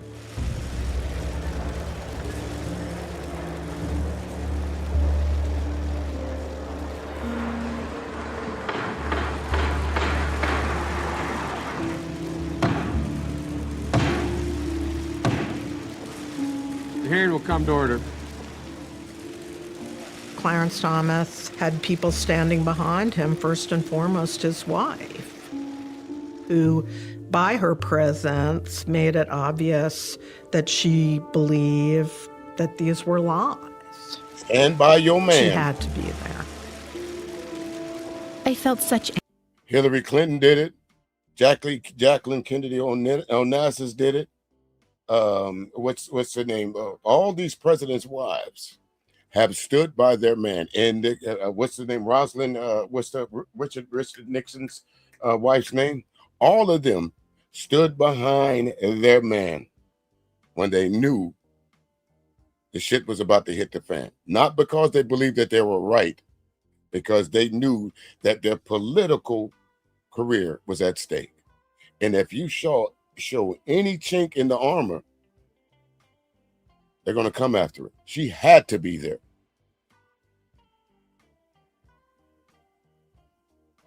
Anger and revulsion looking at some of those senators.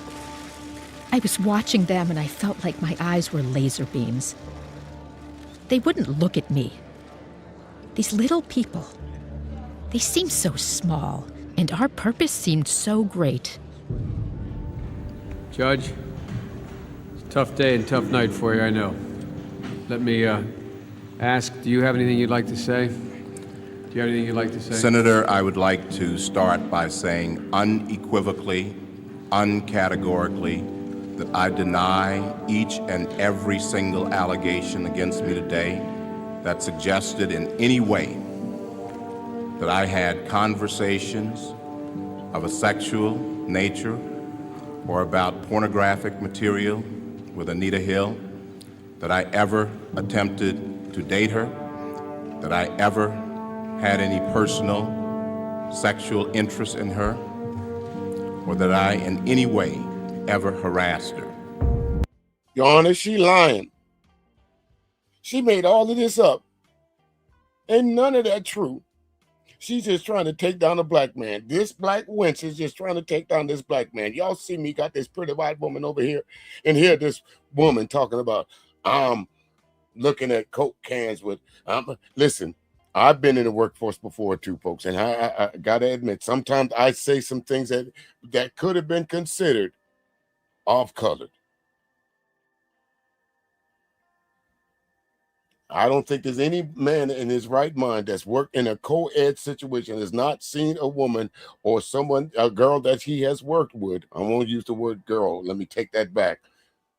You know, because at some point in time, some of us started working at 15, 16, 17. That's why I used the word girl. But we saw someone of the opposite sex and we was interested and say, damn, Shorty got a badonkadonk back there.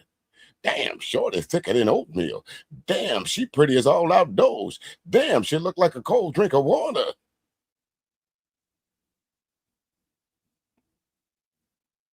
Come on now. It's exactly. All you got to do is get up and lie.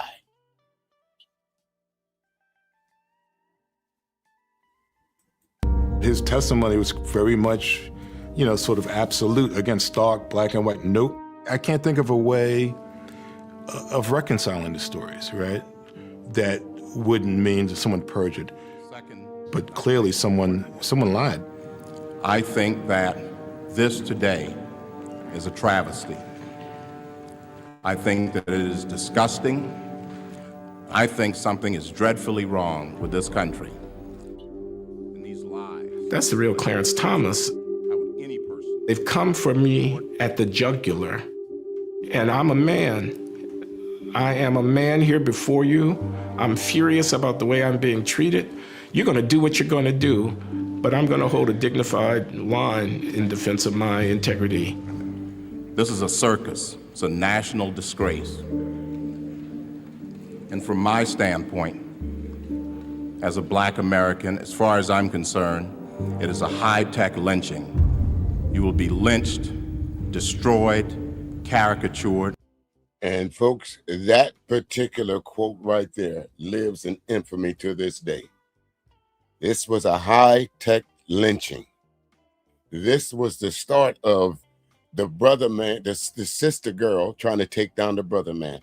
This was a high-tech lynching. They put Anita Hill in her position to stop my advancement. They put a black man's kryptonite in front of me, meaning another black woman, to take me down.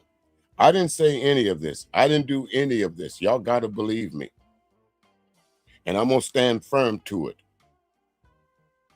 Well, Clarence Thomas, looking back at history, just like my man just said, somebody lied. Where you was able to dupe a whole lot of people back in the 80s when you got confirmed. I think now we know who lied. It was you.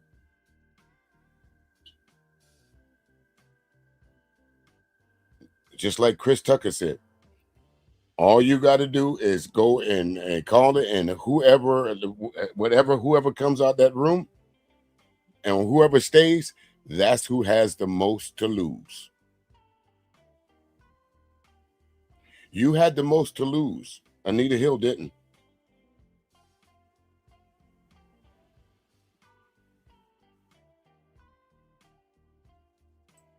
That's what they called it. Them snow bunnies is black men like this. It was their kryptonite. By a committee of the U.S. Senate rather than hung from a tree. And then he used words like that to solidify. Look at that smile on her face. That's my man right there. Y'all see that? That's my man. Basically, he used racial tropes to clean up his act. He used what was happening to black folks to say it was happening to him. Only thing he did was put it on, use the words high-tech lynching, but he still ended up with saying I was not going to be swinging from a rope from a tree. And this was played throughout the evening news, midnight news, whatever news you turn on, whatever back in the day, this was all you heard about. This was the conversation, what Clarence Thomas said during his confirmation hearing.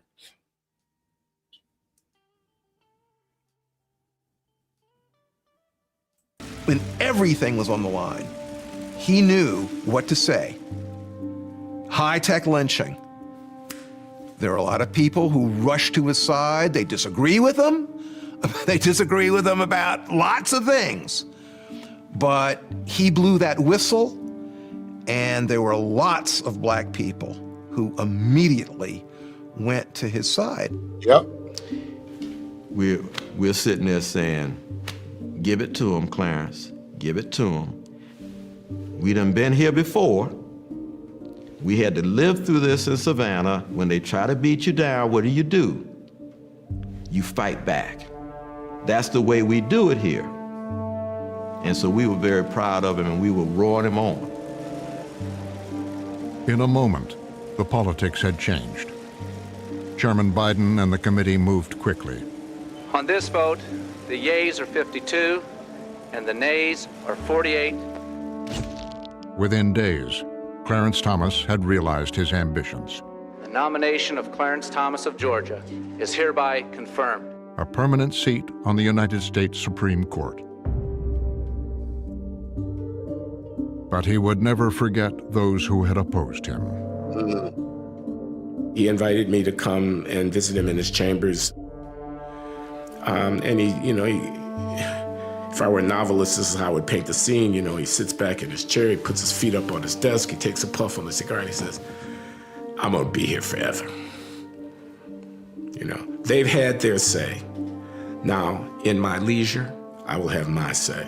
I'm here, I'm planted, they're gonna have to deal with me, I'll be here forever. He was gonna get his, as it were, revenge simply by putting one foot in front of the other day in, day out, year in and year out, and they can make all the noise, they can scream like banshees. They can scream, but the fact of the matter is, I'm gonna be writing those opinions.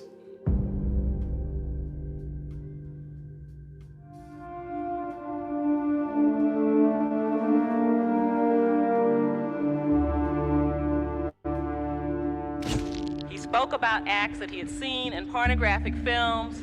The Anita Hill allegations would not go away. I deny each and every single allegation against me today. Well, I'm just sitting there thinking, I'm just saying, this man is a liar, is what I'm thinking. I'm thinking, lie, lie. Biden's committee never called Angela Wright or a number of other witnesses. And I'm wondering why. Why, if someone that worked with her, worked with Thomas, that quit for that very same reason, why did this committee did not call her up to testify, or other people that could have lent credibility to what Ms. Hill was saying? If you talk about a kangaroo court, this is it. This was a rush to put someone in position. They had to fill the quota. Reagan wanted another black man to keep the America's calm.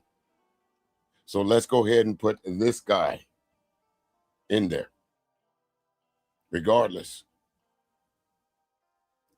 But they don't know that they created a monster, or do they? Or did they? I think they did. I think they knew what Clarence Thomas was going to do once he really came into power. Remember, he said, I'm going to be writing these decisions.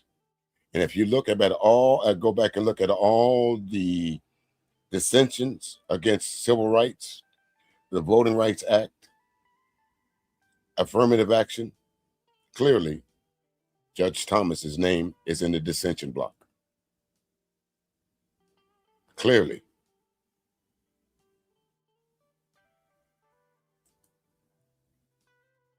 To testify. The comments range from pressing me about why I didn't go out with him to remarks about my personal appearance. Anita Hill is probably telling the truth, because I can remember him asking me what size my boobs were, asking me about going out with him, even though I'd expressed no interest in going out with him. There were other women, and they didn't get a chance to testify. There was the speechwriter, the older woman, Rose Jourdain, who talked to Angela Wright about her experiences. There was a woman named Kay Savage, who was willing to describe that she'd gone to Clarence Thomas's apartment and that he had a huge interest in pornography. I deny that I had conversations about pornographic material with Anita Hill. Watching as well, Lillian McEwen, who dated Thomas during his time at the EEOC. Clarence is one of those guys who look at women as sexual objects. That's it. Red pill. Red pill. Where's Myron Gaines? Where's BGS? Red pill. Long before they got a name. Red pill. Long before he got a name. And he doesn't bother to hide it. He talked about pornographic materials depicting individuals with large penises or large breasts. He had stacks of magazines with pictures of genitalia and also women's huge breasts. That was pretty much what was men's and women's genitalia. So she lying too, huh? That was pretty much what his collection consisted of. For others, it was the little details that... Big titties and big tallywhackers, huh, Judge? That's what you like seeing? ...stood out. He went over to his desk to get the Coke, looked at the can, and asked, "Who has put pubic hair on my Coke?" I heard. Now, let's take a look at Anita Hill here for a minute, folks. Do you really believe that an attractive young black lady like this, educated, would have had trouble finding a date? In those circles? I guarantee you her dance card was full. And just like so many of these other incels, when they get rejected, what they do? What they do? Heard him say that before. He said it before. We were in the Hogan Campus Center, and a group of us black students were walking by, and he says, "Oh, look, is that pubic hair on the Coke can?" Those were the exact words he used then, and I heard it later on when Anita Hill spoke it. So someone else, again, someone that could have verified what Anita Hill said, one of his friends that's been around him for a while, said that he heard those words before Anita Hill spoke them.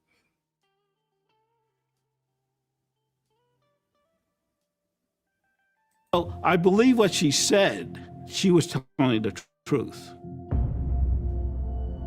He liked adult films. He made jokes. Thomas is inappropriate and things like that.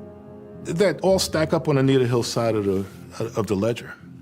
So, you know, I think if I had to say who lied, it was Thomas. Both Anita Hill and Clarence Thomas were under oath. So one of them was perjuring themselves. And the problem was, if the person who was lying was Clarence Thomas, it was someone who was going to be one of 9 of the most important judges in America for the rest of his life and for decades to come. Somebody with enormous unchecked power, somebody who could decide the fate of many, many other people. So much was hanging in the balance, and it has ever since.